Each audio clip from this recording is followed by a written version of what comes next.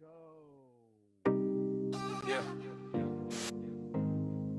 The organized media.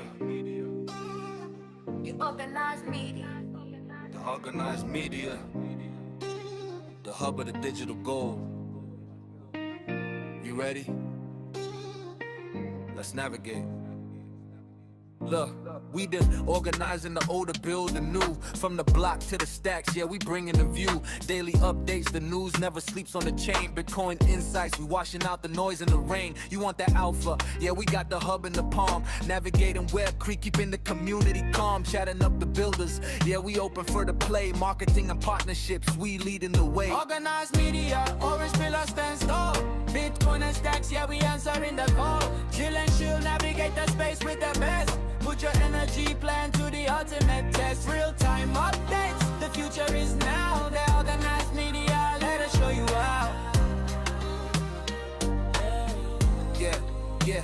Check at the organized BT, stay locked on the X. We exploiting the potential, moving past the complex. It's a social fire era, but we stay Bitcoin backed. Every insight is a fact, every partnership's a pack. From the websites to the feed, the exposure is real. We the engine of the space, turning the iron wheel. If you're building in the web, then you know where to be. The ultimate hub, yeah, that's the organized media. Marketing exposure, the bridge to the crowd. We talk it, we walk it, we say it out loud.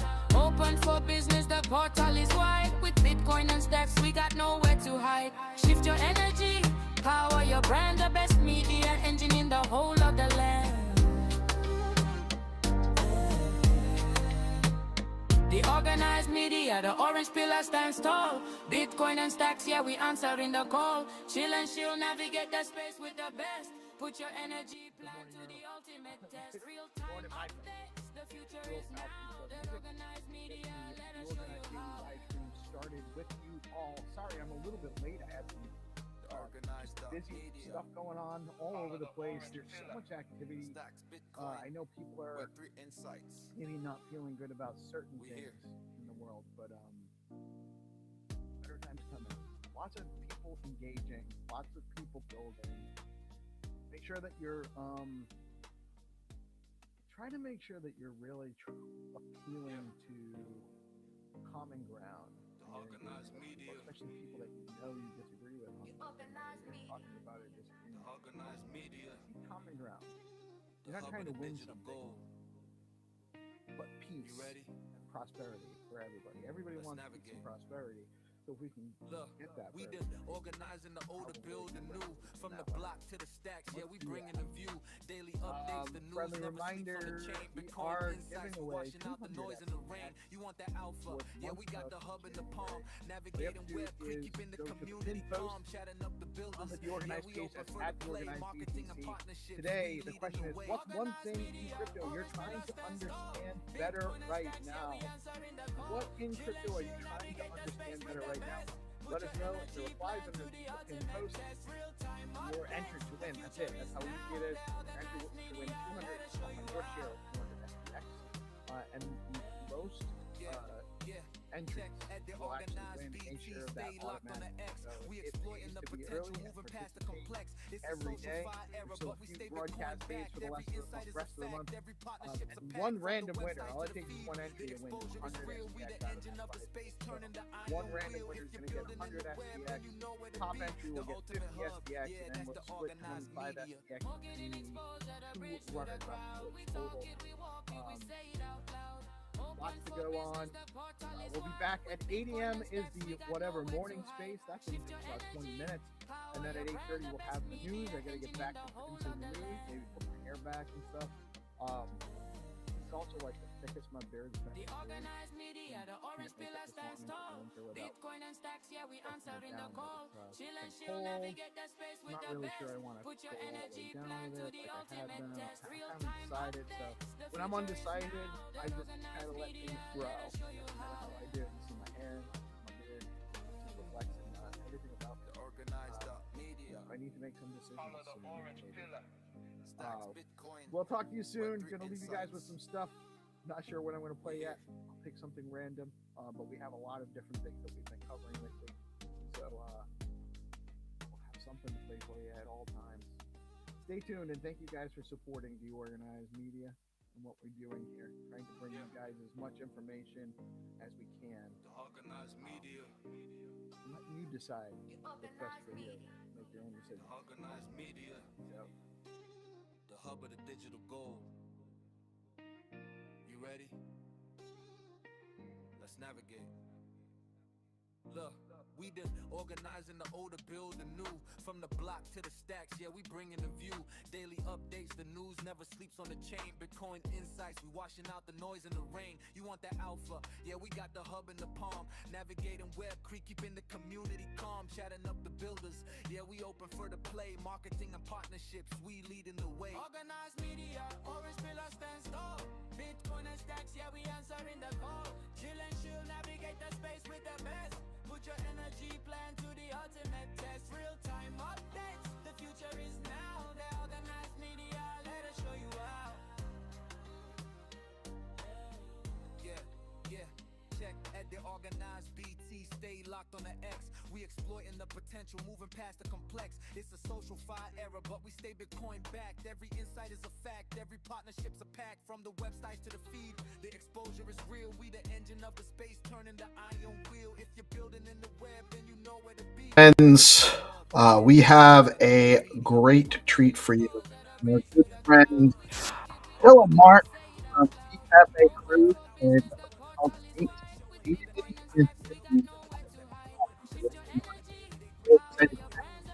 friend of the show, a friend of mine. I love the Cafe Group, and I really appreciate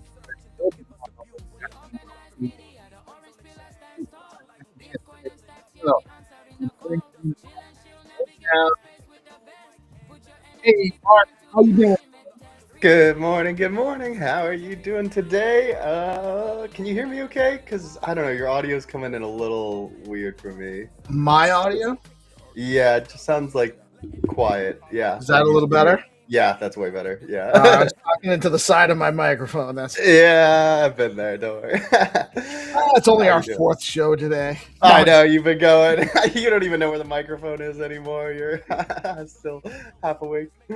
I'm on my second pot of coffee, actually. Yeah, I drink these things. My coffee spoon just keeps getting bigger every day. I notice I'm like getting a bigger spoon. It's gotten to the point where it's like a ladle now. You need it, man. You know, and that's the trials and tribulations of being a founder, or in your case, a multi-founder. So, you know, we just gotta take the stimulus as we can. Yep, honestly, I wish I didn't need it, but man, I'm always going. So but you know, I got bad news for you. You're still a young man. I know, that's the problem. I used to be able to, man, you know, when I first started, I would do 2 days on, 1 off. And when I say that, I mean, I would go 48 hours straight. I wouldn't sleep. And then I would take like a full 24 hours and sleep like 18 hours. And I would be so productive. Your day off isn't really a day off. It's like you're just sleeping. Literally just sleeping. But it's, you know, you might be a little bit more productive in that kind of. I was, though. That was the thing. You got into that, you know, flow state, and you have 48 hours of flow state, and you were like, wow, I have done, you know, a month. And you feel really good after. Yeah. You sleep well. That's why you're able to sleep for an 18 hours. Baby. Yep, exactly. And it was easier because, like, I'd be in college, and there'd be 3 of us together, and we'd be all hyping each other up. And so that helps, too, when you got all the boys with you. Very cool. Very cool. So, you know, we can actually talk about whatever you want to talk about. This is for you to let us know about anything. But I know dataing is kind of your baby right now. You've been putting a ton of time and effort and resources into that, and very cool stuff going on with it. I am part of the tester group, although I haven't had a chance to really dig into it for a little while. There's just so many things I'm got my hands in. I am in that DM group though, and I know you guys have been doing there's some interesting things going on there. So why don't you tell us what dataing is, what the purpose is, or at least the upfront purpose. And I know that there's a couple of things that you're seeing it provides value in a couple of different ways. Yeah, no, definitely. So I mean, from a very high level, we're trying to create an AI that is purpose built to find people love and perpetuate love. So it fundamentally is supposed to understand you and then understand who you should meet and why and how you can maintain and improve those relationships in your life that bring value to your life. So it's kind of meant to prevent people from being lonely and sad and find them the people that they should be meeting that are going to make their lives better, but also help them understand those people so that the relationships that they do start can be as, you know, strong and stable as possible. And so it's been a process of, you know, firstly understanding who is someone, how can we understand who someone is from their digital footprint, from what they provide, from what they're willing to share with our AI. And then understanding, okay, based on all of these things, how can we understand who they should be with or who they're going to like or who they might want? And then once you have those two pieces, then you start to figure out, okay, now how do we make this relationship even better, knowing these two people and what they want fundamentally? How can we find things that they're going to enjoy and that are going to improve their lives? So it's like three major pieces there, and so we've been working on each one somewhat independently. It requires a lot of testing because you need just enough people going through it that you have enough of a sample size to understand what works and what doesn't. And it also takes time because relationships are different in the first few weeks than they are in the first month than they are when you're 6 years down the line, and now things are a little different and you're married and you're trying to figure out, you know, how to keep the spark alive when you have kids and other things. So there's a lot to it. There's a lot to it, and people need all the help they can get, and you're sort of leveraging the modern data training capacity, or the way that we can use data in new ways to you're trying to train the AI on the available data and how to interpret it, what it actually means. You got to kind of figure out what people are looking for, and sometimes the data will tell you different people with different data are going to be looking for different things. So you're solving a big problem. We're at a point in time where the technology allows for this for the first time ever, really, you know. 100%. And so very interesting how you're applying it, though. And that's kind of how I got into it. So my last company, which we ended up selling to a crypto company, we did personal data monetization. So we allowed people to take back their data from all these companies that have been accumulating it on them just to, you know, place ads and target them. So everything from, you know, Facebook to Instagram to Twitter to Pinterest to Google and Microsoft and even Apple and these huge companies that when you look at the data they have on you, it is pretty insane. And all that data, you know, is meant to improve your life. They tell you, look, we're collecting this so we can improve your algorithm and show you more of the people you might want to meet or things you might want to do. And over time, they've done less and less of that and more just selling you stuff. And so the idea with that company was, you know, at least give it back to the user, and allow them to monetize it with those same people that these big companies are monetizing it with. And I think that was interesting because it was my first foray into the research world, where you started to fundamentally understand, like, how do big companies make decisions? How do they understand what the average consumer wants and what they're like and how their lives are changing? And you start to realize they really don't know anything about it. They're mostly doing survey research. They're mostly just having bot farms respond to that survey research. So a lot of it is just garbage data.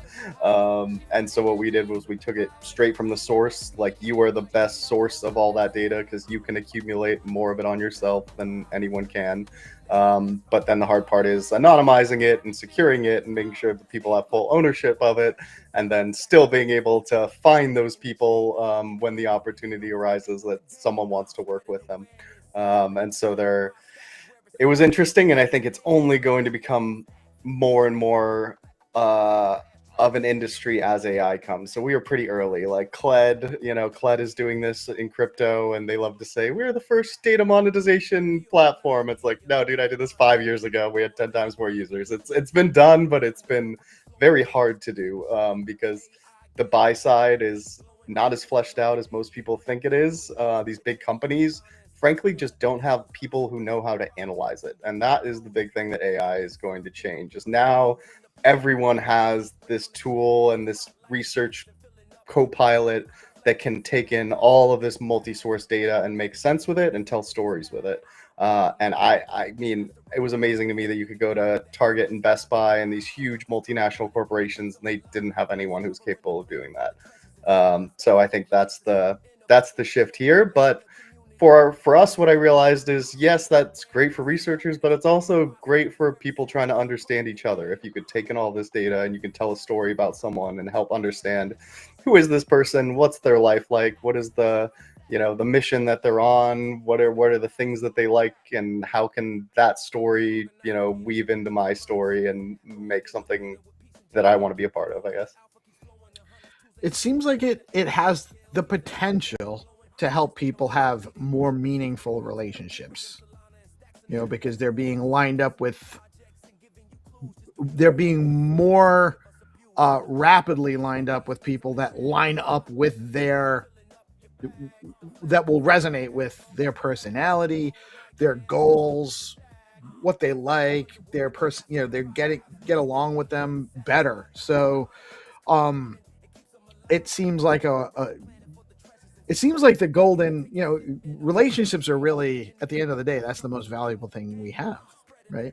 So it's everything. I mean, and that's the crazy thing is most people wouldn't deny that. Most people, when you say like, what is the most important thing in life, that most people would say it's the relationships you have, and yet there's so little like time and effort and brain power being put into solving this problem, and it's never been worse or harder to find those relationships. And so it's been a little discouraging seeing that it's so small of a part of the economy. When you look at VC capital that goes into this stuff, it's like the average crypto rug gets more than this entire industry raises in a year. But it really is nuts when you look at it that way too, because VCs aren't looking to do anything altruistic necessarily. I mean, it's not in their nature. Their job is to make money on their money, so it's got to make money. And so that's another part of it that I know you're trying to work on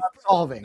I know you haven't been on the apps for a while, but it's like $100 a week for a lot of these apps now. So there is money in it. People are willing to spend the money to find. Is it really that much for the dating apps now? I'm not kidding you now. Yeah, it's like they are literally, if you don't get like the 3-month plan, which they'll take it down to $20 a week. If you commit to 3 months, they'll charge you like, $100, $200 for a month now on some of these. And that's for the cheaper ones. The more expensive ones, $1,200 some of them now for I'm trying to remember.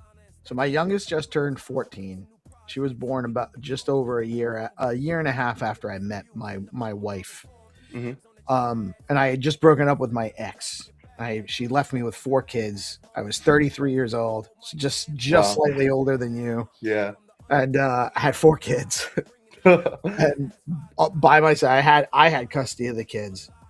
I had actually also just lost my job of like 8 years. It was 2010 was a rough year. Yeah. So I was devastated. My ex had moved out. I was not happy about the situation, and I actually was kind of broke. I had actually just got I had gotten let go, and then they challenged my ability to collect unemployment on my unemployment insurance because there was some shenanigans going on back then where they were routinely letting people go at the company I'd worked for, and then getting credits to hire people out of unemployment. So it was crazy. So I got my hearing. I got approved for my unemployment. So I got like 3 months of unemployment back pay. So I had some money. Nice. But just before that happened, I was so broke, my sister paid for my Match.com account. Oh, wow. That's how I met my wife. I married from Match.com. I think it was like $150 for the account or something. Okay, yeah. Back in $2010, that's like $300 now. Oh, easily, and probably more than that, actually. Yeah. But it was more than I could afford at the time. My sister paid for it for me, And I was really just, I didn't even know, I didn't even want to be on there. I just didn't know what to do with myself. Yeah. And so the long and the short of it is, I went on several dates, by the way. And I did it by being honest. Also, I explained I had 4 kids. I wasn't looking for anything serious. My wife and I, when we first went out on a date, she was just going through a divorce. She wasn't looking to do anything serious. We were not really trying to have a relationship. We were both just looking to go out and have a good time. Yeah. And we did. And I was successful several times before that, single for the first time in my adult life. It was an amazing experience. But then I met my wife, and that was it. That was the extent of my adult dating. It was a couple months of really nice, good times, meeting some people. But those apps back then worked. They worked then. They gave you exposure to a market. And so I highly encourage people that are. I've heard nightmares about some of the apps that have been going around the last, I don't know, maybe decade, because I'm old, so I see things in a longer timeline now. But I think what you're working on actually gives people a lot more substance to start with. And also having an AI companion, I mean, there's still too many people that don't quite really. My wife's just getting exposed to using Copilot from work. Yeah.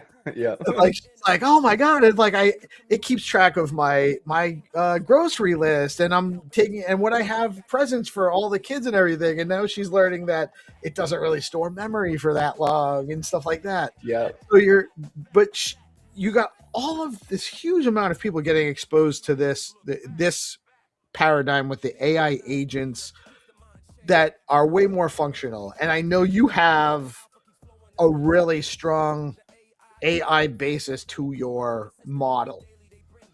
So you people, when they engage in the app, do you want to do a screen share, or you want to just take, what's the user experience like? I'm coming on to dating. So, I mean, yeah, we can. Oh, you know what? Hold on a minute. I think we got GP in here too. Let's bring GP on. Nice. GP, you with us? He just said he was back. He might be. Well, you know what? We'll. I'll just he can turn himself back on when he comes in. Yeah, no worries. But yeah, no. So I mean, the experience is. I guess maybe I can screen share here. Let's see. I've got a demo account running on kind of a back end, so maybe I might have some bugs here, but. I mean, basically the idea is, one thing I really hate. I hate making profiles on dating apps. I'm so bad at talking about myself, telling people like what I care about, who I am. I'm so bad at that. I'm bad at resumes too, cover letters, all that stuff. I just don't do a good job of describing myself. And I think our friends do a better job of describing us. And I think we've been experimenting with just how well can an AI describe us, based on giving it as much data as we can, so that it can fundamentally understand what we care about. And so this is my profile. You click through pictures, you can see the different sources that I've integrated. So, we're pulling in my X data, my Apple Music, my Eventbrite, YouTube, Google Calendar. It can analyze the photos in your camera roll. It can analyze your ChatGPT data. You can see that logo is all screwed up for ChatGPT. So it does it all. So it takes all of the information that you want to feed into it. Yep. And it'll aggregate that and make your profile, your bio, and all that for you. Exactly. It does all of it for you. And then it basically tries to understand you based on thousands of personality traits and interests and who I am. So here's my interested in cryptocurrency. You can see me like retweeting some Bitcoin Pepe spaces about Munib, Top Chef Munib. And so it knows like I'm pretty bullish on Pepe and STX and Bitcoin. And, here's like some of the stuff that it can see from my photos, where I'm talking about, going on a romantic midnight drive or a cozy day, have a cozy day in, or here's my Eventbrite data talking about one of the events that I went to, or some of my calendar events, where it understands like, okay, here's like the stuff that I'm looking for. And so once you do that, you basically just start talking to the bot, and, I'm like, I want a gamer girl. She doesn't have to be in LA. And it's like, okay, here's a little bit about, like, you know, what I'd like to know. You want someone who's into shooters, or you want someone who's, like, you know, more just playing an RPG with you? Like, give me a few of those preferences. And it just kind of like starts to try and figure out what you like and who you are, and over time it gets better and better at figuring that out. And then it just starts matching you with people, and it describes why it thinks, you know, you'll be a good match. And you can come in after a date and talk about what you liked or what you didn't like. And then once you do find a match, it'll introduce you. It'll tell you why it thinks you're going to be a good match, and then you can continue to use it throughout the process of being in a relationship. So you can ask it, you know, where should we go to dinner tonight? Somewhere we're both going to like. What should we watch on Netflix? We can't decide.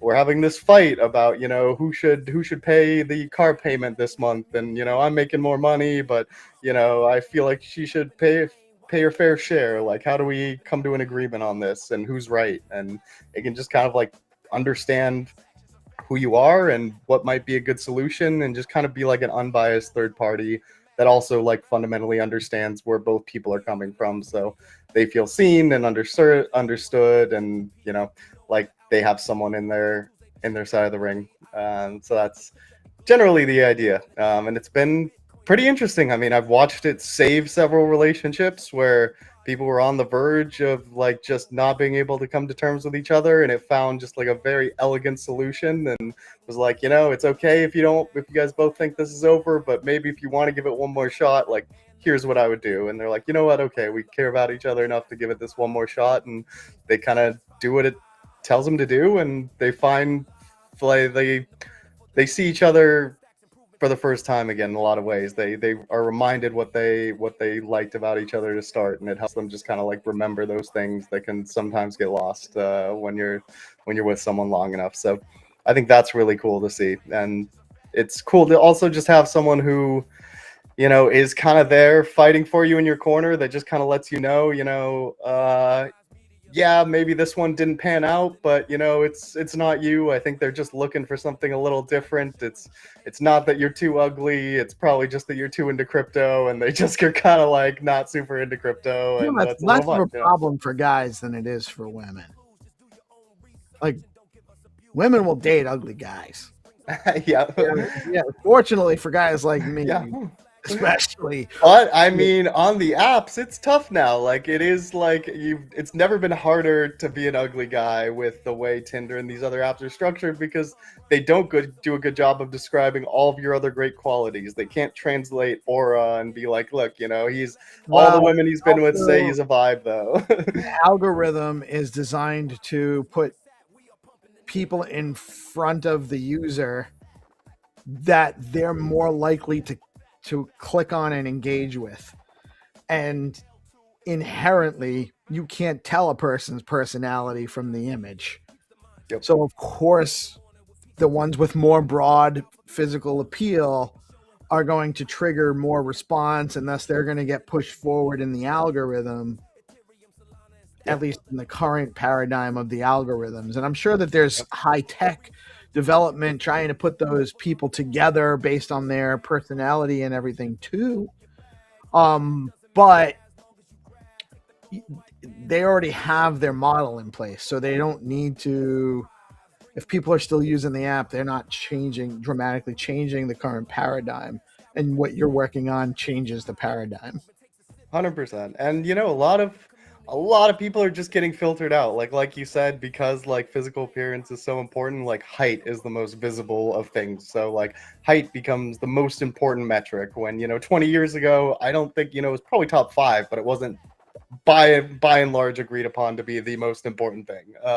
And so it's really shifted a lot of that, just because of the incentives that are in place and the information that people have access to. It's the one thing I can verify. Okay, he might be lying about his job, he might be lying about this or this, but yeah, he looks pretty tall in that picture. And so that becomes the thing that it's focused on, as opposed to all the other things that color in someone's character that end up being really important. And I think there are so many of these questions that a lot of people maybe forget to ask, that it can be good at reminding people of. Like, you know, you said you wanted kids. Well, he's going to be a really great father, I think. You know, he takes really great care of his cousins. He's always, you know, trying to spend time and play with the kids in his life. And I think he would make a really great dad. But, you know, that tall guy, he actually hates kids. He doesn't want a dog. He doesn't like taking care of anyone but himself. So, if that is something you want, maybe, just keep that in mind. And I think a lot of people maybe just having that nudge every once in a while. And I think they used to have a friend or someone who would kind of be that voice to them, but I think people don't have that nearly as much anymore. So it's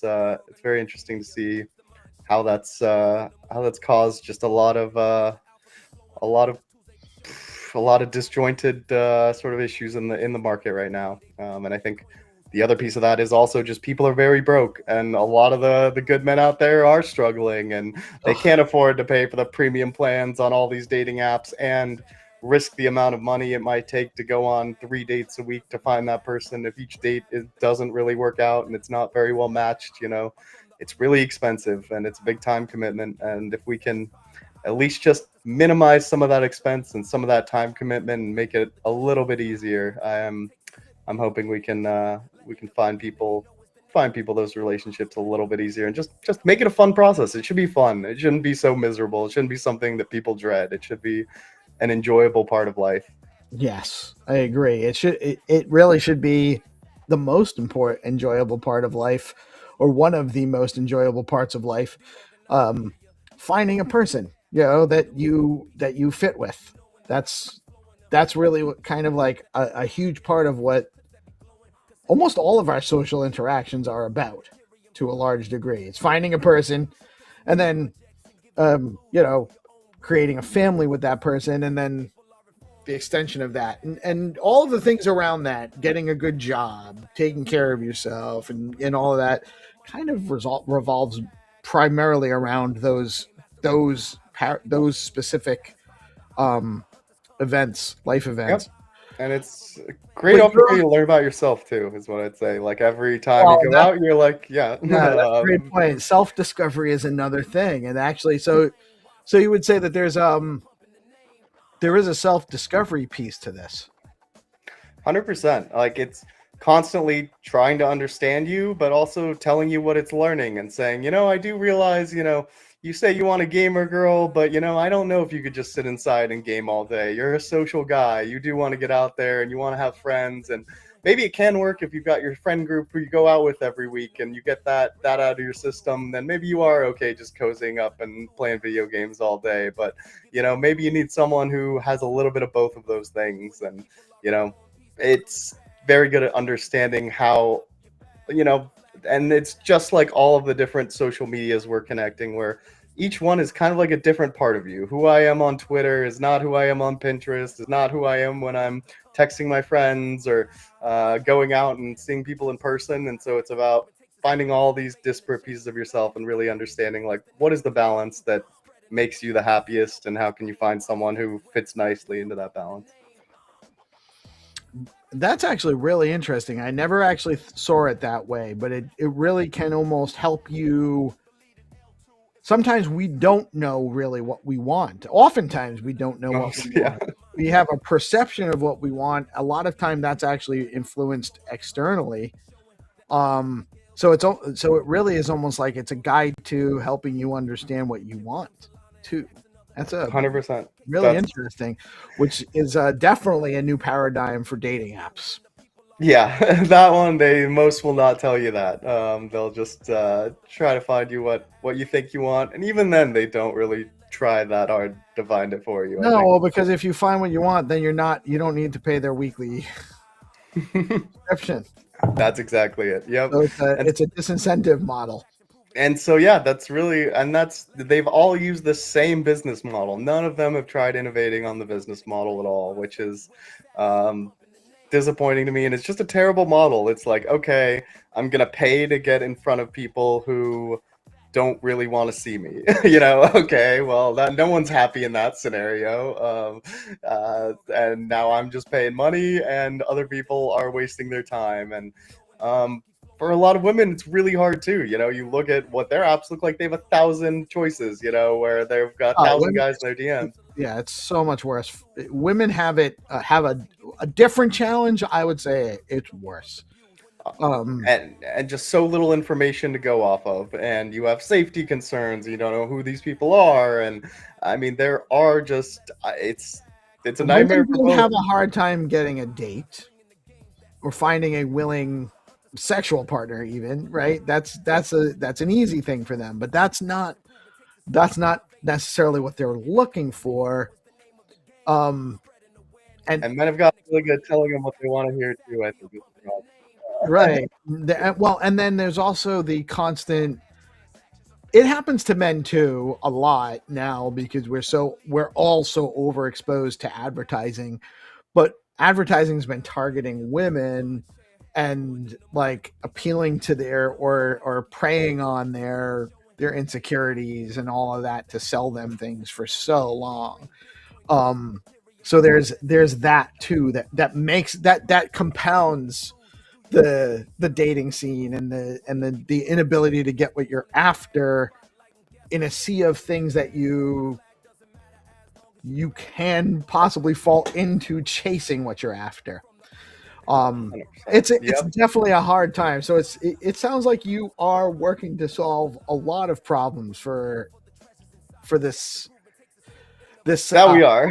Yeah, we're trying. We have some of the best people in the world helping us try to solve this problem, who have fundamentally understand all of the different pieces, from the data science to the psychology to the AI to the sociology. Like, there are so many areas of research that you have to combine to get this right that I haven't seen anyone else trying to solve the problem as dedicated as we are to actually solving the problem. I think a lot of people are coming at it trying to throw AI into it and make it a little gimmicky and just, get something out there, make some money, sell it to Match Group. And that's the other piece, is Match Group owns the whole industry. It's essentially a monopoly, maybe an oligopoly, but it's, even right.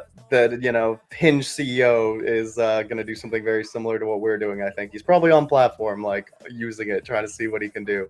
But he's getting funded by Match Group, and so they're essentially just incubating one of their own competitors to keep it in the family, to make sure that if something does come out, then they still have their claws in it. But in a lot of ways, that kind of gives me some certainty, because I just don't believe Match Group wants to solve the problem. And so I don't believe that anything they put out is actually going to work that well. In some ways I hope it does, but I just, I haven't seen it yet. They don't really need to make a good product because they are so well resourced that they can just buy users direct and just churn users, and it doesn't matter because they're generating the revenue with their ad base and branding, mind share.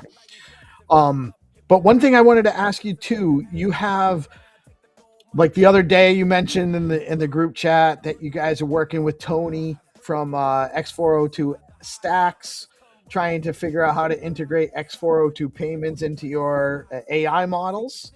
And I know that you also had an interim grant that was related to the data, preserving user data and users having access to their own data and all of that stuff. So tell us, there is some crypto integration into your app. There is. So we're trying to keep it somewhat on the down low, because no one wants to use a crypto dating app. That's just the It's truth not of it. right. It's not the selling feature. Women are not gonna, yeah, that doesn't work. So we try to keep that somewhat low key, but I think it's an excellent use case. One, because most dating apps are considered high risk payments, so they bunch you up with porn sites and all these other, like, bad actors, that makes it very difficult to do payments. And especially if you want to go international, it just becomes incredibly difficult to do. So it actually makes a lot of sense from that perspective. And what we'd always wanted to do, and part of our business model, is to take commissions on things that our agent plans for you. So if it goes through and it can book your movie tickets at AMC, then maybe we take a 1 or 2% cut when it organizes it and sends you the tickets and finds you the perfect movie to watch and the perfect place to go and syncs it with your calendar and knows when you're both available, and just does enough work that fee feels reasonable. And it'll never be a Ticketmaster size fee. It'll be reasonable. And so that's one piece of it. And then the second piece is all of this data is incredibly important for training agents. And I actually I think that we need more agents being trained on data that is essentially focused on how do we make people's lives better. You know, there are a lot of agents being trained on how do I make this code more efficient? How do I make this tool, you know, put out a little bit better of an image? How But do do I we get want more attention on social media? exactly? But if you think about like, okay, someday the Terminator comes out and his brain is one of these things. Which brain do we want? Like, I want the brain that's like, my job is to bring people together and create love and peace. And you like, that would be nice. Let's maybe optimize for that one. And so I think having more agents that are trained on this is really important. I think it's really important because incumbents, for one thing, like OpenAI, you know, half of OpenAI's brain is Reddit. Like, I don't want half of AI's brain trained on Reddit. But also, I can't go get half of Reddit's training data to train mine, which makes it very hard to compete with a company of that size. And so I think we, one, need to democratize a lot of this, give people the option to contribute, but allow them to contribute. And if they do become, you know, get paid for it or get some kind of like reimbursement because they're a part of a new project and they are foundational to its creation. And so I'm hoping third-party developers and also researchers can get access agentically to this data. And really the thing is, like, most of this data will be acquired through agentic means pretty soon. I think the sales process of selling data is a nightmare. It's like 6 months of, okay, here's the scope of what we're doing, and here's all the here are all the people, and here's me verifying that it's what you need. And I've done these sales cycles, and you know, sometimes it's $500,000 for 100 people if you find the right people, but it's a nightmare to get there. But the agents, they're going to be way more efficient, and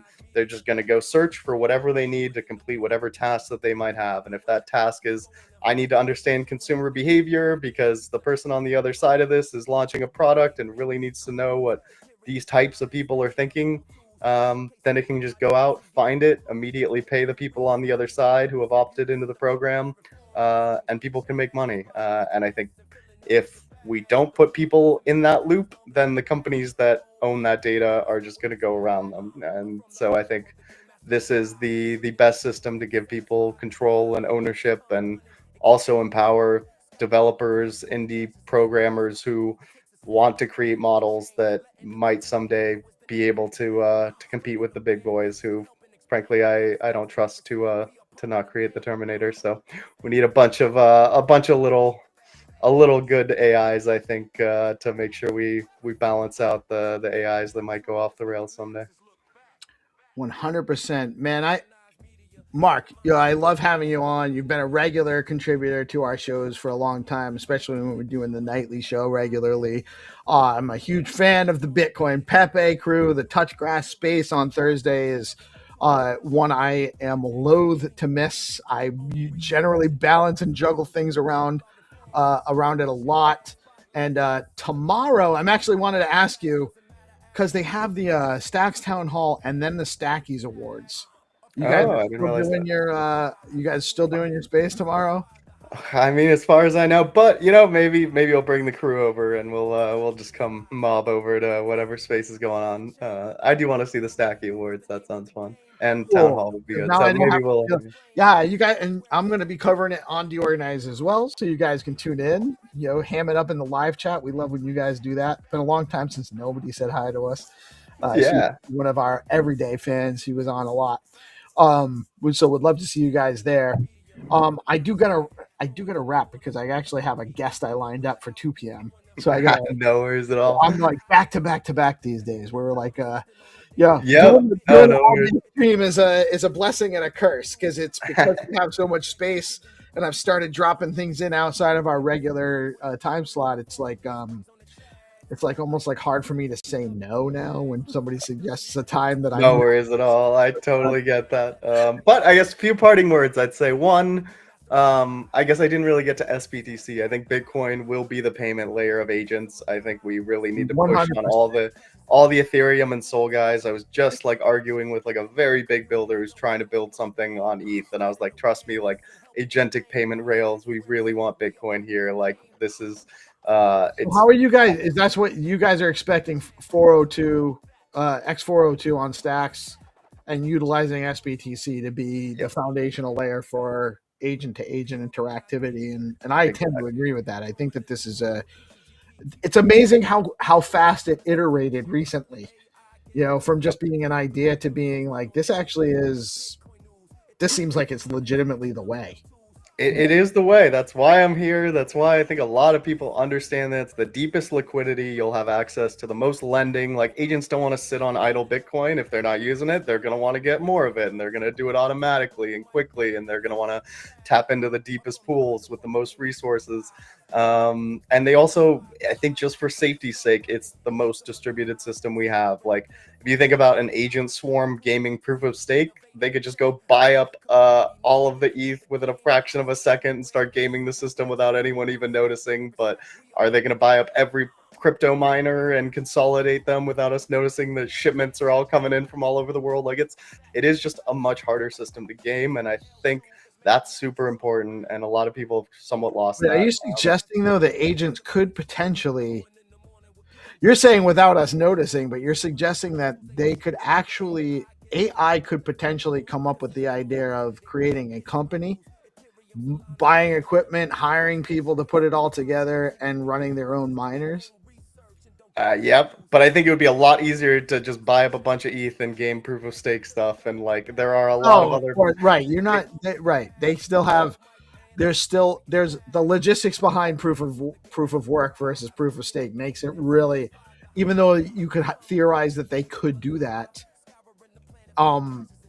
There's no guarantee that they'd be successful doing it.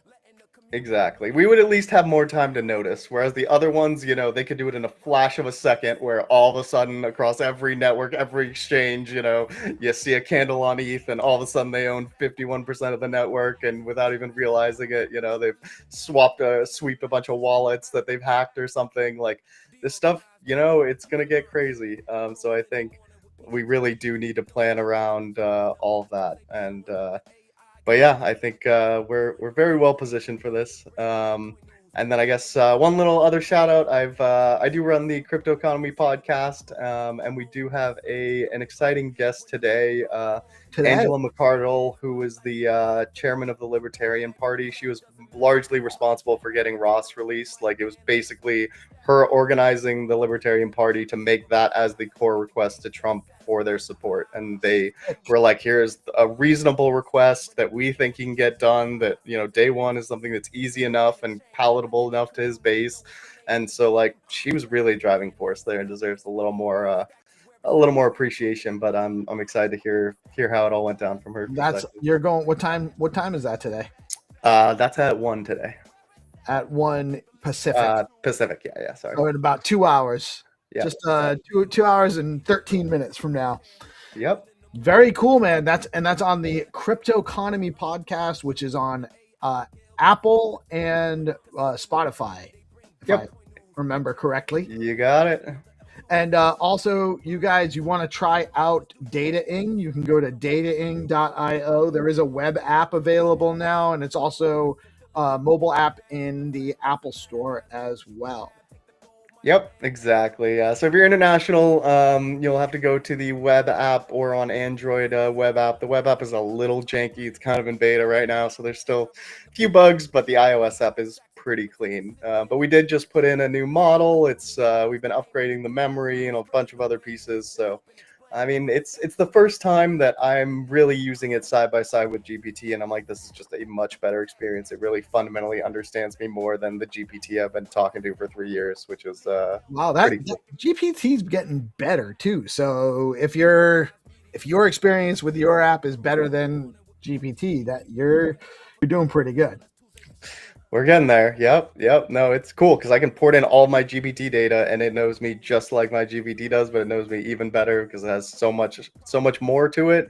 And we've given it a lot more freedom than GPT gives theirs. So we've let it kind of be itself a little more and not be so afraid of hitting the guardrails that it doesn't give you good responses. So that's been cool to see how small companies can just be a little edgier and outcompete the big guys who can't take quite as many risks with some of this stuff.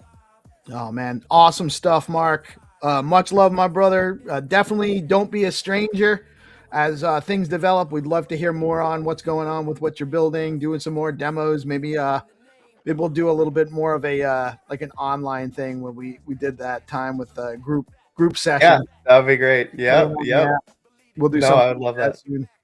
Perfect. Awesome stuff, brother. Guys, tune into Mark's crypto economy podcast later. That's going to be awesome.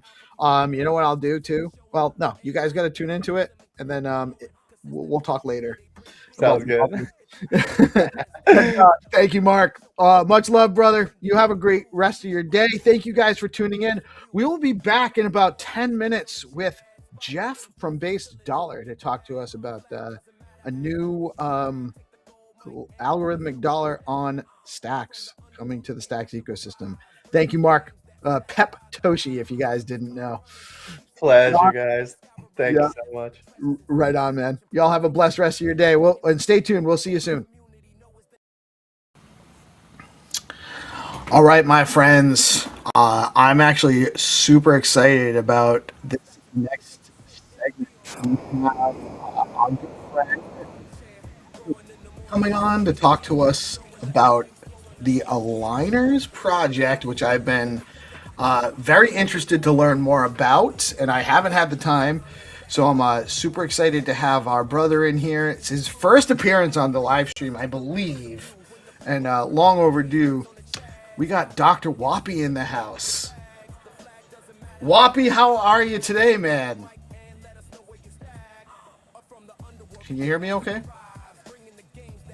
Oh, it looks like you're muted. Can you guys hear me? Because for some things is happening. There you are. Now we can hear you. Good. Good evening, brother. It's afternoon for me. It's a little later for you. Thank you for. I'm so glad to have finally gotten you on here, man. It took a while, right? It took a while. It was a long time ago that we have been talking on certain things, and used to be back when we used to do the SIP call on Spaces every Friday. That's where we chatted the most, I think. The Stacks. I think that's where we met, and also like voting proposals on Stacks and that sort of spaces. I've joined a lot, and I must say it was very fun to hang out. Like, good to be here finally and be part of your show. Thank you very much for asking. Yeah, so great to have you. I've been, I see you. You're always obviously contributing in the ecosystem. You do your, and I'm slow these days too. Like I don't want to say I'm slow. I'm because we do so much on the live stream now. I don't have as much time in the morning to follow your posts, but I love the regular inspirational posts you put out there, and you've been doing that for a long time. You're constantly motivating people, and that's one of the things I really love about you. Like, you're very positive. You promote positive outlooks, and that's important, I think. Yeah, it was something that I found myself a little bit more, like for the longest time I was a little bit lost on X because, first of all, I'm not a developer. I'm not a builder in the sense of, like, I do have my thoughts, of course, but I'm not a developer. And I'm more like an enthusiast in a lot of things. And at some point I needed to find to do at some point I needed to find something to do with my with the NFTs or with whatever I had, and blockchain in general in much. So at some point I just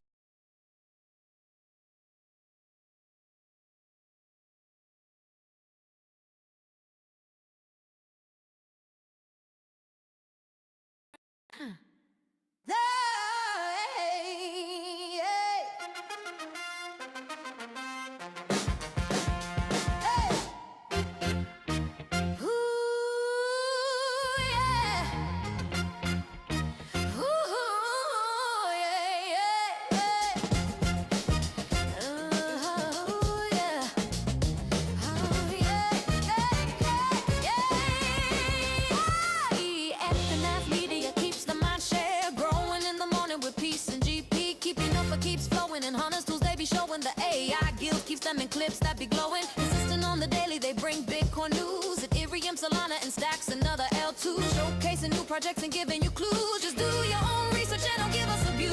When the people are informed, peace brings on the chat. Spotlighting guests and filling up your bag. The flag doesn't matter as long as you grab. Take the gold mic and let us know where you stand.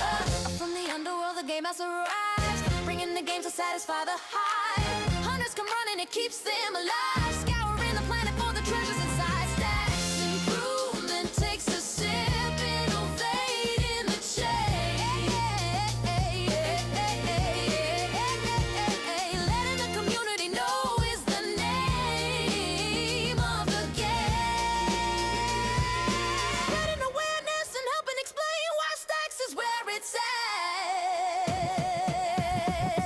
We are pumping the name. Stacks is where it's at. Fast transactions are fat. The leading L2 is making maxis look bad. Stacks is where it's at. Fast transactions are fat. The leading L2 is making maxis look bad.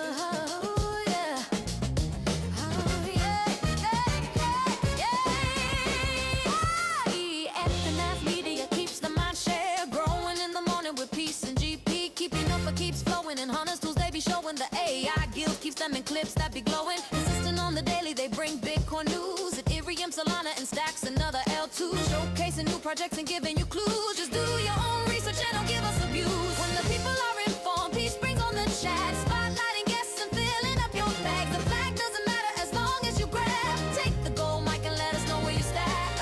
From the underworld, the game has arrived. Bringing the game to satisfy the hype. Hunters come running, it keeps them alive. Scouring the planet for the treasures inside. Stacks improvement takes a sip, innovating the chain. Letting the community know is the name of the game. Spreading awareness and helping explain why Stacks is where it's at. We are pumping the name.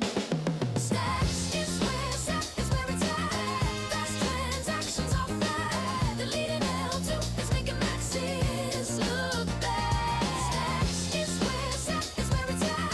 Fast transactions are fat. The leading L2 is making maxis look bad.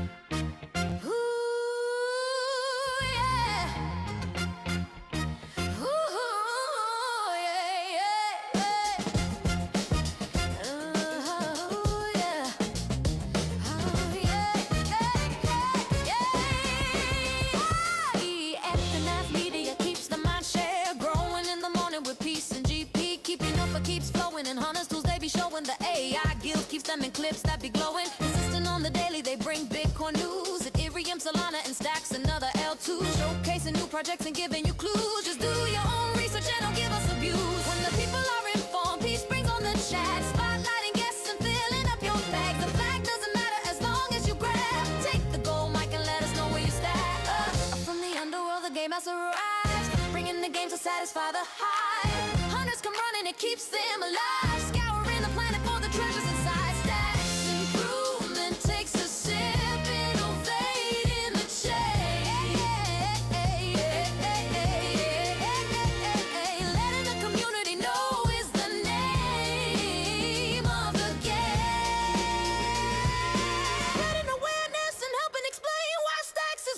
it's at. We are pumping the name. Stacks is where it's at, is where it's at. Fast transactions are flat. The leading L2 is making maxes look bad. Stacks is where it's at, is where it's at. Fast transactions are flat. The leading L2 is making maxes look bad.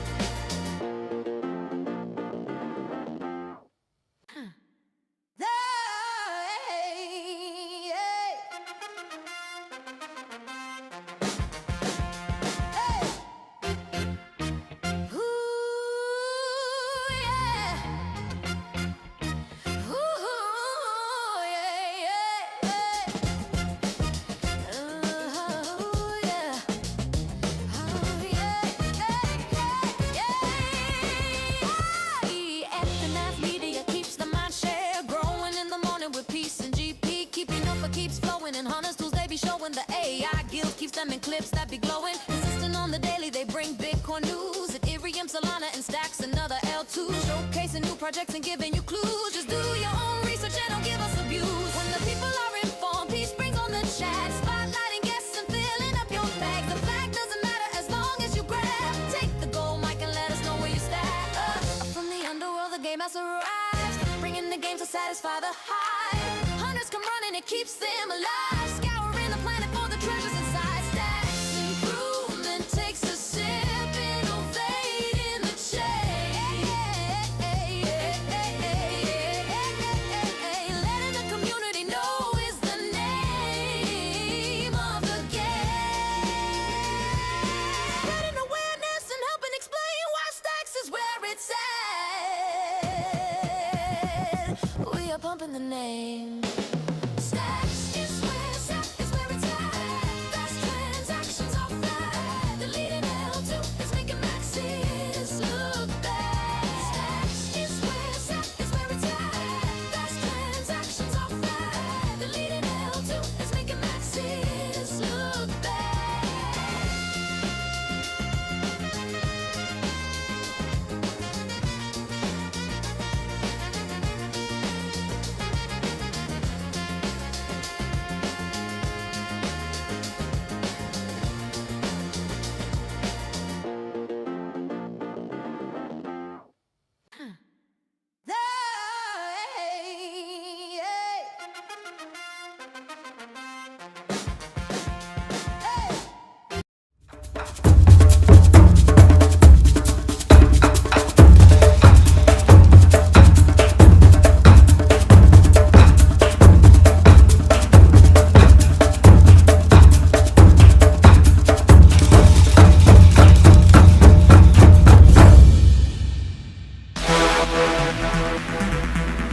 Every post is a signal. Give it fuel.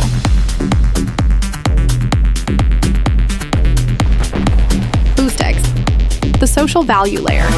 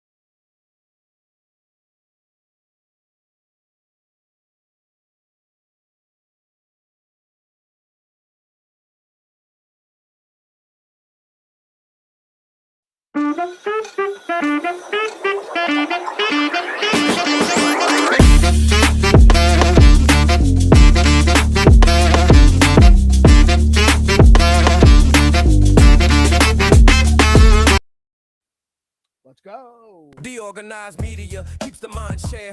Growing in the morning with peace and GP. Keep you knowing the alpha keeps flowing. The hunters tools they be showing. The AI Gale keeps them in clips that be glowing. Consistent on the daily, they bring Bitcoin news. Ethereum, Solana, and stacks and other L2s. Showcasing new projects and giving you clues. Just do your own research and don't give us It's your old abuse. pal Peace Love Music with another episode of the Let's Go Good Morning Show, brought to you live by DeOrganized. The flag doesn't matter as long as you grab. Take the gold mic and let us know where you stand. From the underworld, the game master arrives, bringing the games that satisfy the hive. Hunters come running, it keeps them alive. Scouring the planet for the treasures inside. Stacks improvement takes a sip, innovating the chain, letting the community know it's the name of the game. Spreading awareness and helping explain why Stacks is where it's at. We are pumping the name. Show will provide news and information, education, some entertainment, financial. I am not qualified to give you financial advice. I will give you friendly advice. I do try to DeOrganized media guide keeps the people mind to share.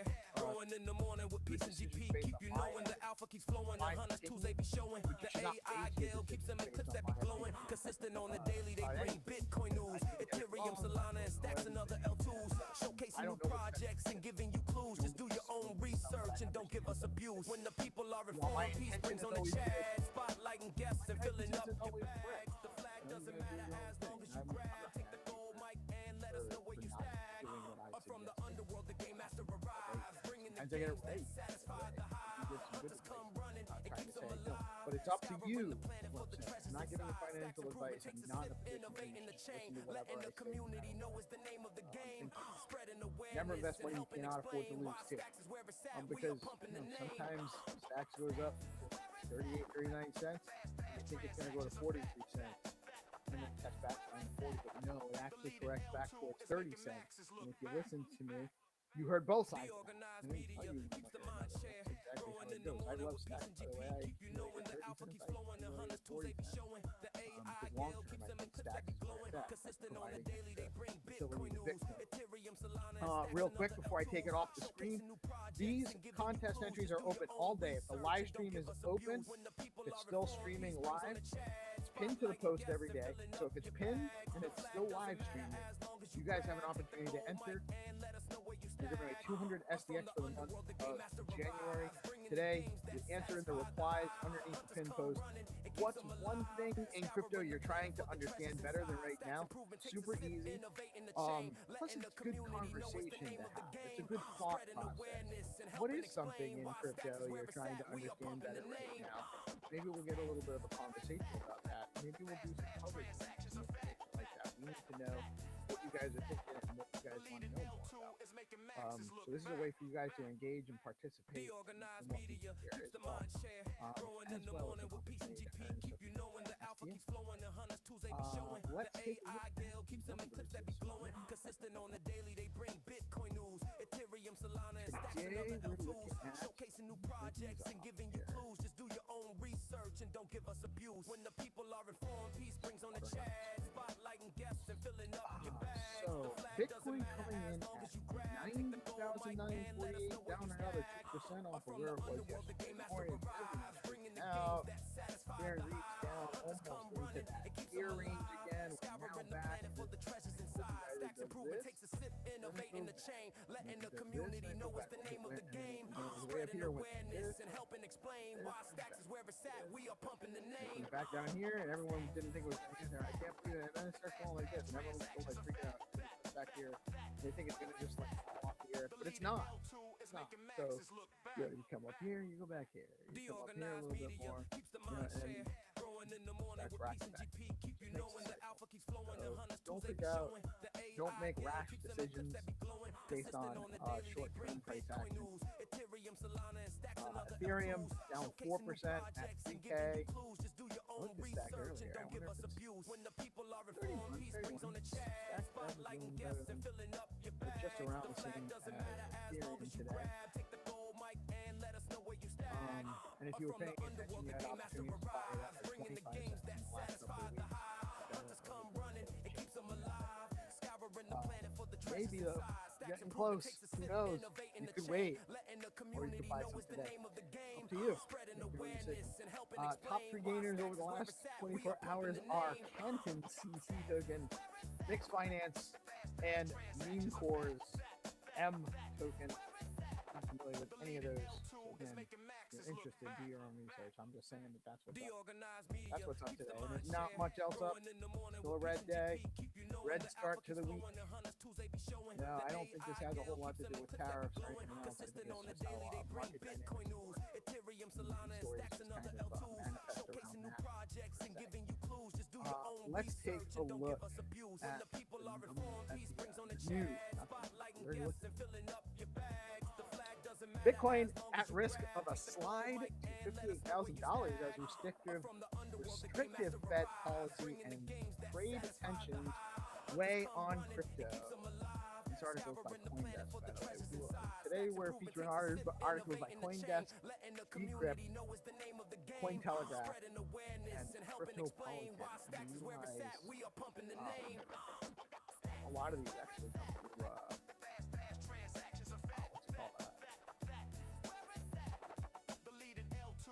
I'll get back to that. Bitcoin faces downside risk as macro pressure builds. Bitcoin is under renewed pressure, restrictive Federal Reserve policy expectations, and rising global trade tensions weigh in risk assets. Analysts warn that if current support levels fail, Bitcoin could retrace toward the mid 50K range.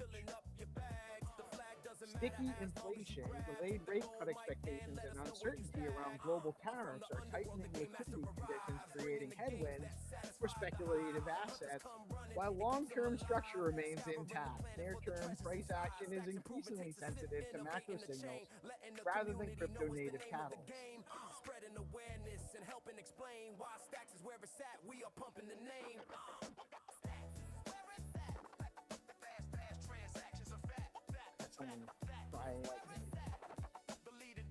Well, doing that during the news is probably not the best time. DeOrganized media keeps the mind share. Growing in the morning with peace and GP. Keep you knowing the alpha keeps flowing. The hunters tools they be showing. The AI gale keeps them in clips they be glowing. Crypto whales accumulate as retail pulls back. On-chain data shows large holders quietly accumulating Bitcoin as retail participation pools. Wallets holding significant balances have increased exposure during recent pullback, while smaller wallets show reduced activity. This divergence suggests experienced capital may be positioning for long-term upside, even as sentiment among everyday traders weakens. Historically, this pattern has often appeared during consolidation or late correction phases rather than market tops.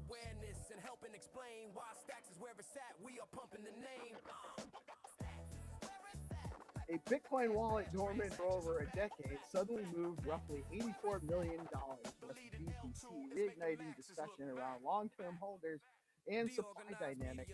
While such events often spark fear of imminent selling, similar past movements have frequently resulted in internal transfers or custody upgrades rather than in immediate distribution. Still, these awakenings tend to heighten short-term volatility as traders react emotionally to perceived supply shocks. One here. DeFi protocol Pendle revamped governance token, citing low adoption. And we had a conversation yesterday about governance and DAOs. Pendle announced plans to replace its governance token after adoption and participation failed to meet expectations. The move reflects a broader reassessment happening across DeFi, where projects are questioning whether national governance tokens meaningfully align incentives or simply dilute value. Pendle's decision signals a willingness to restructure tokens as designed to better reflect actual usage and contributor engagement rather than legacy DAO frameworks.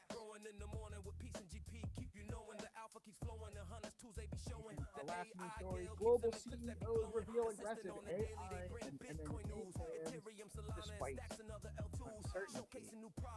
Outside crypto, a new survey shows global CEOs aggressively expanding AI investment plans, prioritizing automation, efficiency, and competitive advantage. This reinforces a broader narrative. Capital continues flowing toward this transformative technologies, even as macro conditions tighten for crypto markets. AI remains a parallel innovation cycle, competing for attention, talent, and investment dollars, especially during periods of risk-off sentiment. So markets are risk-off. Macro is back in the driver's seat. Whales are quietly positioning, and crypto continues to evolve structurally while competing for AI capital. And also, we do want to just remind everybody, BitFlow is the place to go if you're looking to trade stacks, USDC, BTC, STX, SBTC, and more, all at the best prices across crypto. That's bitflow.finance. Check them out. They got so much cool stuff happening these days. And we have the Building on BitFlow, Building on Bitcoin space hosted by BitFlow on Wednesdays at 3 p.m. Innovating the chain, letting the community know is the name of the game. Spreading awareness and helping explain why Stacks is where it's at. We are pumping the name. Looks like PC's actually in the PC if I can. Morning, GP. You with us? DeOrganized media keeps the mind share.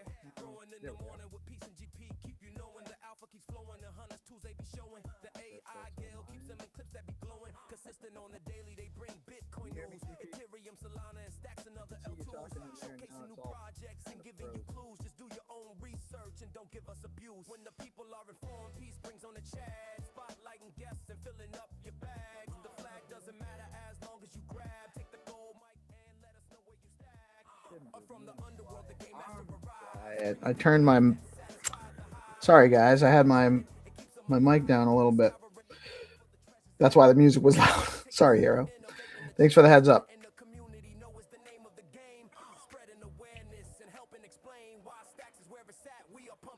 Oh, AI BTC working group at 12:30 today. I missed it last week because they changed the time last minute, but I'm excited to hear more about that. And then we'll also have Hero's summary of that tomorrow as well. You guys should be following on the. The Stacks forum. Let me actually show you guys how to do that. It's forum.stacks.org. And there's tons of information here. We have Stacks Snacks. This comes out weekly by Claire. I haven't actually gone over this since a little while. I think the most recent one's at the top. No, maybe not. November still. Haven't seen one of these in a while. But maybe it's down further. Here we go. Let's go to the most recently. The recent Stacks Snacks was this past Friday, the 16th. Stacks big ideas in 2026. Their take on what's ahead for the ecosystem. Let's take a look at that. Stacks big ideas 2026. Bitcoin is entering 2026 with momentum, legitimacy, and scale. What it lacks. Do I have this on there? I don't think I do. Let me show you guys. Well, I'm not sure what's going on with GP. We'll get him back on when he can. Let's see. So what it still lacks is not capital or conviction, but infrastructure that lets Bitcoin move, earn, and coordinate without compromising its core principles. Over the past year, a set of ideas has begun to crystallize across builders, researchers, institutions, and core contributors in the Stacks ecosystem. These ideas point toward how Bitcoin may function operationally in the next phase of adoption. This is a synthesis of ideas highlighted by leading figures in the Stacks ecosystem and core organizations. They are drawn from research forums technical talks, protocol launches, and ecosystem experiments already underway. Together, they outline the narratives likely to shape 2026 for Stacks and more broadly, Bitcoin as programmable capital. Self-custodial Bitcoin staking. There is currently no product on the market that allows Bitcoin holders to stake BTC on the base layer to earn Bitcoin-denominated yield while remaining fully self-custodial. Because of this, trillions of dollars in BTC held by individuals, institutions, treasuries, and ETFs remain idle. Participating in yield today generally requires giving up custody, moving BTC off Bitcoin, or relying on intermediaries. These constraints exclude most large pools of capital. Stacks' latest R&D update explores a design for self-custodial Bitcoin staking that keeps BTC anchored to Bitcoin L1 while enabling Bitcoin-denominated yield through Stacks. The approach avoids custodial wrappers and federated bridges and is designed to preserve unilateral exit and Bitcoin-grade security assumptions. This is the first step in bootstrapping liquidity for Stacks by enabling native Bitcoin yield under Bitcoin's trust model. Stacks targets the largest unused capital base in crypto, idle BTC. And this quote from Alex Miller sums it up. Right now, it's clear that holders want to leverage their Bitcoin in yield opportunities and DeFi in much greater numbers if the Bitcoin can be self-custodied at the L1. The latest designs directly tackle this and are already being tested with light implementations. Oh, very good, very good. Bitcoin-Earn vaults. Institutions want Bitcoin yield, but only through products that are auditable and work with existing custody and investment frameworks. Most Bitcoin yield solutions today fail this standard because they rely on custodial structures, fragmented DeFi strategies, or cross-chain risk that institutions can't underwrite. Bitcoin-Earn vaults offered through Hermetica take a different approach. Built on SBTC, the vault combines yield strategies with transparent on-chain execution and settlement anchored to Bitcoin, making it the first live implementation of this model. Operating with Stacks' enterprise-ready infrastructure, the vault is designed for institutions to participate. Vault logic is enforced by smart contracts while settlement remains tied to Bitcoin. The design avoids trusted middlemen and eliminates cross-chain risk. Quote from Jacob from Hermetica. The most important part of it is that it's non-custodial. Users control withdrawals. Everything is fully on-chain, and activity is visible in real time. You show up with your Bitcoin, and it's a one-click deposit into the vault. That's it. You show up with your Bitcoin, and it's a one-click deposit into the vault. By the way, I've been testing out Hermetica's HBTC, and it definitely seems to be working very smoothly. I'm super excited about that. I think they're giving like 6% on your Bitcoin right now. So it's not self-custodial. As it stands, you do got to bridge it in to Stacks, but it is super easy, super smooth, super fast. So you can't have them all necessarily, or eventually we will. Right now, lots of functionality for Bitcoin being developed on Stacks, and huge shout out to Hermetica with what they're doing. Productive Bitcoin treasuries. Corporations, funds, and endowments now hold large amounts of Bitcoin, but most of it sits idle. Internal rules around custody, risk, and oversight make it difficult for treasuries to earn yield without handing control to third parties or moving BTC off Bitcoin. Stacks offers a different path. Through Bitcoin staking with Bitcoin native financial protocols, treasuries can earn yield paid in Bitcoin while keeping security aligned with Bitcoin itself. Returns come from participating directly in the network rather than lending out assets or relying on discretionary counterparties. This model is reinforced by Stacks' institutional track record, regulated offerings including Reg A, qualified vehicles, and the Grayscale Stacks Trust allow institutions to evaluate and access Stacks within familiar allocation and reporting frameworks. From Munib Ali himself, imagine hedge funds on Wall Street that optimize any spread to increase profits. This is now impacting Bitcoin treasury companies where people need to figure out how to get yield on BTC. They are looking at L2s like Stacks that offer BTC yield. This is a huge article. So let me actually see. Maybe we'll cover the rest of this tomorrow. Capital efficient rails for BTC and USD movement. That is with USDCX. If you guys don't know, USDC on Stacks is a huge game changer for Bitcoin because we now have USDC, a real dollar stablecoin, on Bitcoin with Stacks.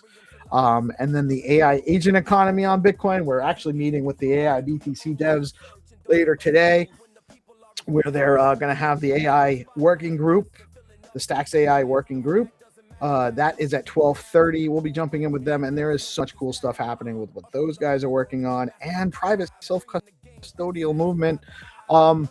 Privacy solutions are being worked on Stacks as well. Privacy solutions for Bitcoin DeFi, for Bitcoin holders, and much more. So this is all happening on Stacks. This is real development. It's not hypothetical. It's not theoretical. It's just a matter of time before the kinks are worked out.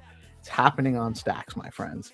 So make sure you're checking out the Stacks forum. That's where you guys can get information on that. Again, shout out to Hero Gamer for what he's been doing with his stuff, with all following around the working groups, the development groups on Stacks, and giving us regular updates weekly on these things, really daily as they happen. So just the video. Yeah, GP, this is right in the Stacks forum. So it's in the Stacks forum, and this link is in Stacks Snacks. Let me I can bring you on. It looks like you're good to go. I know Hano had a late night or late whatever. He was coming back late. And GP was. I saw you talking when I first went to turn you on. I was like, oh, he's still in the space. And then like I turned you on. As soon as I switched it on, it was like ice. You're muted. Wonderful. Good morning, guys. Getting up to a great start. I was talking with Gareth a little bit about how to get some of these different wallets from other ecosystems involved and integrated into Stacks on the whatever mornings with the Good Vibe Tribe a little bit. It was a good conversation, so I'm gonna get him connected with some people. And yeah, good morning, Peace. How are we doing this morning? Doing good, man. Doing good. There's so much to talk. It just took me like 15 minutes to read through all the things happening on Stacks, and that's not even all the things. That's just like, oh, dude, that's only the surface. Right. Yeah, it's not even all the core stuff. It's a lot, dude. It's a lot. And stacks.co/blog, right? That's where we can see some of these things if you go to, it's stacks.co/blog, but you can also start at forum.stacks.org. And so they both link to the same thing. Okay. It basically goes to the same thing, but if you just type, because you're going to the forum, I usually just start typing forum and it populates for me. Right. Stacks Co, there's a lot of different things you're going there for. I feel like there's a few different things that need to be like kind of updated on stacks.co, which is being worked on, I'm sure. But it's like it's a good place to get your alpha. I feel like some of these articles that have been coming out lately are really, really good reads, and I'm trying to cover most of them, format, so that we can reach out with the information a little bit further and wider. But there is a good post that I was looking for yesterday that was talking a little bit about digital asset treasuries and them being put to work in Stacks. So if you come across that post, let me know. I couldn't find it on the main Stacks handle. I don't know who it was. Maybe it was the advisor that posted it, but it was a really good read. And I'm trying to. Which one? The one that Gnome put out? I think with all of this stuff. It might be Gnome. I'm gonna have to go back through and take a look at his his timeline. But I think we're gonna jump into the Clarity working group. I didn't realize that was going on right now. So let me see if they'll let me in late. Sometimes they close the doors. Says Zeus can be a little bit of a stickler. He doesn't like it when people are late to the party. Let me see if I can get us in. Oh, am I not even on? Am I in the wrong one? Is it on this one?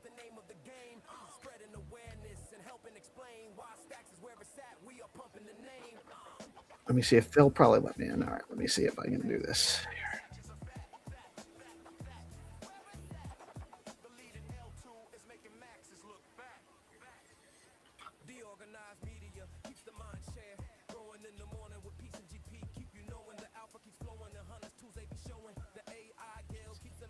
Noticed that after everything integrating to Vessel, it's not broadcasting transactions, and it seems like the problem is not from the Vessel itself. So I'm stuck because I can't seem to find anything wrong with my smart contracts. Okay, I mean, that might be a separate issue, which we can get into. And I don't know if, you know, you guys are working with post conditions, or if you have them set up. You know, maybe we can just go through this error first. So how are you, so the only way you've interacted with this contributing a campaign has been through the Explorer? Because it seems like the front end doesn't even let you broadcast a transaction, right? So you can't really get far with that. Yeah. Okay. So then essentially you've got, let me share it then, I guess. Hold on 1 second. So yeah, so just focusing on this here, you know, essentially you're making this contract call, contribute a campaign, and it failed. But it says this transaction did not succeed because the transaction was aborted during its execution. A failed transaction is included in a block. Mining fees are paid to the miner and are non-refundable, but failed because it violates the rules of the Stacks protocol or if the smart contract it interacted with. See the error code and/or contract to learn more about the specific cause of the failure. So I mean, the first thing, like, just outside of this, like, I would love this to be more explicit. That might be something just to think about more for like long term, because this is just a little bit too ambiguous. I've gotten this in the past, and I think it could mean a few number of things. But I just think like that's something that would be good for us to think about, just the stacks in general, because it would alleviate a lot of like bottlenecks, obviously, for engineers. But I don't know, maybe there's something I'm not thinking about in terms of complexity. But if we go to the function called, so I'm actually, let me just see here. I'm actually already logged into my wallet because I wanted to test this. Let's just see here. Okay, but the failure here is error 302, right? And so that helps us because right away we can go back to that error. And then we see that you've put in campaign ID 4, amount 1,000, and then you've got this trait reference escrow principal, right? This address. So campaign amount escrow. So if we go to error 302 in your contract, so you've got error campaign not found. So for some reason, this campaign was not found. And if we go to, let me just find F302.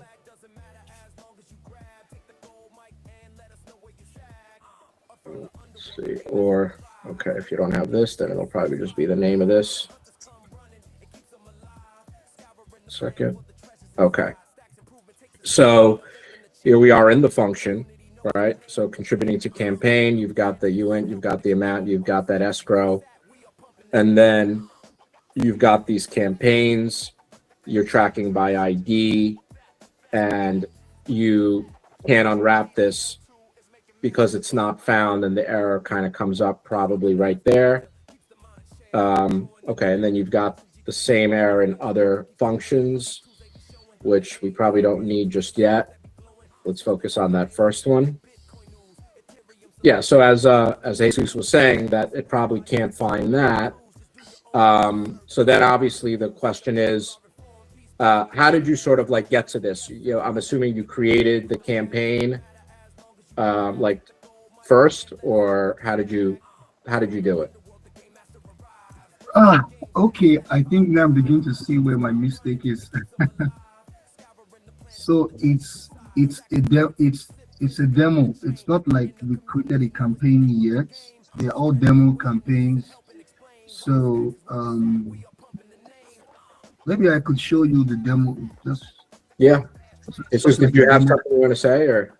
Yeah. Okay, let's just go back to sharing the contract. I'll share. Okay. Okay, yeah, Victor. I'd rather be very effective than,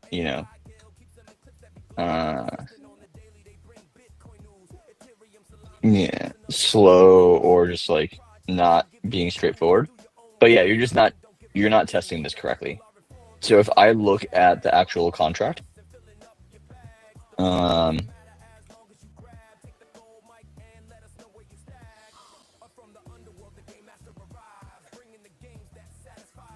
you haven't been able to make a single campaign. Okay. Literally everything's failed. Except for when you deploy the contract. It failed because in your first one, when you were trying to create campaign, you were failing an authorization check. If you look at error 309, that is an auth check. Error no verification. So then if I look up error no verification, my hunch is you are not calling into this verification address beforehand and setting this filmmaker to currently verified.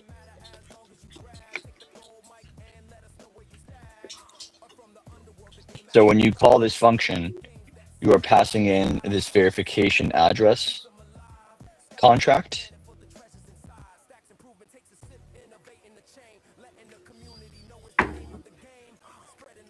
But you haven't called into it, man. Yeah. Say that again. I didn't hear what you said.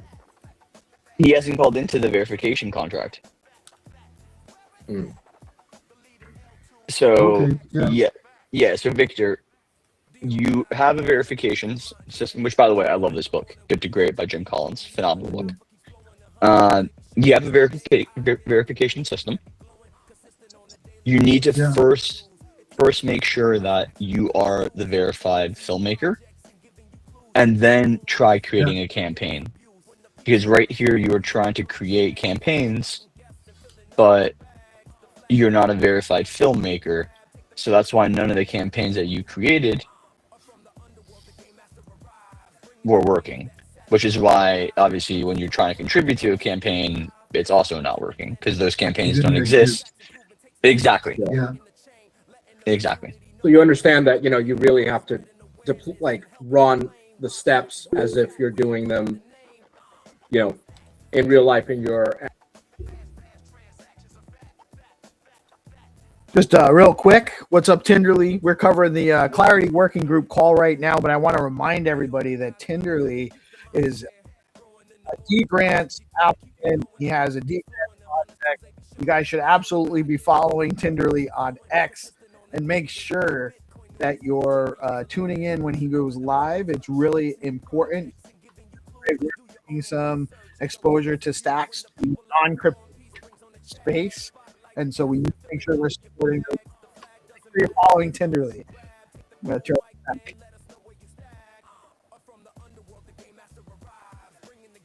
Identities, which it seems like this is your main struct for dealing with this filmmaker. My recommendation is when you deploy this contract, just initialize a filmmaker here, where you just have the address, where you just have the principal for the deployer. So you can just below this, right, define map set filmmaker's identity, TX sender, and then put everything in. And then that way, when you deploy this contract, you'll already have you verified as a filmmaker so you could go ahead and test and start testing the rest of the workflow.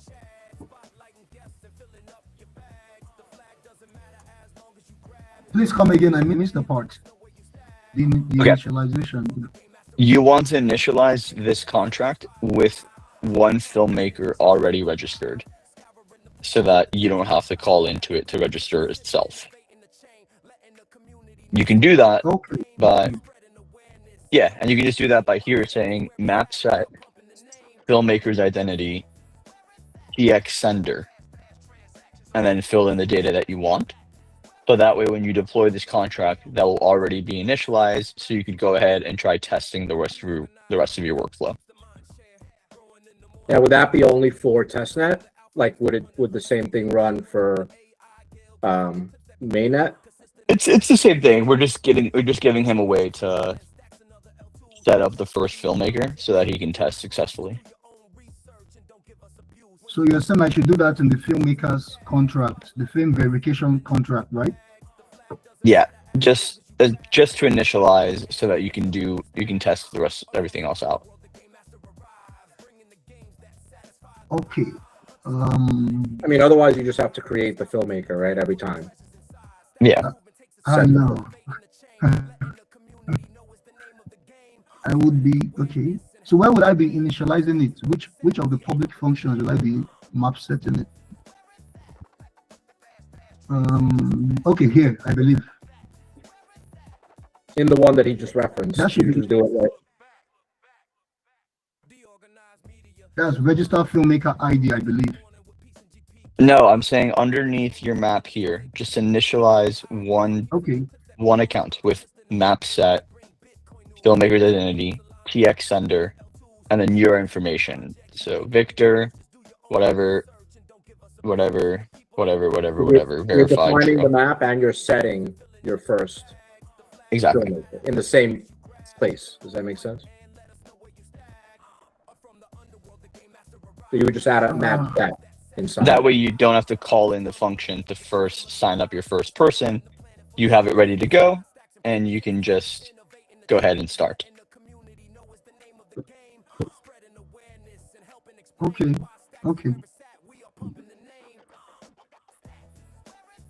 Cool. Copy. All right. Yeah, I wanted to also get 402 stacks in here, but we had issues inviting. Then when we invited his other account, he didn't really say hello yet in the chat, so I couldn't really start that. Because I did want to see if we can get him in here just to talk about the 402 stacks API stuff. Maybe we'll do that next time. I don't know if anyone else has anything they want to chat about or any questions. I feel like today's going to be super fast, super short. Victor, do you have any other? Yeah, go ahead. Can I ask a question? So I have a question for Victor. Like in this application, this is CineX, right? Yeah. So where you have the filmmaker, how do you verify his identity? Because I'm working on something called StoryOS, which is basically for creative writers, like writing screenplays and stuff. So now I'm working on conceptually, what is the decentralized identifier for that person? Is it some kind of metadata which points to IMDb links and verification to their work, to LinkedIn? How do you see this? If you have to onboard people in film, the film and media business, how would you do that? Yeah, you exactly answered it. It's just their links, wherever their links are, whether on LinkedIn, whether on YouTube, wherever it is. I'm just trying to stay away from paying too much for what's it called, CDNs, right? So when you say but when you say CDN, what kind of what are you thinking? Content delivery networks. Yeah. Yes, but what kind of content are you looking at over there? As long as they have their profiles, their portfolios, wherever they may be hosted, maybe IMDb, maybe on YouTube, maybe LinkedIn. So the website doesn't have to. We don't have to pay too much for getting a Pinata pinned storage and all of that. Yeah, we don't have to do all of that. Thanks to Zero really advised me on that, because I was thinking of getting a premium Pinata and all of that. And he said, well, now in this pilot stage or MVP stage, should I just avoid spending too much money on all of those things? And really, people can always link to their profiles wherever they are. There are so many websites they have their profiles. So that's it basically. I don't know if this meeting is being recorded. I would have loved to go back so that I could follow what Zeus said. It's because it's really, really interesting because like, okay, how can you then like say if you had to onboard the user in steps, like what I'm creating is I'm asking questions. Are you a screenwriter? Are you an actor? Tick, tick, tick, tick. Okay, just click these things, put your link. Once that's done, okay, how do you take that information and put it in a contract? So how would that be possible? And like, even if I can understand just the high level of it, I can write it down and maybe work on something. Yeah, BNS v2. That makes sense, right? And the zone file inside BNS v2. Because I'm also looking into the story protocol. That's IP. So that's a way for like creators to register an IP. So say if there's a scene or a screenplay, they can register that. But if there was some way to aggregate all that information into one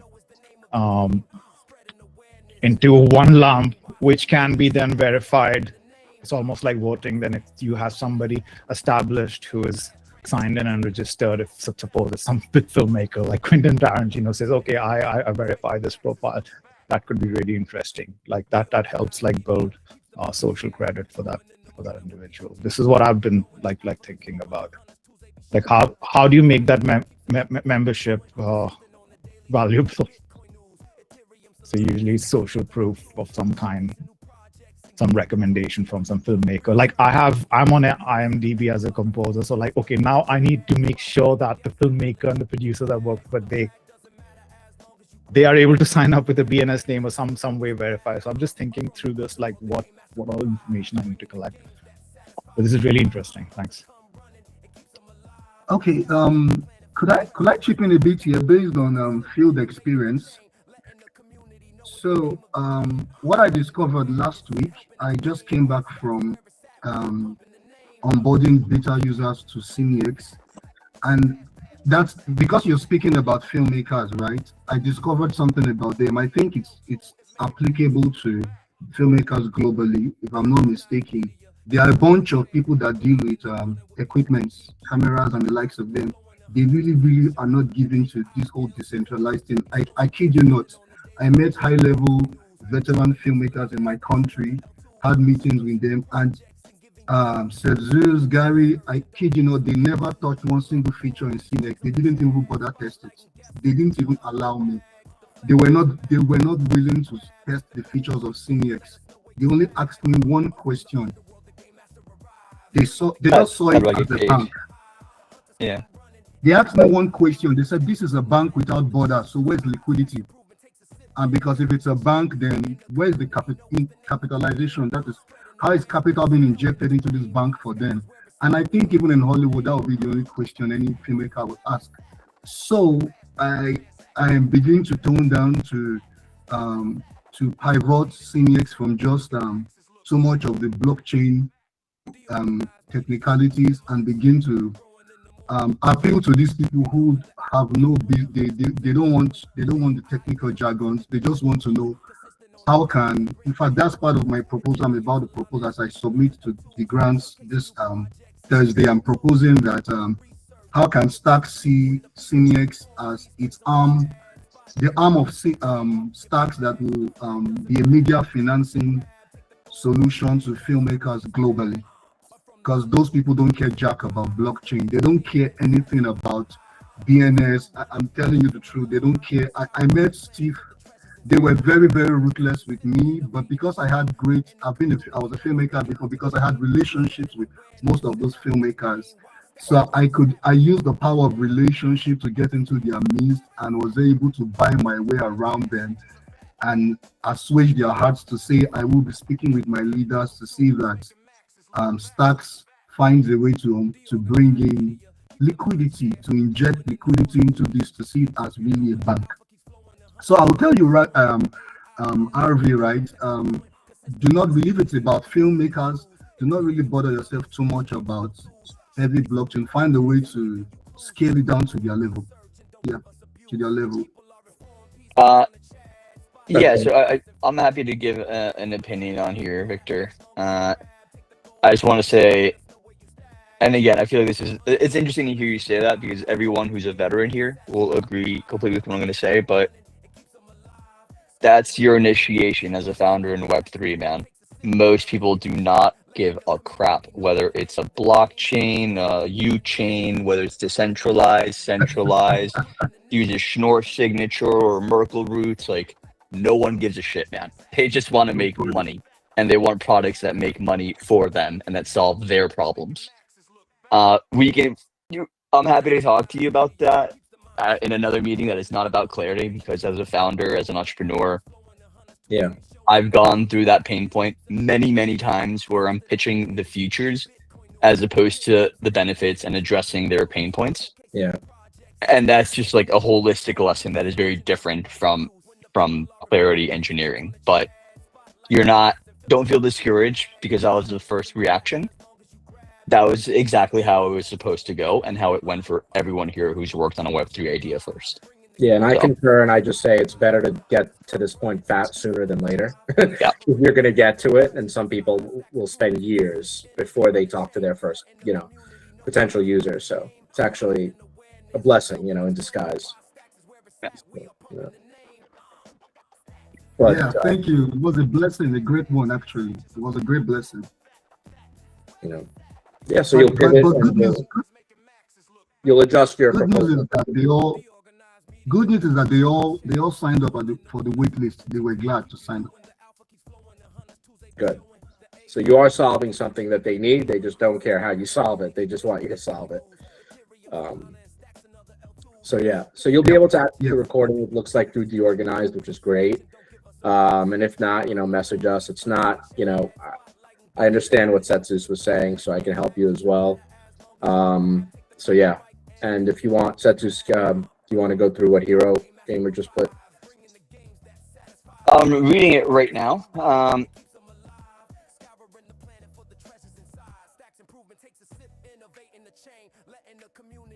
Yeah, I don't really. Yeah, I'm happy to cover it really. I'm happy to cover it really quickly. So those of you that don't know, and of course, maybe Rüdiger or Bowtie, you guys have different opinions than I do, because this is my first time reading it. But my initial gut reaction, Hero, is that this is. Can you share Yeah, I'm sharing my screen. I'll share the link as well. Yeah, if you guys want to look at the message conversation, apparently there's a thread in the forum about an idea of a BIP. My quick read is that this just adds like a couple functions for checking whether someone is an owner of a contract, pausing a contract. I got lost on reentrancy guards. Reentrancy doesn't exist in Clarity, so I don't know what he's talking about here. Rate limiting. I also don't know what rate limiting means in blockchain. Like, that's what the fees are for. So I'm lost on these 2 points, unless anyone else wants to speak up. Okay, cool. These first 3 points. Access control. Yeah, most contracts use this. Whether we should standardize that into a trait, I don't know. That's I wouldn't really care. Because like it's your contract and you should have ownership for it. Traits are usually used because you want predefined behavior when a contract interacts with another contract. If this specific trait is about who can access only this contract, then it's not being used to call other contracts. So I don't really see why I would standardize an admin model for my own contracts if it's not relevant to other contracts. Like I want access control the way I want it. The signatures might look different. I don't know. Yeah, I don't really see. I don't really like. Two, I'm also not sure how you put that into a trait. One, I'm iffy on whether that matters. Three, okay. Most contracts should maybe be possible. I can agree with that. But again, maybe I'm just reading this wrong, but like traits are meant to create defined paths between one contract call into another. And all 5 of these points look like they're limited to just a single contract. So, and again, reentrancy doesn't exist. It seems like this is a Solidity developer because they're clearly very familiar with Open Zeppelin. Not that there's anything wrong with Solidity, but it just seems to me that he's applying like a lot of the Solidity. He's reaching for Solidity toolkits, not finding them, and then trying to import them to Clarity, which is not the first time we've had someone like move through that process, right? Because they are different languages.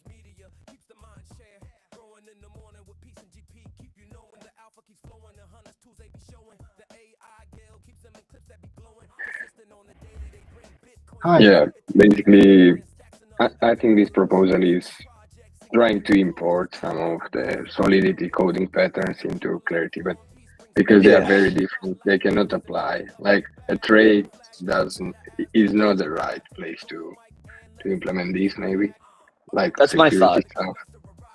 Yeah, looks like it. Yeah, these are more like governance properties. Oh, sorry, go for it. Yeah, you cannot inherit through traits. So you could have something like a core thing, but then if you have several contracts, they're using the same core, then it becomes difficult because you're managing everything through this one thing. Friedrich, can you expand, like, kind of like what you said, contracts should not have an owner? Like, how do you kind of think about that? Well, just in general, we are writing protocols, and if HTTP or FTP or email has an owner, then it becomes difficult. But I understand that sometimes you want to have an owner because it's about money. So, yeah. Just a bit provoking, sorry. Well, Don't is it take more too about like serious. validating, not necessarily like you're an admin of the contract, but like validating, kind of like how we have TX sender, like who can deploy, or I don't know, I'm just thinking through. My thought is most of these are governance properties, and we should in no shot try to standardize governance. Yeah, that's my. Honestly, I think Friedrich said it as cleanly as you could have. You cannot inherit through traits, and most of these seem to be trying to inherit like security patterns for a single contract.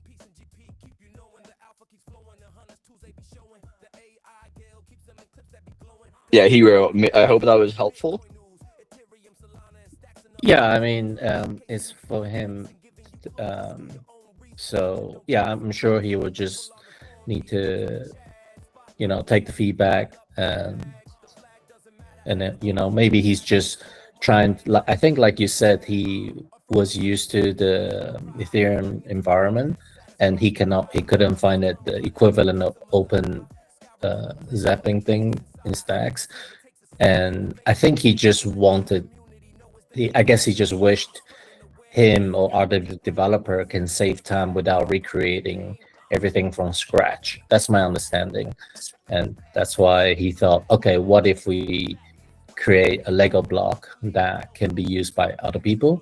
But you guys mentioned like maybe you cannot recreate that Lego block here, but maybe through other means. I don't know. Yeah, I think something like template contracts or something where you have code and you just initialize with your data, so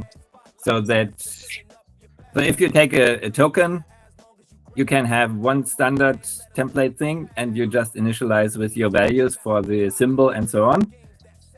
So everyone has the same contract, and then you can verify through the hash that it's always the same. So you need to audit it once, but you have your own token.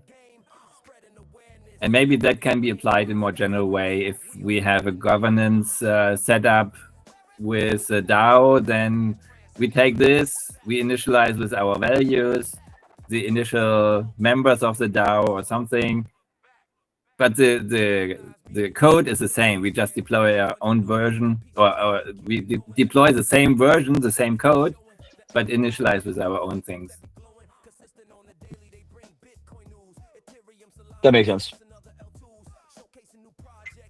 That makes a lot more sense. And with Clarity 4, we can even verify this on chain, where we say, oh, these are all the contracts that use the same code, so it's safe, or it's as safe as everyone else code. Right. Using this token or this as unsafe as everyone else. Yeah. So I like that if we can do that. So I try to do that with the smart wallets. So have a registry where you can submit your contract, and then if the hash matches the original one, then it's accepted in the registry. So you can even look up it on chain whether it's safe or not. Safe still included. Makes sense. Does anyone have anything else? All right. Just words of wisdom for Victor. Keep your head up. We've all been through this. Just remember, don't fall in love.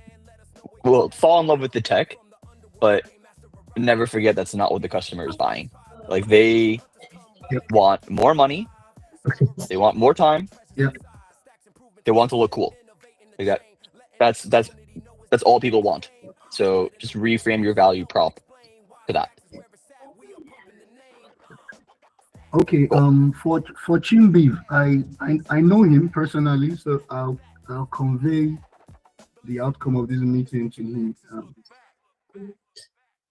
That's the guy who proposed it. He actually was my student in Clarity after.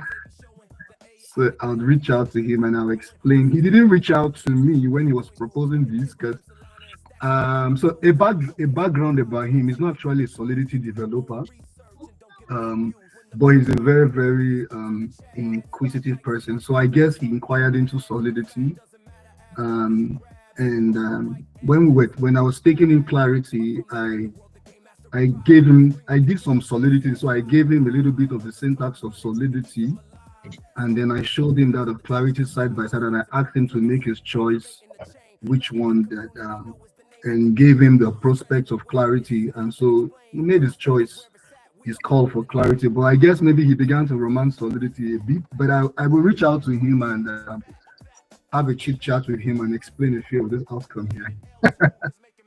All good, man. We always want more people exploring and being. We'd rather have more people doing like that and like, you know, questioning themselves, questioning the language, putting things out there than anything else. Have them come to the next meeting so he can sit in as well. Okay. I would love to have maybe backdoor after this, the whole help you helped me with here, so you could put me through on how to really, really rectify this whole issue I'm having. As in you and Gary, I believe. You really wish what? To help me, like, guide me as I try to resolve this whole issue that I'm having. Yep. I mean, I can definitely help you, like, set that map that Jesus was saying. We can start there. You know, I can just send you like the updated version of that contract. I mean, of that set of the map. Okay. So. Okay. Yeah, I would love that, because I'm actually, I don't want to use the word overwhelmed, but I'm making a lot of reports. I'm back to the DeOrganized, so it's been tough for me. I've not really gone back to my codes in a few weeks, in some weeks now. Well, yeah, I'll just comment and say, like, your contract is not a simple contract. Like, you're calling, you know, other contracts and traits. Like, when my initial contracts were way simpler than yours. So in some ways, you know, you're kind of going through the thick of it. You know, I mean, it's good. It's really good learning experience, but it's also like, just pace yourself and understand that you're kind of starting off at like level 2, versus like level 1, from my opinion, from what I'm seeing. But yeah. Also, Thank you. I would recommend, and again, this is going to be controversial to everyone here, but like, if you're just learning a smart contract language, specifically smart contract language, don't use AI. Honestly, don't even use like Visual Studio extensions. Not a lot of people know this, but the first 6 months I wrote Clarity, I literally did it in a text notebook. Like, no syntax highlighting, no error highlighting, like, nothing, bare bones. And honestly, it made me, yeah, exactly. It made me reframe how I write code, where before I was used to like writing a bunch of errors, pushing something, seeing the errors, and then debugging. Like, writing smart contract code like this forced me to be much more careful when I'm first writing it, as opposed to like deploying, iterating, because as you're seeing, that's much more expensive here, and not just from a money perspective, from a time perspective. But cool. All right, with that, we're gonna wrap up. Yeah, go for it. Yeah, go for it. When you started with Clarity, what did you know before that? Like, where were you coming from? I floated around with Solidity for like a year or two. Then before that, I did, honestly, not as much programming as you'd think. I was always very math inclined, and I would consider myself like an applied mathematician. But programming wise, like, I actually didn't do that much engineering stuff until I started doing smart contracts. Something about this paradigm like just sits really well with me. Like, I've always been between finance and tech, and smart contracts kind of just brought both of those together. So like, I knew some Swift, I knew some Solidity, I knew some JavaScript, some Python, some C#, like writing VR stuff in Unity, but I really didn't know anything too much about smart contracts. So what was your like roadmap? Like, if you had to look back, like you just suggested a few things, like what would you tell somebody who's just starting out? Like for me, I'm seeing the point in learning Clarity. I just got this book too, some learning Lisp, at least the basics. Nice. It's a lot of math. It's a lot of math, which I didn't pay attention in school. I was just playing guitar all the time, but now I'm really loving it. So I'm seeing the value in it, really understanding it, at least understanding the abstractions and procedures of this whole thing. Like, so but I still want to map out like what should be the roadmap, right? Because there are no shortcuts as such, because I feel like in the end I have to always look back and do like stuff. I don't know. Yeah, no, there aren't any shortcuts. Again, so there are like resources in Stacks. Obviously, the Clarity book, 100 Days of Clarity that I worked on. But honestly, what really did it for me, again, outside of forcing myself to not have any developer tools, which I want to point out, I actually didn't do that on purpose. It was just Visual Studio was broken for like 6 months, and I didn't bother to fix it. I just put myself through that. Outside of that, what I would highly recommend, and I did this for a while too, is I wrote every single like really important smart contract line by line. So for example, like take the BNS v2 contract, take the SBTC protocols, take the POX4 contract, write them line by line. Understand what every single fucking byte does in that contract, in all three of those contracts. And then afterwards, like some little red flag stuff during those early months to any contract that I saw on the Explorer, I just would try to break it. Like, it really helped like develop my mental model.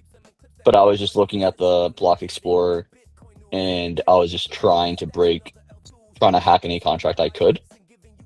Yeah, exactly, that one. Yeah. Yeah, because playing on the other side as well, like trying to hack contracts is a really interesting way to like also develop a mental model for like what are really unsafe practices. But how are you able to hack it? Were you like into network engineering? While you No, were just doing just straight the smart contract itself. The smart contracts themselves are much more exploitable than you would think they are. Krieger can tell you as well. Like there's been a lot of exploits. The contracts are not nearly as secure as you think they are. Wow. So you can usually find like 1, 2, or 3 bugs in them.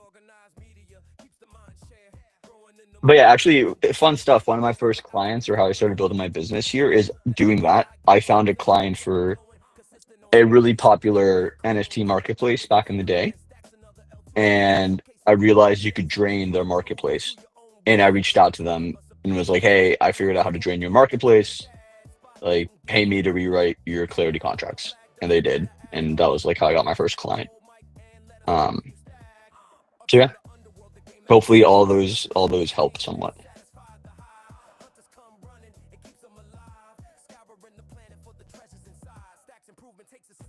Cool. Also, I'm not sure if any of you guys noticed this, but wearing the Clarity shirt on Clarity Tuesdays. Yes, sir.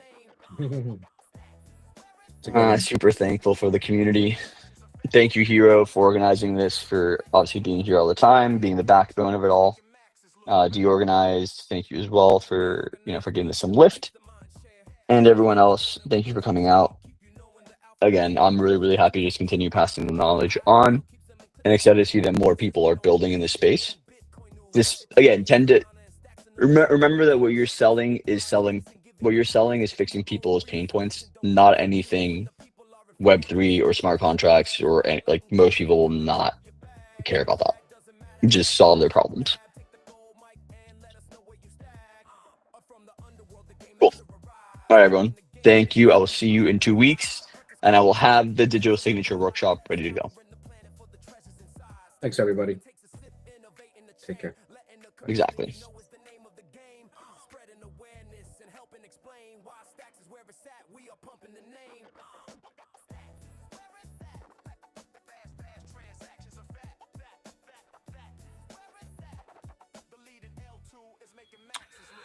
All right. That was a lot covered in that working group. I thought it was great stuff. Super glad that Hero reminded me, because they do that every other. I believe it's every other Tuesday. I thought they did it last week, but it's hard to keep track. Right. I get it. The weeks start to run together. Honestly, it would be even better if if that could probably be done weekly based on the number of people developing. I love getting that perspective, because Hero, that like specifically that and huge shout out to Victor for putting himself out there, by the way, having his contacts scrutinized and getting the feedback and putting the work in. And you make yourself vulnerable, but you're taking that feedback well, and great job by Set Zeus, identifying what the problem is, because he knows, but kind of explaining it in a way that's like, this is how to solve that. This is how you find the issue and all of that. So great stuff there. He's very well versed in Clarity, and hearing a little bit about how he learned Clarity utilizing, a notebook, and didn't use Visual Studio, so he could get a deeper understanding about how, things kind of lines of code work. Was interesting take, hearing a little bit of backstory. Well, actually, he said it was really just because it was broken, and it was just broken. He didn't update it. Right. So it just, the opportunity, sometimes you get some weird opportunities that you learn how to do. You don't even necessarily remember how valuable that was. But he's a tremendous actor in the space. Huge shout out to both him and Gary for doing this, hosting the working group, providing their knowledge, helping grow builders. And if you are looking to build, I actually dropped the link to the working group in the replies underneath the live stream thread. So that's there. If you're building and you want to get into this group, also there's a DM group on X. We can get you added in. Let me know. Or if just stay tuned. We're going to try to cover this every week or every other week when they have it. Sometimes we miss it. but you guys can always, this is an open call. So anyone building on Clarity that's looking for some advice by some OGs who know what to do, Seth, Zeus, and Gary are always there. Freeger is almost always there too. Yep. So between the three of those guys, they're going to solve your problem. Trip drops in a lot. See him on there a lot as well.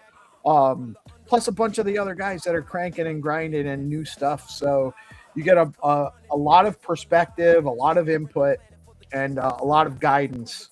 And of course, if you're going to those meetings and you have some questions outside of that time frame, and they know who you are, so they're more likely to be able to more meaningfully help you if you're participating. So get out there, get into the Clarity working group calls. It's at least every other Tuesday, if not every Tuesday, at 9 a.m. Eastern time, and we can get you the link if you need it. I love that they brought a perspective on that security standardization SIP, because it does seem like there's a lot of stuff in there that's unnecessary or superfluous. So we'll see how that develops, but I do think security standardizations, I wasn't going to get into the conversation in there because I had already been muted, and I don't have enough of a background to really know to not derail the conversation. Right. I think it's kind of interesting just to sit back and like listen to how our devs work together to help each other with their projects, right? You know, it's homogeneous. Like we are homogenous, like our dev community based. They help each other and get into these calls and, you know, work it out live, you know, and there's something special there. That's really to kind of witness and just sit back and watch.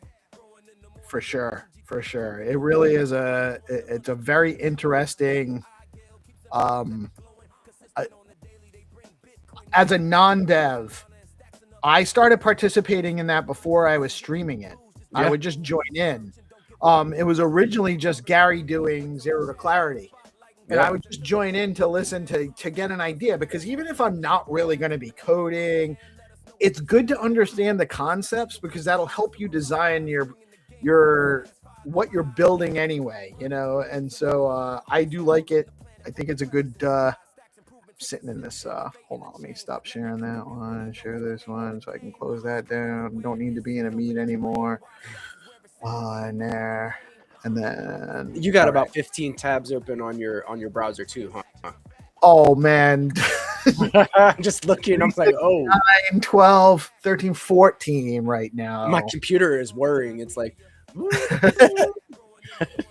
yeah, it's I know where Zero to Clarity came from, Hero. I know exactly where Zero to Clarity came from, because it came from the same place as DeOrganized Media. It came from DeGrant's cohort 2. You guys didn't know. DeGrant's is where it's at. I do believe there will be a cohort 4. We're almost wrapping up cohort 3, by the way. So entrants have about another week or so, a couple weeks, to get their milestones completed. And then end of February, beginning of March, I think, is when we'll probably starting to announce cohort 4. Not that it'll be rolling out right away, but I do think it'll be sooner than the space between cohort 2 and cohort 3 is what I'm expecting, although I don't really know. But actually, and Hero says that Freeger provided some feedback on the forum. So the security group, let me actually bring that up real quick. This is great. This is actually great. He synopsized all of that. That's what the value of the community. What you were saying is like builders and developers just kind of collaborating and working together. These guys aren't all on the same payroll or doing the same thing. Like they're not all you know, like they're working together for the value and the benefit of each other being part of working together, but it's not by pay, it's by intent and consent and deliberation. Like they're doing it deliberately to because they see the value in doing so. And Freeger coming in and dropping these, access control. Maybe Clarinet could do checks, but in general, we can't inherit through trait.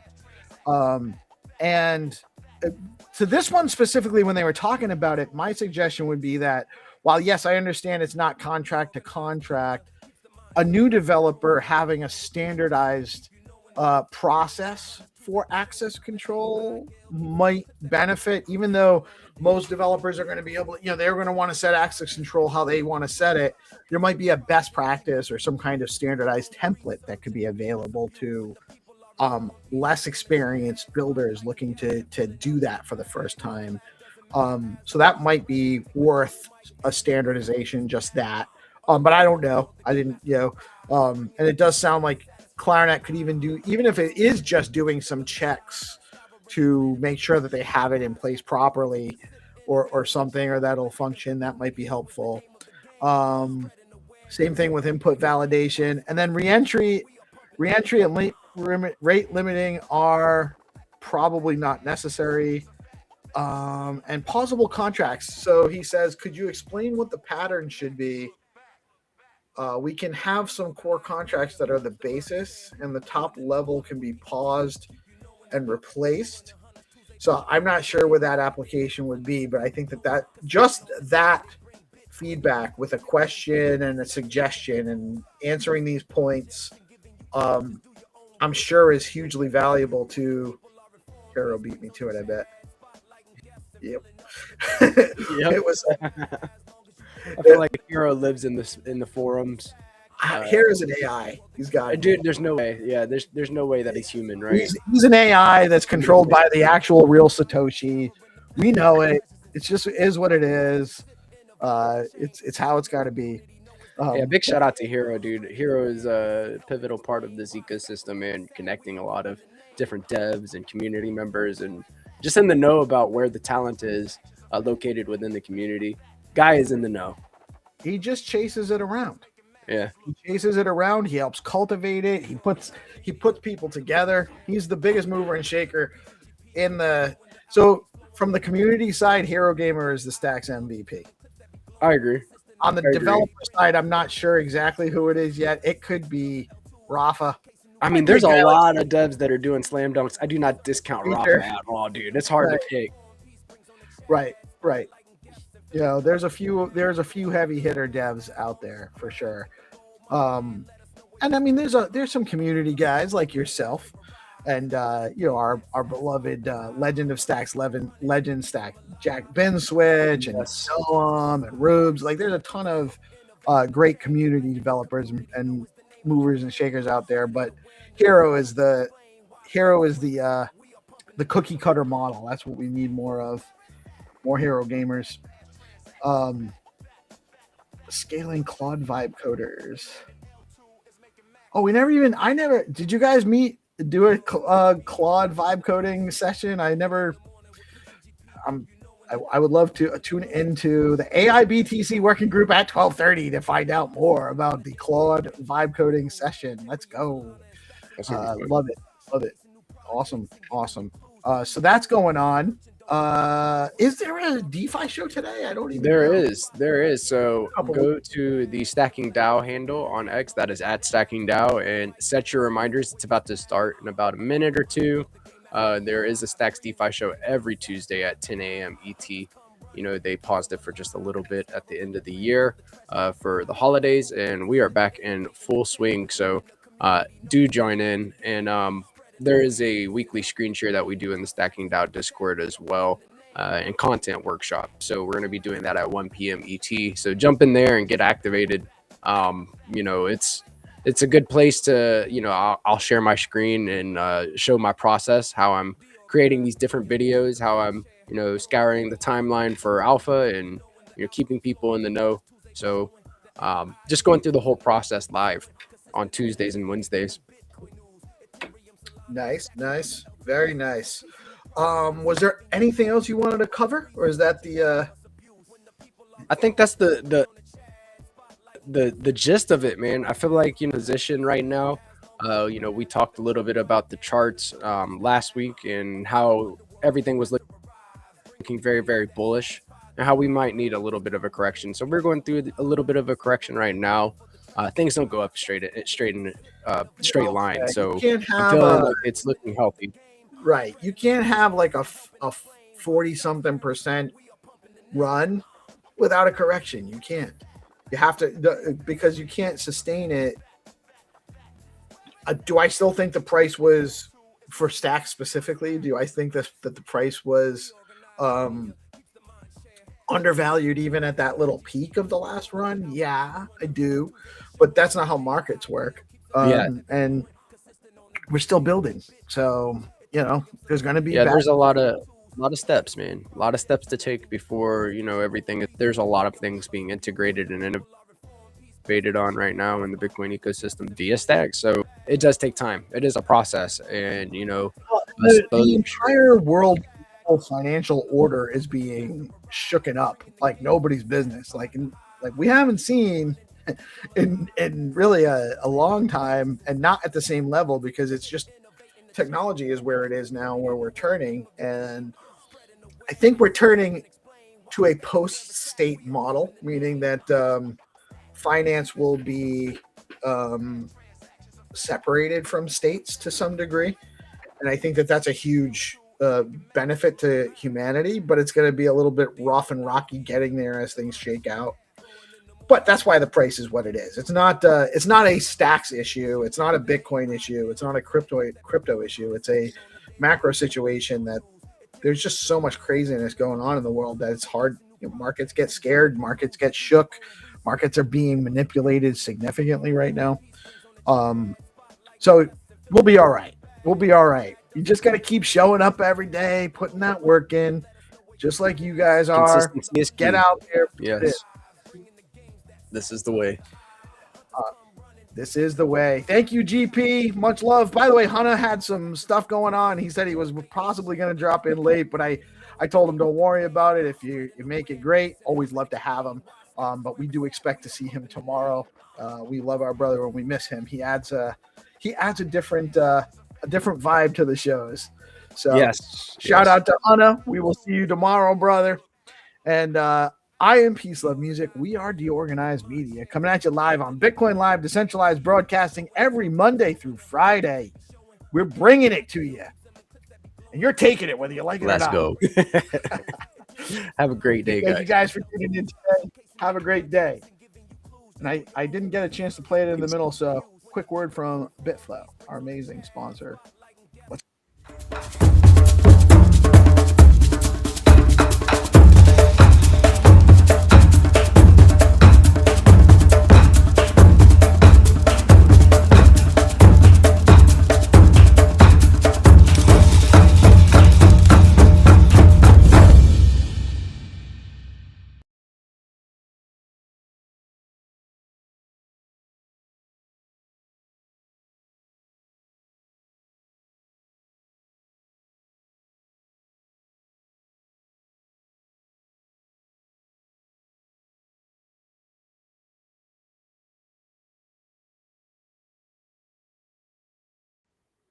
I don't know what happened. The music won't play.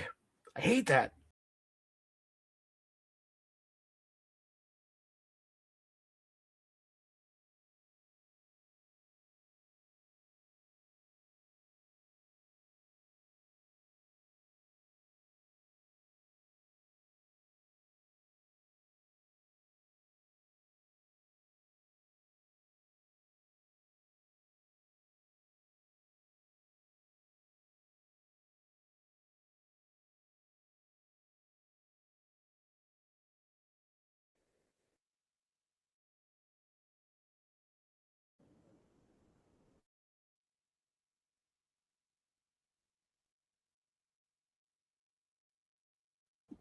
Nice.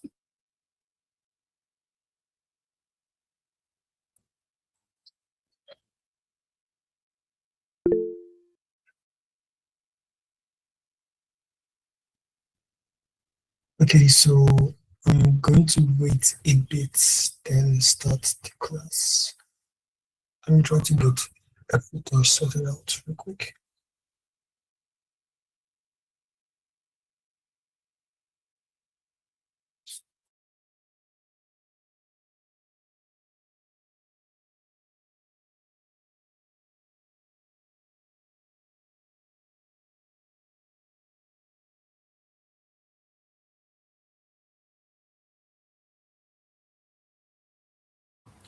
But yes, let's start today's class. So again, welcome everyone. Welcome to another episode of the Stocks AI Build Bootcamp. Today we're going to be going over what or how you could like create content on Bitflow, since most people don't know what Bitflow is since they're so new. So first, what is Bitflow? Bitflow is a decentralized exchange on the Bitcoin ecosystem, on the Bitcoin blockchain. So Bitflow is designed to help solve the problem of fractional liquidity. That means it helps you trade both stablecoin or Bitcoin pegged assets. Basically, it helps you trade um, Bitcoins, tokens that are on the stocks blockchain, like your main coin like Rush, Leo, and the likes. Also, what Bitflow aims to solve is that Bitflow aims to solve the problem of idle assets, which Bitcoin is all about. So Bitflow is here to create a yield or DeFi strategy for the assets on Bitcoin. So basically, it involves you can supply your SBTC on Bitflow and get rewarded through liquidity pools there. And there are various core features in Bitflow. Mind you, I'm going to go through this real quick because I'm also going to do a recap of the original classes, just a quick recap. So Bitflow allows you to swap. That means you can swap your meme coins, your stable assets, or anything with minimal slippage. And you can also earn real yield.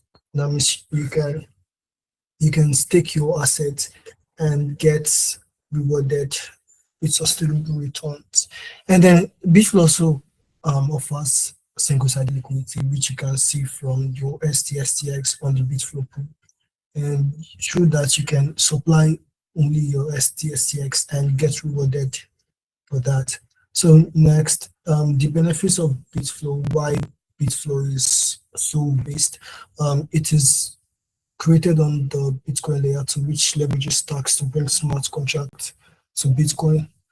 So what Bitflow does is that it uses the programmability of stacks to allow DeFi on Bitcoin.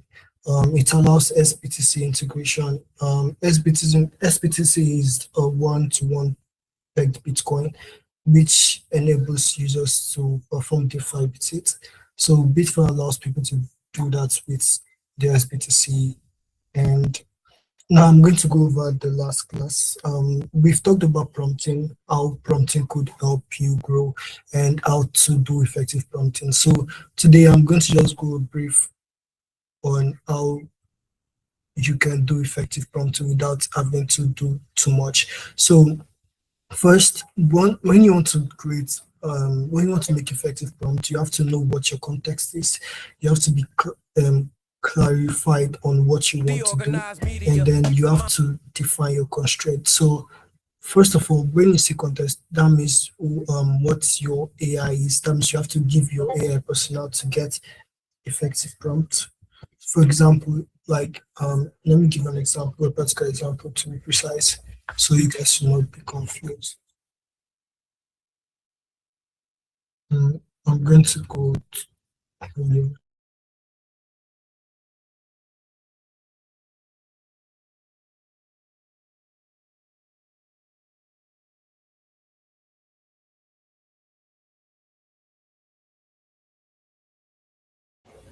okay, so my screen is not.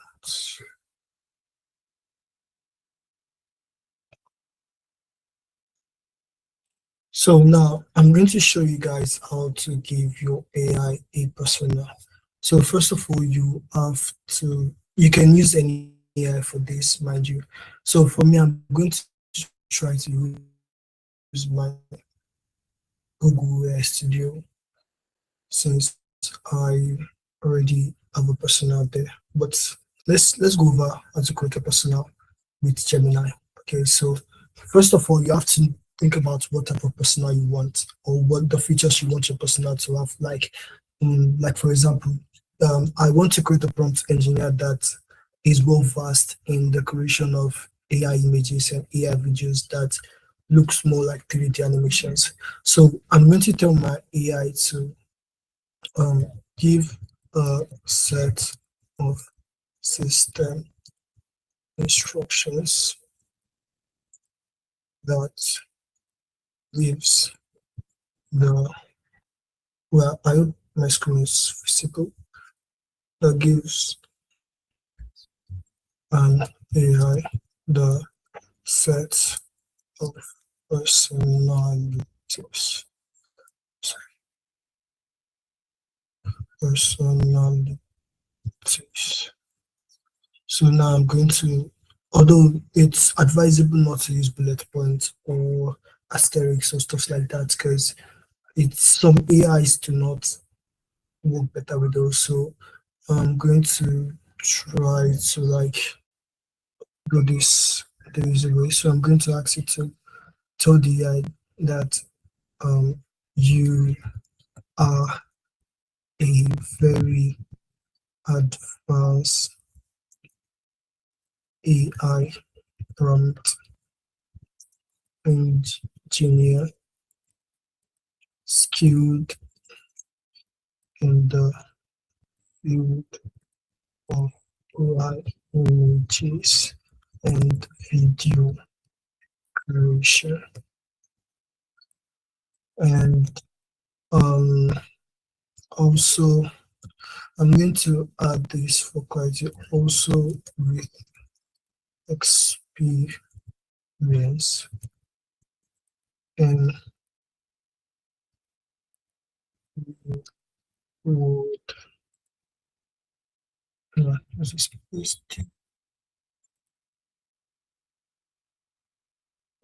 reward photography. The reason I said photography is because when you want to like create an image, the photographers have better sense of how to create images, what images should look like, how they should look like, the best way it can come out, the best angle, and stuff like that. So I'm going to run that and see what Gemini gives me. So it gives me this. So what I'm going to do is that I'm going to copy this system instruction and then take it to my Studio. I'm going to show you. So the site is aistudio.google.com and you can access it. It's basically free for everyone in case you have no access to subscription. So I'm going to put this in and then I'm going to switch this to Gemini. Okay, so now I want to like create a normal image, but I don't want to use a reference image. So I'm going to tell you to create an image of, oh yeah, another important thing. The best way to use prompt is by using them as JSON files. So JSON files are like super important when you're trying to create a personality. So always make sure to add the fact that all its output should be in JSON format. And so I'm going to add that all output must be in JSON format. So since I've done that, I'm going to ask it to create an image of let's say a humanoid kangaroo. So I'm going to run that and let the AI go through that and see what it gives me. Although it's most AIs usually work with more complex prompts, but most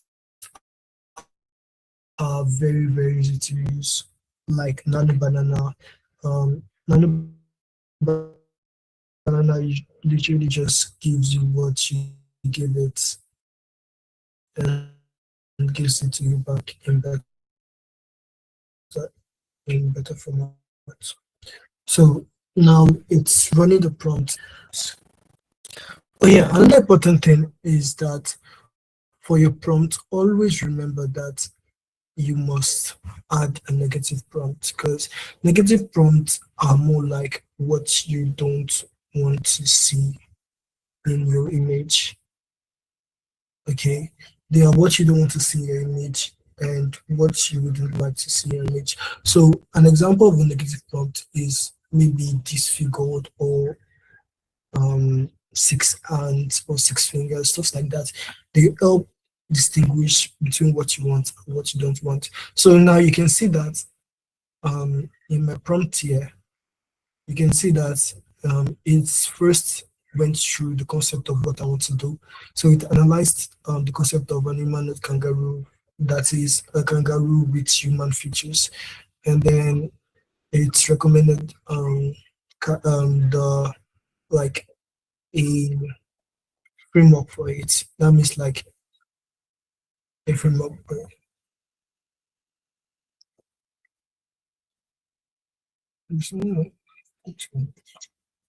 So wait, was someone under?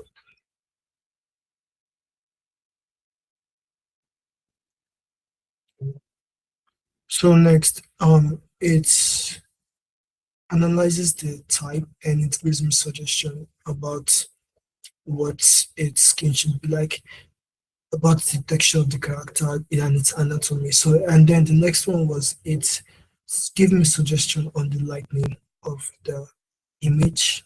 I mean, that is why the photography side was very important. And then it's also gave me the camera settings. That's also this. And then it gave me final output, and it says here this is the explanation of what it does, what it did rather. So it says I chose specific keywords like anthropomorphic and bipedal to enforce the humanoid shape, reference to Aaron Sims creative and unregistered AI. So basically what it says here is that it tells me the reason for the prompt and why it is optimal. So I'm going to copy this prompt real quick and take it to I'm going to use two different AIs for this. I'm going to use Gemini and run this, and I'm also going to use Google AI Studio for the second one. So it's loading. Let's see what it gives us. That's fast. So voila, see what it gives us. It gives out a kangaroo with humanoid feature that and standing upright, because kangaroos don't normally stand this upright. So it gave it the shoulders, the hands, the legs standing aloof, and then you can see here that the background is more like as if it's taking a picture. Do you get it? It's very, very smooth, and you can see how clean it is. So next, I'm going to show you another type of AI you can use. So I'm going to try image and for trying to this image. Is it possible to make the kangaroo like somehow more bit flowy, like themed? Oh yes, definitely. So I'm going to have to go here and edit my prompt right here. So mind you, we must first know what bitflow basically represents. Oh wow. So we're going to go to bitflow's page. We see that they have a yellow and black yellow and black logo, but mind you, they do not have a mascot. So I'm going to download the logo and head over to my AI. Head over to my AI, copy this real quick, paste it, and then I'm also going to upload my logo. And mind you, this is the tricky part. Okay, so the tricky part is how we can integrate this logo into our prompt. So now, since I can't for sure say that, okay, does the logo can be like in the background, because the AI would have to like go through many steps to just do that. So I'm going to ask it to um um Manot Kangaroo comma add the uploaded image as a. So my sense of thinking is I should make the image a logo on its chest. Okay, so a logo on its chest. But then I don't want the kangaroo to be shirtless, so I'm going to have to be specific more. So wearing um I'm just going to go with the black shirt. I'm going to add the plus on its chest area. And then I'm going to run that and see what it gives me. In the meantime, so I'm going to teach how to use the image info voucher, which is best for JSON prompt. But today we're going to be using this now. I'm going to be using this. And mind you, your aspect ratio is very important when you want to use an image for something. So if you want to use an image for a video, but then video is a landscape, you choose the 16:9, which like works because this is the standard video mode, that's landscape. Or you want to do a portrait mode, that is 9:16. But if you select a 1:1, it does not give you the desired output where you want to make a video. It makes it less, very, very compacted. And that is not good when you're running the video, because it's then, it then changes the output and makes it less what you want. So now the AI is running a consultation on what I just showed.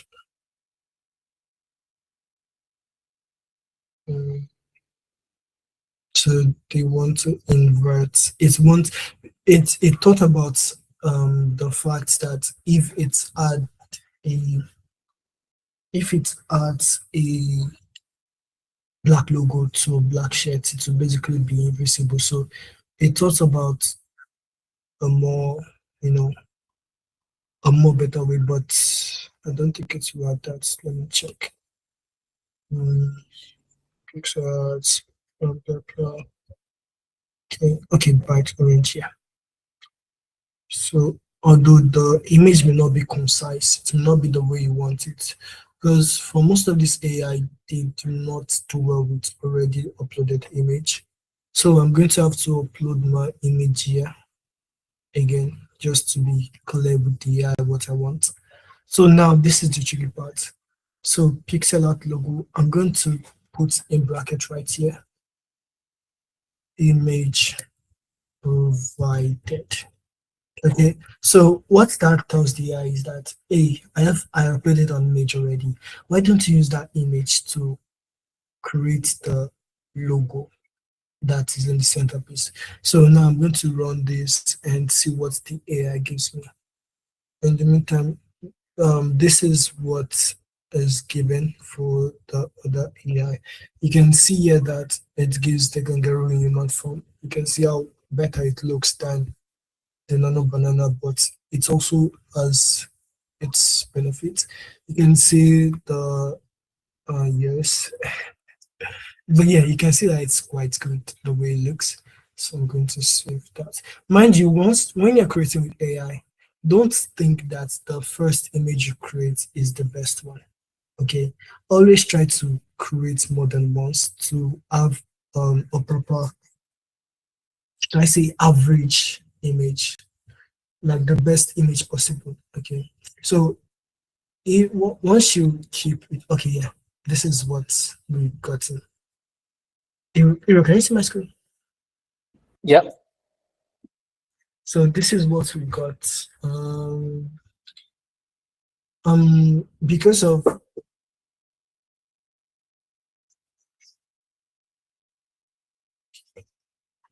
So are you recommending people to have almost like different platforms open and then have the same prompt feed into different platforms so you can get like a collection of different results? yes, because that would help you get better at what you do. Okay. If you're able to So like, yeah, what continue, I'm Joseph. what I'm thinking is one way to approach this is to generate a prompt and you feed that prompt to different platforms, and then you check the best result from all the platforms, which one you prefer, and then you take that one and develop it further. Yes, exactly. You take the best one possible and then you create around that one. Because no matter what you think, you can't necessarily have the best output with one AI. Okay, you have to like engage with various other AIs to always make sure your output is way better. Do you understand? I hope you can hear me. Yeah, we can hear you. So I'm going to try it out. Due to some issues, I'm going to, since the bounty says a Christmas theme, so I'm going to try to make the kangaroo more Christmas themed. Did you get? I hope you guys can hear me. So now I'm going to upload the Bitflow image again. And then run that. And I'm going to go back here and try running what, sorry, try running what I got from this and see how this comes out.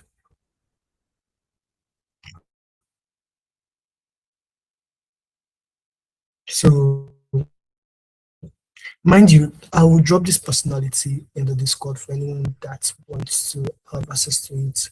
It's everything here is basically free to use. Anyone can use it for a limited amount of time. Because I think when it comes to the image aspect of Google AI Studio, I still think Google AI Studio is the best because it gives you unlimited image generation amount. You could also try LM Arena. Let me type that so you guys can see that. LM Arena. So LM Arena basically uses Nano Banana without any other implication. So we're going to go here and see what we've gotten. Yeah, because of I did not add the logo, it gave me a whole new logo. So this is the limitation of this, because you won't be able to update a logo. So that's why I recommended using different AI, because then some AIs will allow you to upload while you are creating images, but others won't allow you to do that. So I'm going to copy this prompt. No, I'm going to create this prompt. I'm going to change this to orange to see how it goes.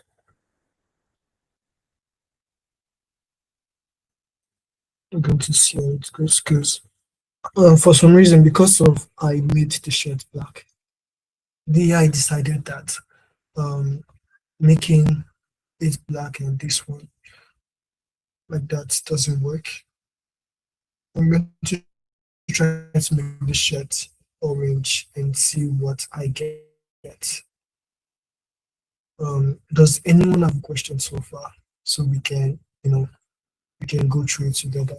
It basically allows you to create an image without any updating or try to get anything.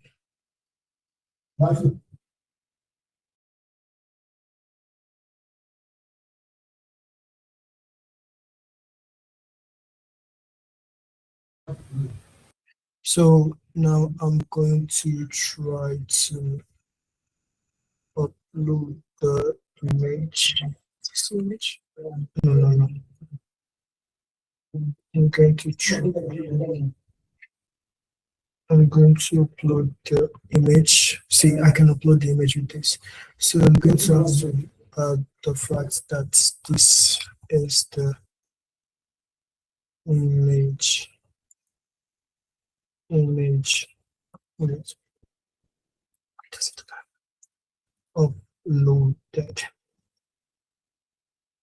So I'm going to close my bracket and run that and see what the AI gives. So in the meantime, let's go check out our last prompted. So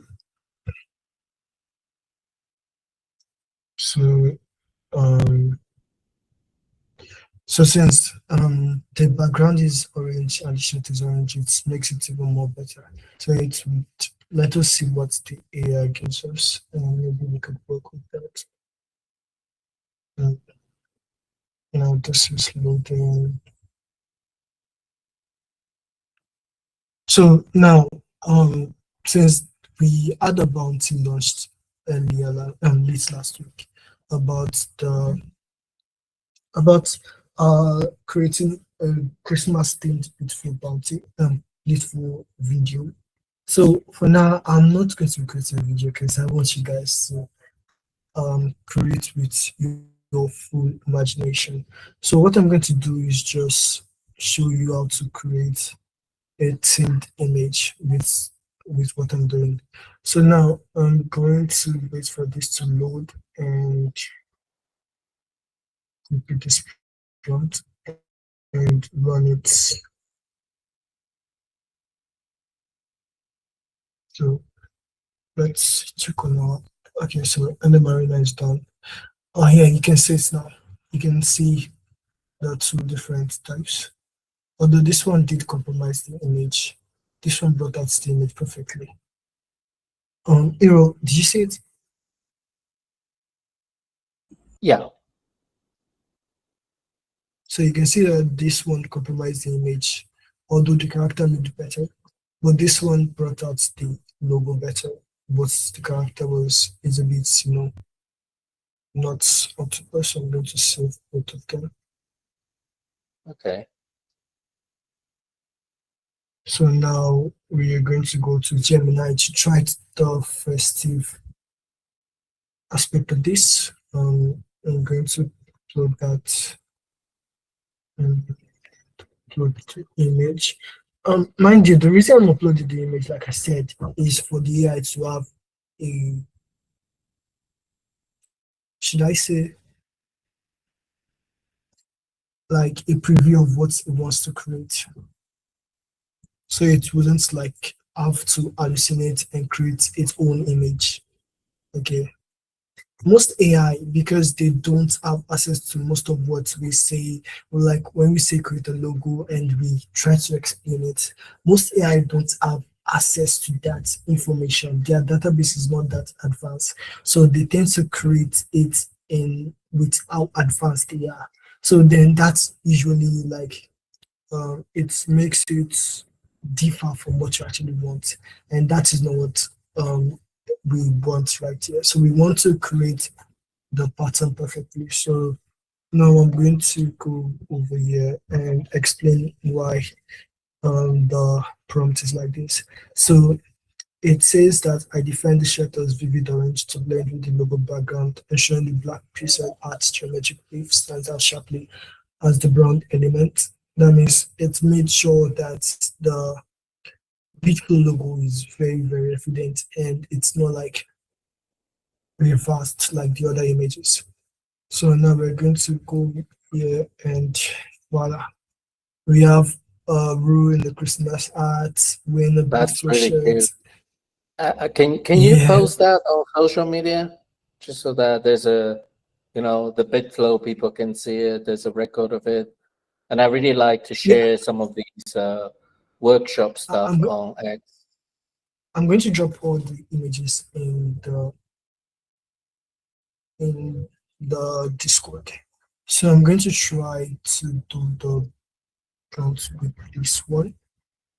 So mind you, tell we're still people going where to go, like where to find CTSN Discord, because maybe few people know that. Oh yeah. So access the CTSN Discord, just head over to the ctsn.ng. Hold on, let me try to get access to it.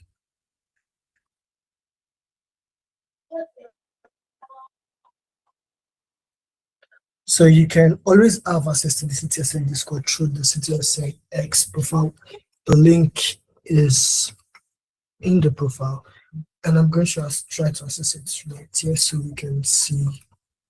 So all you have to do is go to your search button and press CTSN _ng. So once you go there, you're going to see the Discord link right here. And then if you click that, it's going to take you to the CTSN Discord.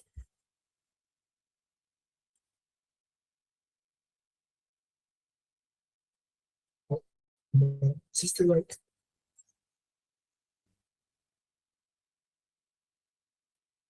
I think advanced link is let me try to text.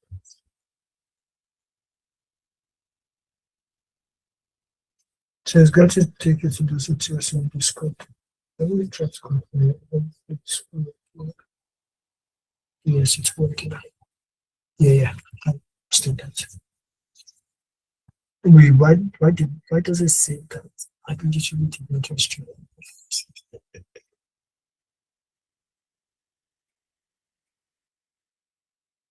So it's going to take you to the CTSN Discord, and then to access everything that we've done so far, you can head over to the content creation channel, which is totally open for everyone.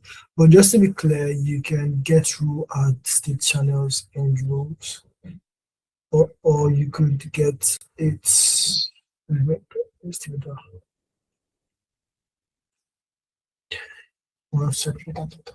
So you can head over to the content creation channel, and you have access to all the past recordings of the bootcamps.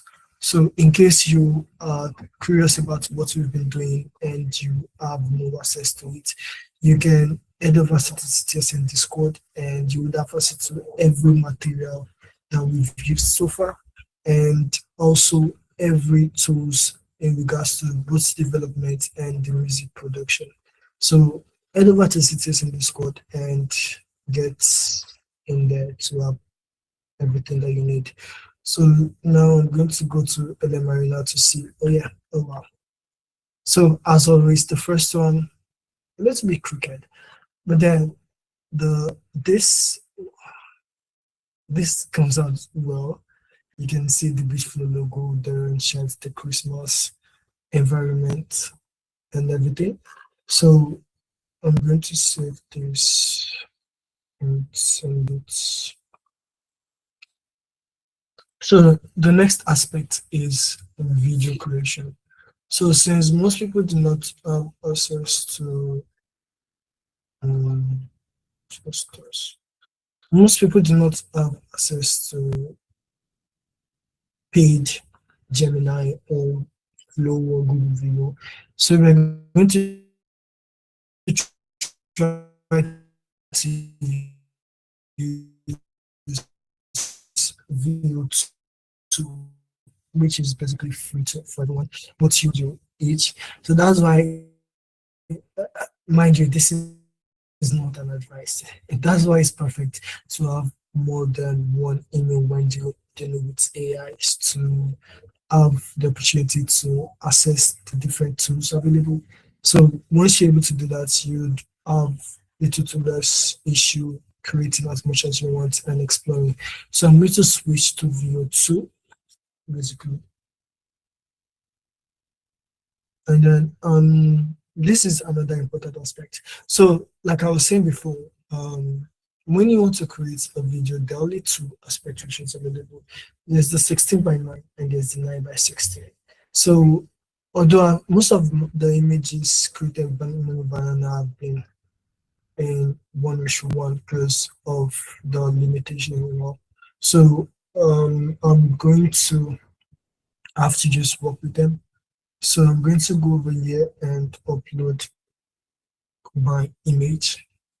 Mind you, the thing with video creation is that you can choose to be more specific with your prompt, or you can choose you can use keywords, or you can just use advanced prompting. So I'm going to have to use keywords for this. So I'm going to ask the AI to animate this with acceleration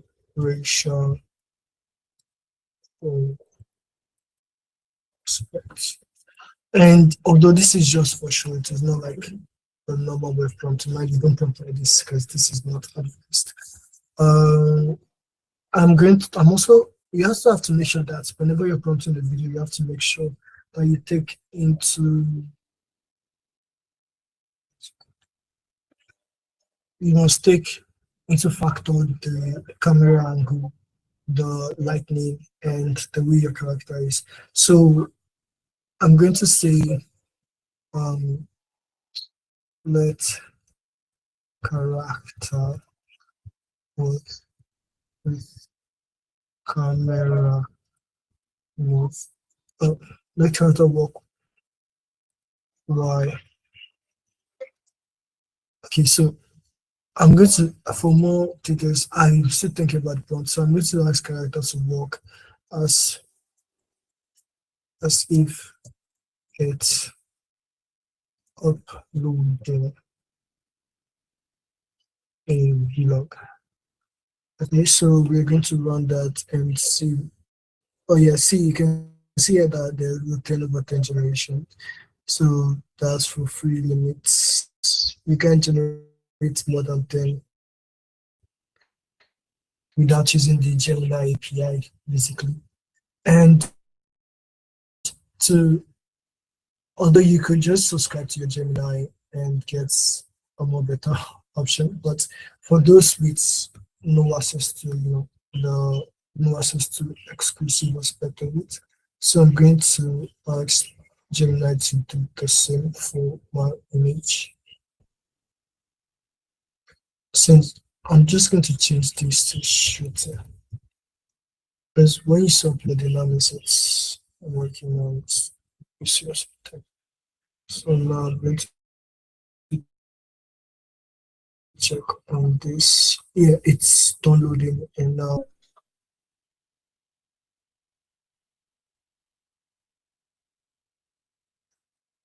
okay, so let's see what that gives here.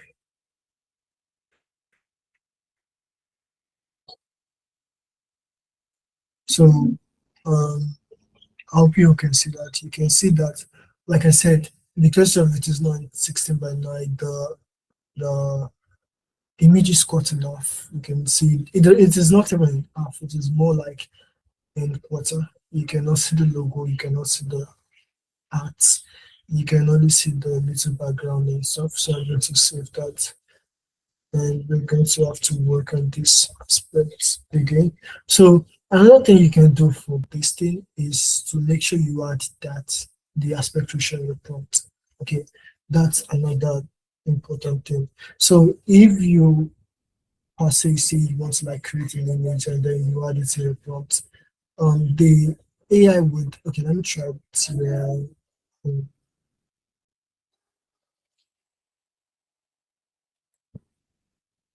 so I'm going to try this, copy this, paste it, and then I'm going to tell it AR, which basically means aspect ratio 16 So now this is the important part. So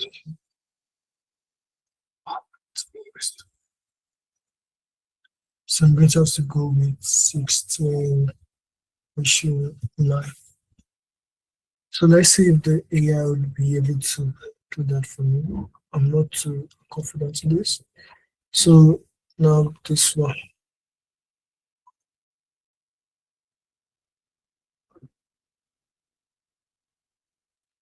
So because I did not put a dialogue, the AI had to generate a dialogue for me. So I'm going to be sending this to the chat for those who want to listen to it and see the difference between both generations.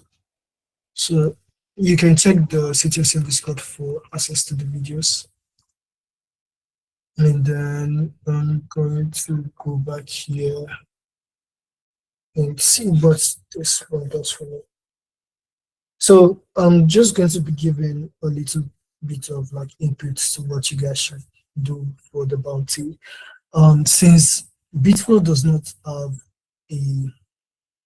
since they do not have a mascot, my best advice for anyone is to make use of one of the various meme coins available on Bitflow.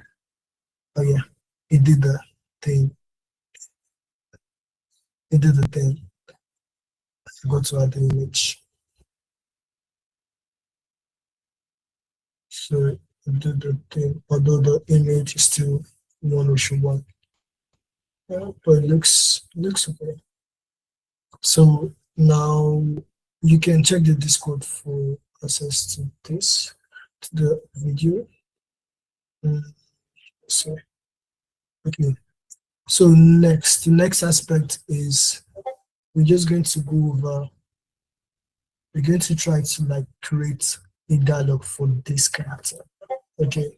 So I'm going to go over here and copy this and paste this. So I'm going to upload the character, and then I'm going to tell the AI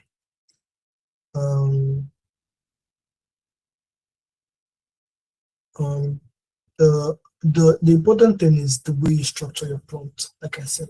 So I'm going to try to structure my prompt in such a way that the prompt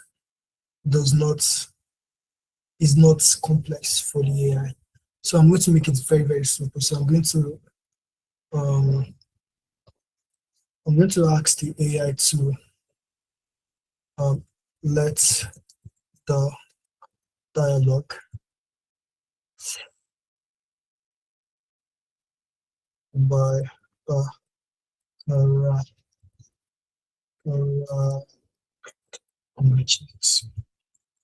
go as follow.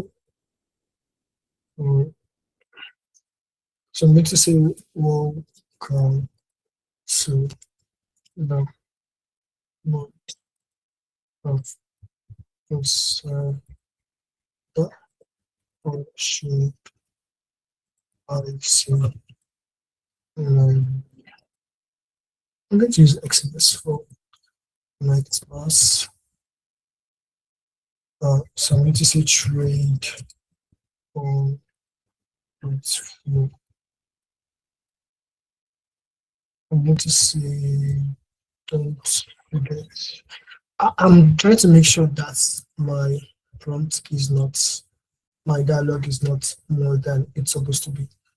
So, okay, so straight on flow. So let's see if the AI is able to create the old prompt around this. And another AI you can use for your video is Flow. Although Flow requires Flow does give 100, so 100 points I think per month. Also, so you can basically create using 100 Flow points per month. And once you create those, you would have access to the voice and the animations and everything. So I'm going to go over here and see. Okay, it's loaded. So I'm going to go over there and see. So now I have access to my phone. Let me check real quick.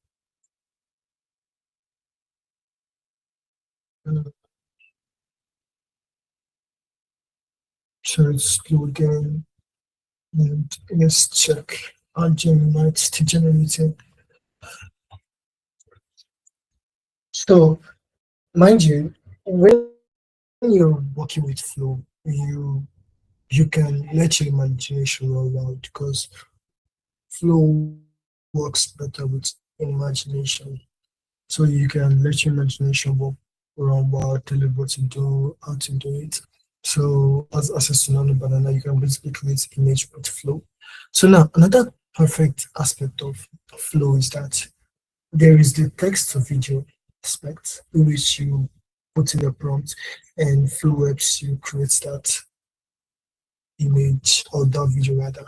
And then you have frames to video, which you have to upload 2 different frames and add them together. So let's say, for example, you have like 2 distinct images. So you can, wait, let me try to do something to show you guys. I'm going to try to these two. So I'm going to tell like this to set from course as true. So I'm going to try to run that prompt to show you how the frame to video work. So my video is ready. I'm going to go at it and see it.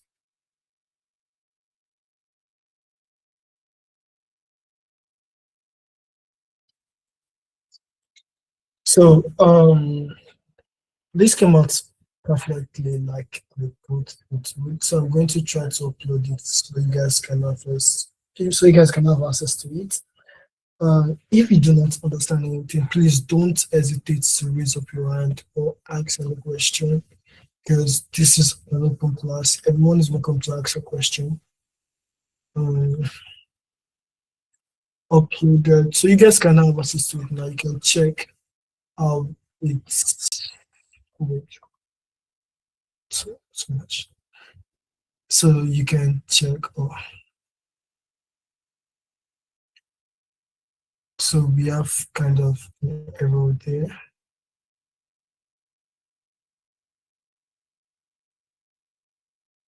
So you see how the frame to video works. It's basically made sure both of them are in the same image. And then it's also, this is the first frame, but then this is like the middle frame, what the prompt I asked it to do. And then this is the last frame. Okay, so normally what it does is that it doesn't like add both frames together. It makes them separately, but because I asked it to add both characters together, it's hard to do that.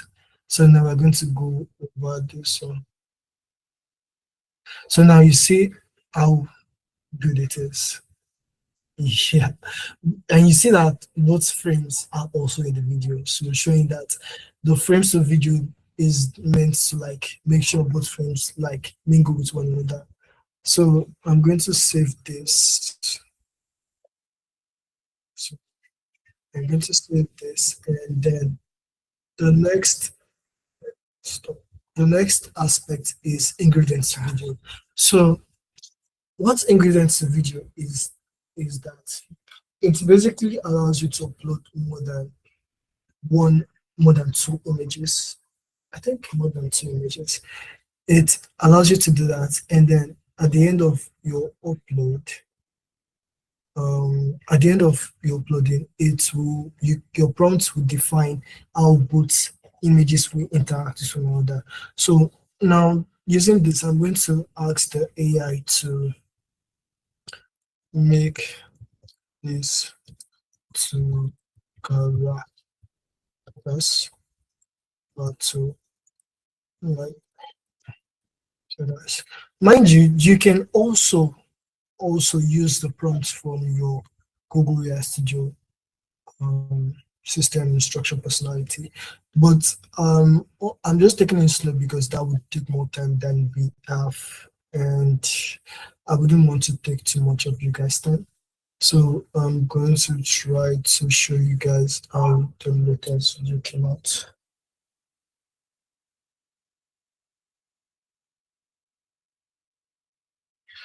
So I'm going to upload this and show you guys, so you guys can have access to it, so it doesn't seem like it's, So I'm now going to, you can also create image with Flow, but that is less used on Flow. So I'm not going to have to work with the Bitflow image created. So I'm going to use the prompt that we used for Gemini. So I'm going to upload that, and then I'm going to do this, copy the prompt about this. Okay, so I'm going to crop and see. Waiting for that to upload. Oh yeah, the video is done. You can see both characters. So that's the beauty of AI. AI, you can do anything you want. So what do I see after this? So I'm just going to add the word July and add the command there. So I'm going to run that, and we can have a look at what we created. So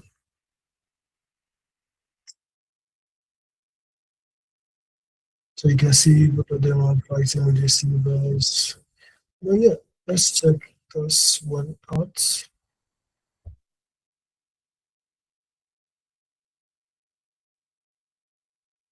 And it's not too much.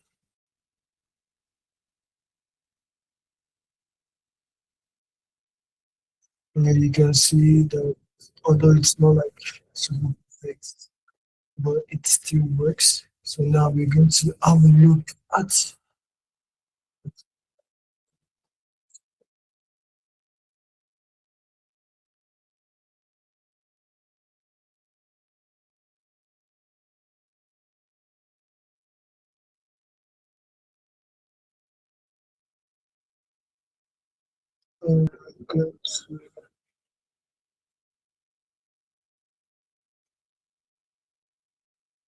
okay, so it seems like our page is created.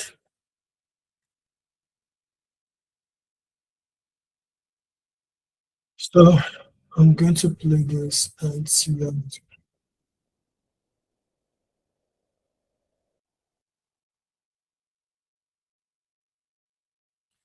So this came out as good as I thought it would, but the second one.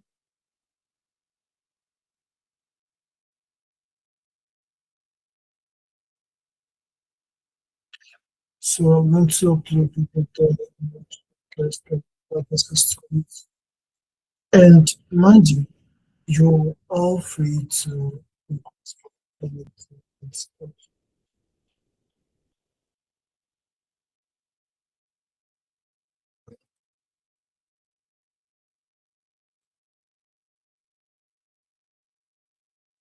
so there you go. That's how you can experience AI stuff. That's how you can create various AI while also doing other stuffs.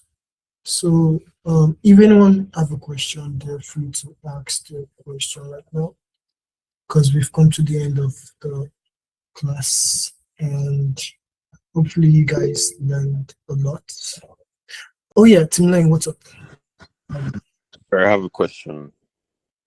So yeah, ask. When you try to use an image as a reference for video generation, right? And let's say that the said image has like writings on it. Sometimes when you use the video generation, it doesn't give you when it comes out, it doesn't give exactly what it's supposed to give, like exactly what is on the image. It just writes like gibberish text. Oh yeah, text is another limitation for AIs. Some AI cannot analyze text and remake it. So your best option is to add it after you've created the image. So you get that's one of the uses of that's one of the use of the Canva and your CapCut. Oh, okay.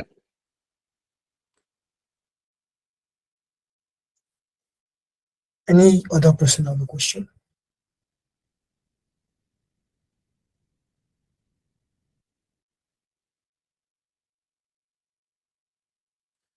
Okay, since we have no other question, I think we've come to the end of today's class. Thank you for joining. I hope to see you guys next class. I hope you all have a great night. Good night.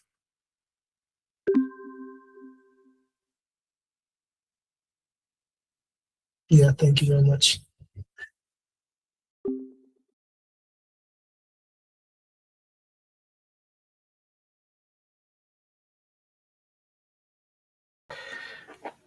All right, that was a great session by the Stacks AI Guild and our good friend Bolupeak, showing us how to use some of these amazing AI tools available to us. Thank you guys for tuning in. I am going to continue with some pre-recorded content momentarily, and I believe GP and I will be back with you guys around 2 p.m. to cover the Fed speech. Scheduled for 2 p.m. still right now. If that changes, we'll let you know. But we'll have something going on, and stay tuned for more content. And as always, thank you guys so much for continued support and tuning into what we're doing here. We really appreciate you, our audience, and just want to say that.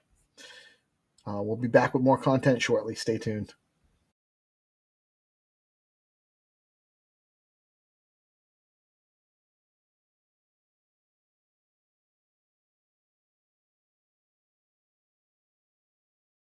DeOrganized media keeps the mind share growing in the morning with peace and GP. Keep you knowing the alpha keeps flowing. The hunters tools they be showing. The AI Guild keeps them in clips that be glowing. Consistent on the daily, they bring Bitcoin news, Ethereum, Solana, and stacks and other L2s. Showcasing new projects and giving you clues. Just do your own research and don't give us abuse. When the people are informed, peace brings on the chat. Spotlighting guests and filling up your bags. The flag doesn't matter as long as you grab. Take the gold mic and let us know where you stack. From the underworld, the game master arrives, bringing the games that satisfy the hive. Hunters come running, it keeps them alive. Scouring the planet for the treasures inside. Stacks improvement takes a sip, innovating the chain. Letting the community know is the name of the game. Spreading awareness and helping explain why Stacks is where it's at. We are pumping the name. Fast transactions are fat. Where is that? The leading L2 is making maxes look back. DeOrganized media keeps the mind share growing in the morning. All right, let me bring on our guest.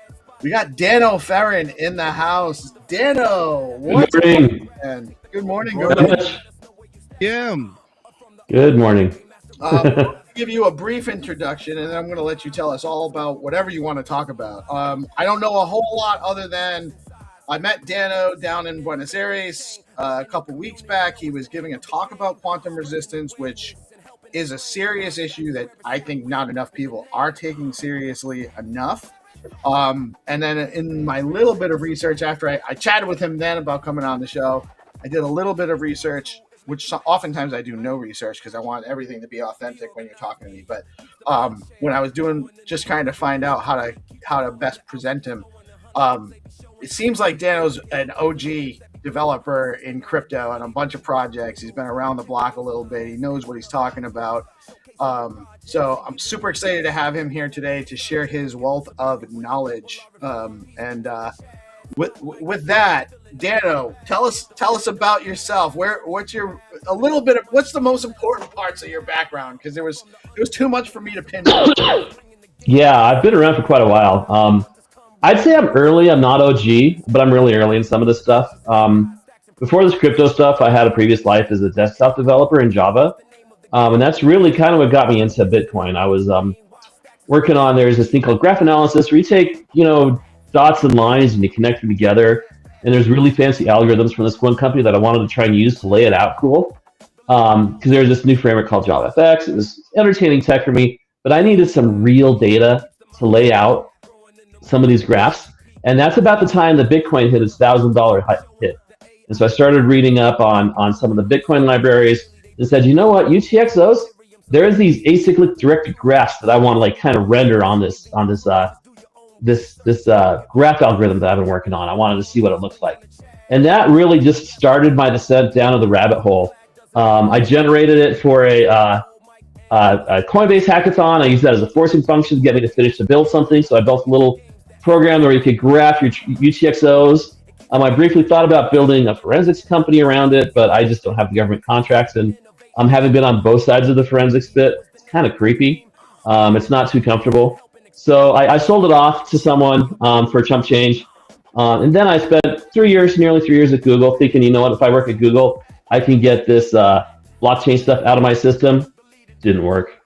At Google, every few years, you kind of like switch, unless you're like going, super staff engineering, you're going to be committed to this feature for life. Every few years, you tend to switch groups. And it was about the time that I started to need to switch groups because we had shipped our products that we needed to do.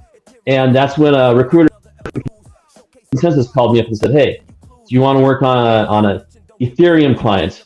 It's written in Java, and I've been following it the entire time I was at Google. And I'm like, yes, I do. So it wasn't too much of a hard sell to get me to work at Consensus. I started working there. The client I was working on, this was before it was called Hyperledger Besu. It was called Pantheon. And the idea was it was going to be an enterprise Ethereum client. And at the time, that was a great idea that needed to be explored. And we needed to figure out exactly what was going on with it. So we spent a lot of time. We brought Besu up to, we named it eventually to Hyperledger Besu because Pantheon, the name was taken by some other project. And we joined the Hyperledger project, got it up to active status, got Hyperledger Besu up to fully functional, fully performant mainnet basis. And about that time is when COVID crash hit. So I had been working on some deep database layer stuff, trying to improve the speed of our performance to build this bonsai trees thing. I'm working on that database and throwing in COVID. Kind of burnt me out, and there were some changes going on in Consensus, and I'm like, this isn't quite my vibe. So I spent a few months at Reddit. They had an idea they were working on. Community Point, some of you older people may remember that, where they're going to take all of their Reddit karma and move it on chain. There were scaling problems at the time, like just about every crypto project. But I think the bigger problem that Reddit had at that time was they were in the process of going public. So anything that had just a whiff of legal problems got the kibosh really quick, because what was more important was that Reddit survive and go public. And that was totally the right business decision. So it was kind of a rough day there. And then I switched over and I worked at Hedera. I spent almost 3 years there at Hedera as well, and upgraded their EVM. They had a really old version of EVM. Their focus wasn't really EVM. They had this really fancy consensus algorithm called Hashgraph. It's leaderless. You don't need it's not like you need to have one person in BFT, everyone build it together. There's some really fancy math behind it, but what they needed was to improve their smart contract system. And being in Java, I worked on Java and Besu, spent time improving the EVM there, and bringing it up to standard, bringing it up to snuff, and bringing features where I could integrate their native token system to where they could then do DeFi on Hedera with native Hedera tokens. So that was my major contribution there. And then I took about a 2-year detour, part-time at Hedera, part-time on my own, trying to get this feature called EOF finished. People may have heard about that. It went the distance. It's one of those features. I think Ethereum development and research is a problem sometimes. Features kind of languish, and they don't know if they're going to ship or if they're going to get killed. So when I started working on EOF, I thought it was going to solve a lot of key problems at Hedera. And then I saw that it was really pointing to some key problems at Ethereum as far as the governance. And so I made a commitment when I left Hedera. I'm going to spend the rest of the year on this, and I'm going to bring clarity to EOF. It's either going to be shipped or it's going to be killed. And that actually leaked into 2025 because it was in the process of being shipped. But ultimately, it wound up getting killed. And I'm fine with that. And my goal was to bring clarity to it. And I think it helped Ethereum in its process of figuring out what it's trying to do. So after that, after I worked on EOF, I started looking for other things that I wanted to work on. I was briefly in a prototyping group at the Ethereum Foundation. But eventually I got contacted by Ron from Tectonic, and Tectonic is working on, we're in stealth, so I'm only going to reference what we have on our webpage, quantum secure defense tech. Working on quantum cryptography, learning a lot about the quantum threat. And this is some very important stuff that we're doing. I really want to talk about it once we go public, some of the stuff I'm working on. But quantum's really been the next rabbit hole I've been going down. There's a lot of great opportunities for it, and there's also, more importantly, some important things we need to do before we really chase the brass ring and try and do all the real fancy stuff with quantum. Probably the top level line is that quantum is on track to basically destroy elliptic curve cryptography in all ways, shapes, and forms that it's used. It's kind of scary when you think about it. So, and it's only a matter of time, by the way, right? I mean, it's definitely happening. The only variable is when, and if it happens sooner than we expect, it's going to be it'll be catastrophic for crypto. Right. And so, like all things quantum, there's not much certainty when it's going to ship. It forms like this bell curve. So a couple of weeks ago, one of the I think it was Scott Aronson was his name. Someone who's been in the crypto industry for a long time, not the crypto, the quantum field for a long time. And he kind of has a reputation as a timeline skeptic. Says, hey, yeah, this quantum stuff is cool and awesome and everything, but it's going to take forever to ship. We don't have the technology. A few weeks ago, he combined his change of position in a joke. He was kind of making a joke that, we don't know if there's going to be presidential elections next. So he said that we're going to have a computer implementing Shor's algorithm before the next presidential election. And he kind of hedged that and said, yeah, 2028. And that got a lot of people talking. Now, a couple of things, put some caveats in what he was saying. If we have a quantum computer that runs Shor's algorithm and it factors the number 15, that meets the standard. But even that is a huge milestone. Because the quantum computing, it was an idea that came up in the early 80s of a new way to do computation, to use quantum mechanics and all the weird fancy stuff about how quantum mechanics work together. But it took about 10 years before someone figured out an algorithm that would actually use quantum mechanics to be useful rather than being an academic curiosity. And that was Peter Shor, and he came up with Shor's algorithm. And it solves a rather difficult cryptography problem, which is how do you factor large numbers? RSA at the time that he invented this was the number one cryptography, public key encryption cryptography. And all cryptography depends on algorithms where there's an easy part and there's a hard part. And the easy part is what you do to encrypt it, and to break the encryption is the hard part. You want it to be really, really hard, as in age of the universe, heat death of the universe hard to run backwards. So you want these algorithms that run forwards quickly and run backwards really slowly. And that's what makes it cryptographic. And so in this particular case, it was factoring large numbers. And factoring a really large number to primes can be really, really difficult, like 4,000 bits is like the typical high end that they're using for some of this stuff. So Shor's algorithm can actually solve that if you have enough of these mystical things called qubits lined up together. It can solve it in an instant. Everything will just go in harmonic. It'll figure out and reinforce the correct answers, cancel out the wrong answers, and you'll get that answer. The problem is this technology didn't exist in the 90s, still doesn't quite exist today. So that's been on the radar for a lot of people. So when elliptic curve cryptography started forming and they realized that the cryptographic hard part that they were depending upon there, the discrete log problem, the thing that you run backwards is difficult. It also depended upon, it could also be cracked by Shor's algorithm. So when this came in, a lot of the cryptographers were always kind of, keeping it at a distance. And some people were making fun of them. It's like, oh no, quantum computers will never happen. And some of them are like, yeah, they will. It's a matter of time. So that brings us to one of the early quantum scientists, Dr. Michel Mosca, came up with an inequality: x plus y is greater than z. X is how long it takes to in the concept of post-quantum cryptography, and in the concept of remediations against the quantum threat. He came up with the equation x plus y is greater than z. X would be how long it takes to deploy your countermeasures for the quantum threat. How long it takes to get your post-quantum cryptography in position in all the systems you need it. Y, and the way he framed it, is how long do you need to keep your secrets? And then Z is when will a cryptographically relevant quantum computer show up?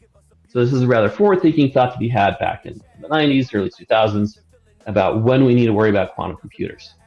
And the math kind of scared people in the mid-teens. So the amount of time the time it's going to take to deploy new cryptography, about 10 years. And if you need to keep something secret for 30 years, which for some Defense Department standards is exactly the right amount of time to keep things secret, if not forever, and you realize that you're going to have a quantum computer by 2050, we're going to backwards, and by 2010, we were already in trouble. We weren't going to be able to keep our secrets as long as we needed to do. If someone got the encrypted data streams with all our secrets, they'd be able to run it backwards before we needed to keep it secret. So in 2016, NIST launched a process to establish post-quantum cryptography standards. And that resulted in about 22. They ran through several rounds, and they came up with a few winners. Dilithium, Falcon, and Kyber were the 3 winners that came out of that. And a 4th one, a hashing algorithm that is standardized as SHLDSA. Dilithium got standardized as MLDSA. Kyber is MLKEM. And Falcon still hasn't been standardized yet. But those are the 3 cryptographic things that started showing up around 2022, and that's when people really started getting excited about post-quantum cryptography. Algorand's already got it built into their state proofing, and if you know the right stuff to run, you can actually do your transactions with Falcon on Algorand, which is kind of interesting. They're the first blockchain to actually ship a user-facing account that can be verified with a post-quantum signature. So that's kind of where we are today. And when I look at quantum, I look at Moskow's algorithm a bit differently. I look at instead of the time to implement and the time we need to keep secrets, because in top secret stuff, it's harvest now, decrypt later. You take your data streams that are given you to the public, you just store them until you have the quantum computer to decrypt them and read them. It's a bit different in crypto because you need to keep your keys, your authority to act. So as long as you need to hold your coins and act on them, that's called the diffusion. So it's time to implement plus diffusion. If that's greater than when quantum computers are going to show up, you're going to lose your money. So that's the approach that I'm taking when I look at crypto in this area. There's a lot of different uses for post-quantum technology. That's the area I'm most familiar with, and that's my particular area of practice within Tectonic as cryptocurrencies. It's not the only thing that we do there, but as far as cryptocurrencies, the issue there has to do with how long is it going to take for these post-quantum signatures to diffuse across the ecosystem. And that was part of my talk at Bitcoin Builders in Buenos Aires, where I brought up that this is where the real threat to Bitcoin comes from.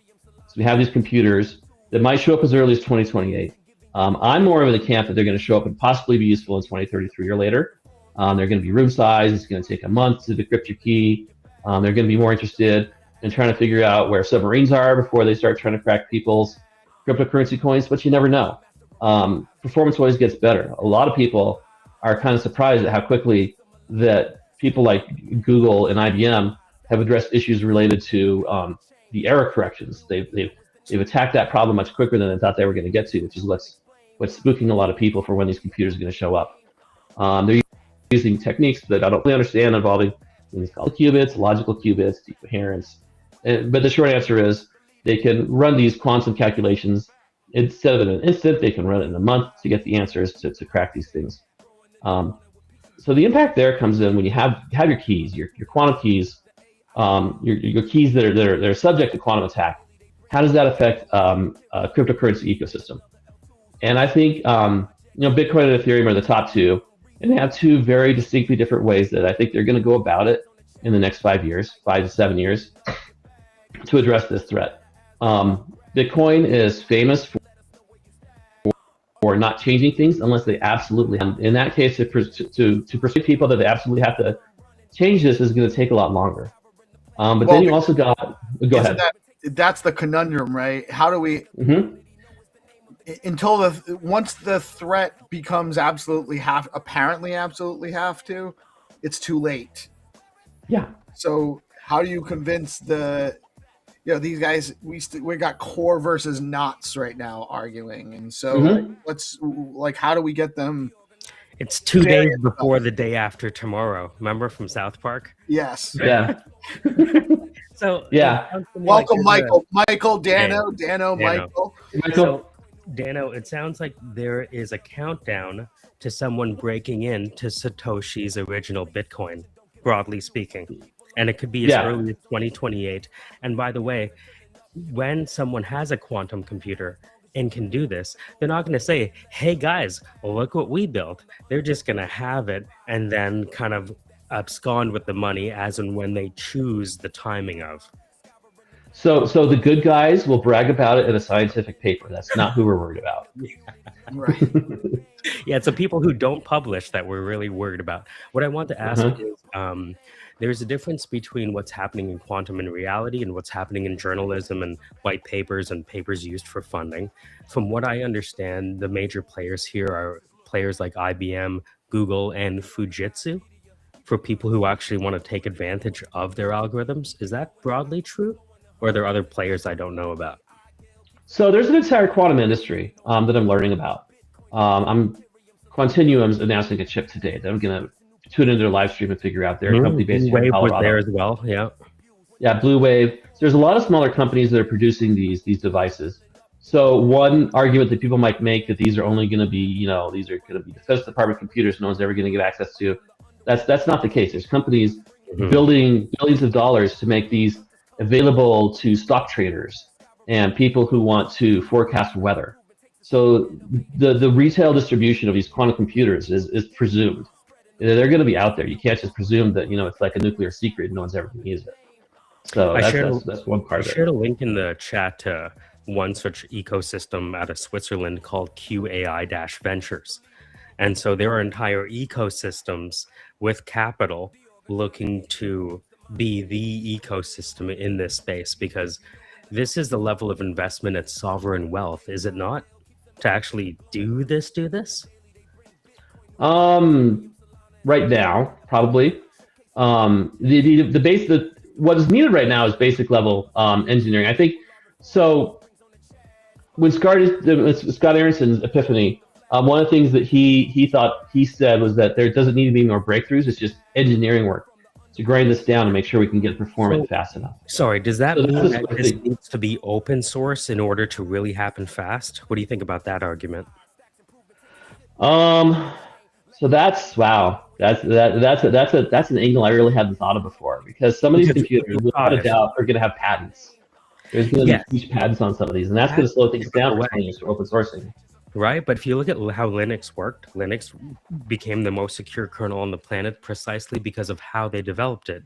If you look at what Jim Keller's doing with TensorTorrent and betting on RISC-V, they're betting on open standards beating the closed patent standards. That's why I say, do you believe that for this to really move forward, it needs to be engineered in an open source way to take advantage of the speed and resilience that Linux and Ubuntu have and everyone else? So there's a couple of parts of the industry that are going to impact this. I don't know much about the actual physical quantum computers. I'm more tuned into my particular line of work into post-quantum cryptography. And those, I think, are done without open requirement. NIST, if you're going to get your algorithm approved by the NIST to be used across defense systems everywhere, you have to sign an agreement that you're going to have a royalty-free license to distribute and share it. Right. And because of this, royalty-free, no cost, no charge, everyone can just build it and write it. People can come in and implement these algorithms, and they can get really solid algorithms. And that's honestly, Sorry, can you explain to the audience the significance of NIST? NIST, I think, is a big player here. Sorry. The National Institute of Standards and Technology is an American department, and their responsibility is to set standards for things like weights, measures, time. To have the atomic clock was developed up here in Boulder, Colorado, near where I live.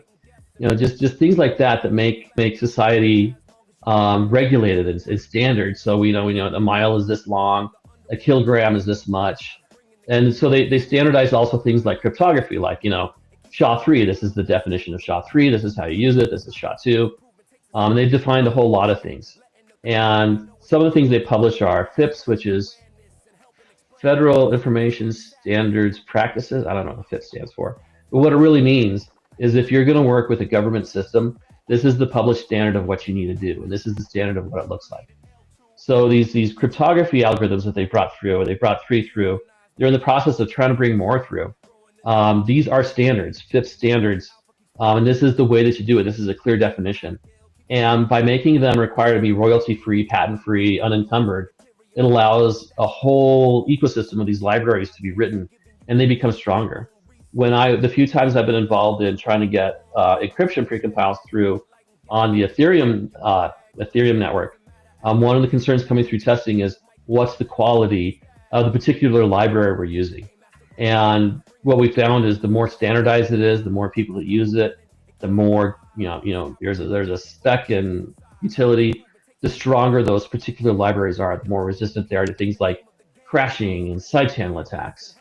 And so you make it open source and free and available, and you make everyone use it. And if I come up with an improvement, like there was a patent that used to cover SECP 256K1, where there was like a 40% speed up that came just from that. So when that patent expired, Bitcoin Core immediately put it in their code. Everyone started using it, and everyone's using that code, and things just got better. So when things are uncovered and open to everyone to build it, and everyone can share their secrets, and there's the spirit and the intent that I've done an improvement. If you think it's valuable, please you use it too. You integrate it in your software, and I'll integrate yours. That sort of working together and working builds a much stronger lattice, because everyone's out there trying to. Yep. Iron sharpens iron. So the open source technology and the post-quantum cryptography, I think, is really going to be valuable.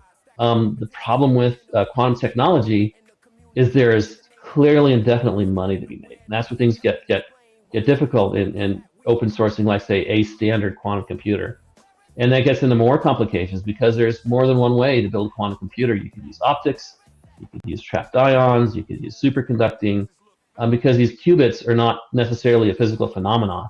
There's just ways that you express it and get the math going with these. So it's tricky there. But can you say that part again and maybe explain? These quantum qubits are not necessarily, these are just conceptions, not necessarily what's happening physically, so to speak. Right. So the theory of what we call classical computation resolves on bits. Bits have 2 states, true or false. And you put them together, you put 8 of them together with these true to false states, you can represent a number between 0 and 256. And all our computers are based upon these classical bits that are either true or false. They're either on or off. You switch logic based on this. It's clear, it's defined, there is no ambiguity in it. Qubits have essentially 3 states. There is 0, 1, and then there's a superposition. And even the superposition is multiple states within that. Because in that superposition, you got to say how close it is to 0 and 1. You need to know what the phase is. Some of these states involve complex numbers. Huh? Is that the qubit trilemma, where you have on, off, and both on and off? Yeah, in a superposition. And to call it superposition is to paper over a whole lot of the complexity that makes quantum mechanics work in quantum computation. So the language we use isn't necessarily a reflecting of what's happening at a scientific level. These are just abstractions we use in settings like this. Gotcha. Right. So the superposition covers a whole lot of fancy stuff of how the entanglement works and how these qubits interact with each other. So the idea is if you make these, and there's another complex thing with quantum mechanics. In the superposition state, you never observe the superposition state. When you measure it, it collapses either to 0 or 1 based on some probabilistic function of the superposition. So it's like you got this bell curve that's in multiple complex expressions and phases, and it's people get PhDs on this stuff. It's that complex. This is so powerful. You're kind of describing like there's 2 points and a sine curve between the two, but every time we look, we only see the result of one of the 2 points, not the sine curve that actually is there. Yeah. So yeah, this is exactly that. But thank you. This is very interesting. I apologize for interrupting. Oh no, it's great. It's great to dive into this. And it's not just a sine curve; it could be any curve. The shape of the probability is actually what makes it work. The topography. Yeah. So there's ways to get these qubits to interact and sometimes they entangle, sometimes they don't, but they interact with each other. And so you get these probability curves and you superimpose all of them. And what happens is the correct answers get magnified and the incorrect answers get canceled. So that's why when you get 3,000 of these working together, you can suddenly just shake out a 256-bit encryption key for RSA or It's kind ECDS. of like a decision tree that gets pruned in the end. Right, except it's really fancy math and it's really hard to grok. Gotcha. But the math proves that it shakes out in the end. I mean, this is like if quantum mechanics is to calculus as calculus is to arithmetic. It's probably the way I would take an approach to it. I don't really understand much of the quantum mechanics. So Say that one more time. Those levels. there's arithmetic, there's calculus, and then there's quantum mechanics, and like the levels of logic to go in there and abstraction. It's not something that I understand. I think the math I topped out in engineering school was differential equations, and even that made me scratch my head. It's like, how on earth is this working? But I'm still trying to understand what a partial differential is, and I'm learning category theory right now. So yeah, I feel like I never made it to category theory. I'm struggling my way through the monad and other Leibniz's ideas. Yeah. But what's interesting, I mean, we talk about math. I learned all this advanced calculus, and I think I actually have used some advanced math. I actually had to use linear equations to do a 3D transformation, a pinch and zoom transformation. So like the one class that I thought I would never use, that I thought it was boring, that I hated the teacher in college, was the one class that I actually needed professionally. Never had to use calculus in the software work. Is it because of the consistent scaling? Its rate of change is what a pinch zoom is. It's the 3x3 matrix. So you do, and in that you can say what the tilt is, what the focus point is, and what the zoom is. It's a 3D object, not a flat thing. It's not 2D. It's really 3D. It's 2D. It's 2D, but you need a 3x3 matrix because of the way the math works. And I guess probably a good example of the quantum mechanics. Even though we see the 1 and the 0, there's hidden variables that very much impact and influence the way the mechanics work, even though we only ever observe a 0 or a 1 when we measure it. Which brings in the magic. Yeah. Which brings in this whole idea of sometimes the truths that we think are truths are simply truths from the perspective of one of a myriad of observers. Right. And that's the thing, is like sometimes when you observe these systems, you might think it's the exact same state, and they'll collapse to something different. So it's the measurements destroys a lot of the data. Yeah, and in fact, that property, that property where you observe it and it resolves one way or the other and destroys the information. This is some of the more exciting stuff of quantum mechanics that is like 5-10 years off before we could actually use it. You use that feature of the state being destroyed and a measurement happening, and you can create a cryptographic key with quantum technology and classical technology, so that you can create a signature that I can prove that I've signed once and I can never sign again. So this is called a one-shot signature. One of our advisors submitted a paper of the year, Crypto 2025, on that. Wow. About one-shot signatures. What's one-shot signatures? His name's on our website, Omri. Omri, okay. Yeah, I only know first names. All I know is the first names. Omri Shmuley. Okay. The reason I ask all of this is because I've had the opportunity to talk to 2 people that have graduated with masters from Cambridge from my travels to Buenos Aires and San Francisco and whatnot. So I've talked to them about this and what Fujitsu's doing and the difference between journalism and actual production ready systems. And the last thing I would say is I understand there's a gulf between the qubits we can operationalize today and the qubits we need to operationalize this and manifest reality. And a lot of people are debating on how quickly we're going to get to this gulf of the qubits we need. Is that broadly right? Yeah, that's probably right. There's people who think that we're just going to hammer right through this and we're going to figure it all out by 2028. And then there's people that think, this is going to take us to 2040. It's harder than it looks. Correct. So that's why there's like a range of estimates that we don't know when quantum computers are going to land. Because we're not actually putting 3,000 qubits and entangling them. That's something that's beyond our ability. We're entangling like 2 or 3 qubits together, and we're running like millions of these with like 9 digits of error correction on it. And from that, we're estimating what, from these gate operations, what the full qubit farm would have looked like if it would have shaken out. there's still a lot of classical computing that goes along with this quantum computing. So you're saying that we're limited by the amount of decimals we have with the mantissa that we're currently using?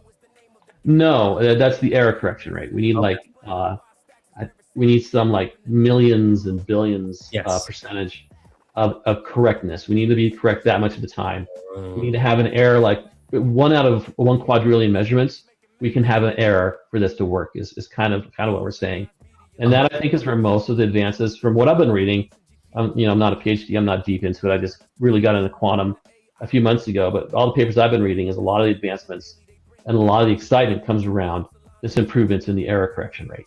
So and that is what some people thought the hurdle was going to be. So the Thomas Edison light bulb moment is reducing the amount of errors that these algorithms produce in their solutions. Right, and doing it at scale. Ciao. Yeah, and one of the critics' papers that I read, they said, "Great, we can do this, but the number of qubits you're going to need, is that going to fit on a chip that you can cool?" Because you've seen these quantum computers are these chandeliers. The chip's actually at the bottom. It's fancy cooling stuff to bring the bottom layer down nearly to absolute zero. And the number of qubits that they think they're going to need to solve some of these in a reasonable time, can we get that many on that chip that we bring to zero? So these are, there's no real scientific breakthroughs needed. It's all engineering for how do we get that chip bigger? How do we get more qubits onto that chip? How do we get more chips cooler and get them to interact? These are, that's I think where the real vibe shift has happened is people realize it's purely an engineering problem now, a really hard engineering problem, but an engineering problem. Nonetheless, this could be 2 to 3 years away where they realize this though. Right, it could be 2 to 3 years. As early as 15. Yes, it could be as early as 2028. So the question I have is, do we really have the solutions available and the capacity to implement them between now and then to avoid the worst case scenario? It's the willpower, isn't it? Yeah, so we have the solution for Bitcoin. It's called BIP 360. They post a new thing, post a quant secure hash. I can't remember what Hunterbeast called it, but you basically take these NIST algorithms and you make them eligible to do public key signing. I think MLDSA and SHLDSA are the standardized ones that would go in the spec, and that's what would go into Bitcoin.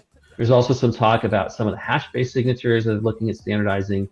But if we needed to flip it on today, we could easily get those written and integrated into the next version of Bitcoin. But writing the PR is the easy part. Does it automatically change everybody's wallet addresses? So it's not it's a big problem because you got to get, how do you get Satoshi's wallet to not be exposed? Because it's exposed now. Right. So you essentially have to transfer all of those funds to a new wallet address. Right. And that's where the where my phrasing of Moscow's inequality is, the time to implement plus the diffusion across the ecosystem. How many people are going to move their coins to a quantum secure address? And as he pointed out, some of them might never, because it's based on some accounts, Satoshi has lost the keys to those, or if he hasn't lost them, he's letting that rumor spread around quite a bit, assuming Satoshi's still with us. Because of the Shamir stuff, yeah. Around.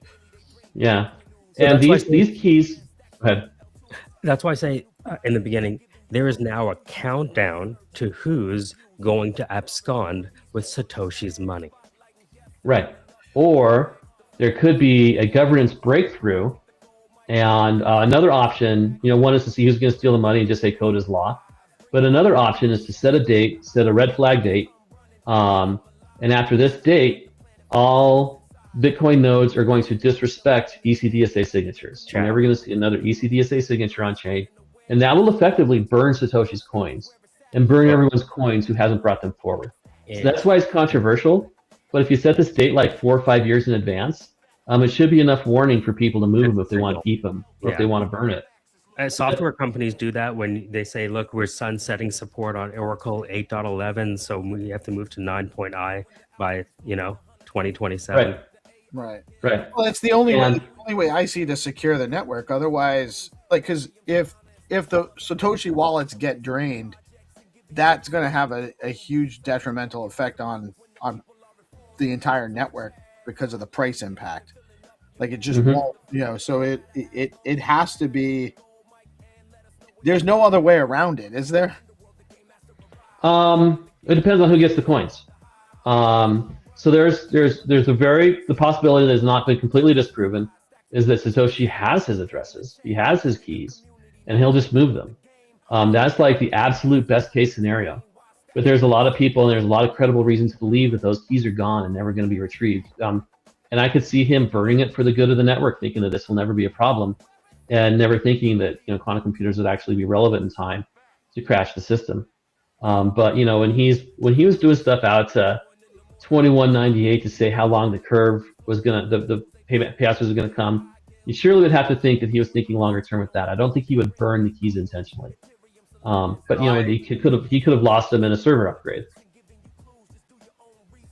It's it'll be curious to see how this goes, but because of the worst case scenario prediction, it seems like this is really an imminent problem that we need to get resolved sooner than later. Yeah, it's something that needs to have a discussion. So as far as the deadline, quantumdoomclock.com, that's run by some people at Quip Network, who's running a wallet that's kind of one of our competitors, kind of not. We're still trying to figure out the field. But quantumdoomclock.com tracks what the earliest credible date would be.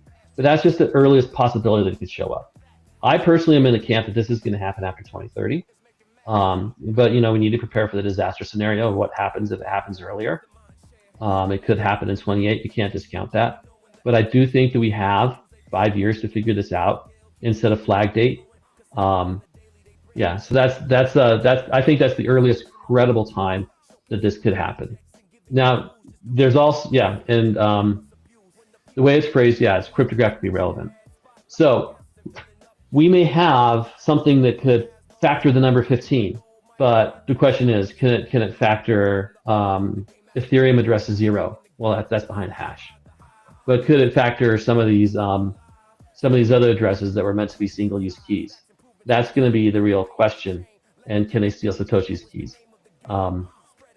And we need to get the value I see in pushing this is to get us to do the first part, which is to get what is possible before we spend our time on the diffusion step, the hybrid step, where both post-quantum and elliptic curve cryptography is still in use, and we can encourage people to do an orderly and deliberate move over to it. Now, one of the problems with these post-quantum keys is they're large. They're like, the smallest signature is Falcon at 666 bytes, and that comes with an 897 byte public key. So you got like 1,500 bytes that you got to store for a Falcon signature. For MLDSA, I think it's 3,700 bytes on that order. So the arguments and concerns that the Bitcoin crew are having relating to the size of the chain and the stuff that they're putting in these inscriptions and all that is just going to be magnified in this debate because these signatures are going to take up more space. Bitcoin needs more space for these post-quantum signatures, but at the same time, they're having all sorts of concerns about putting junk data on there. But we need more data.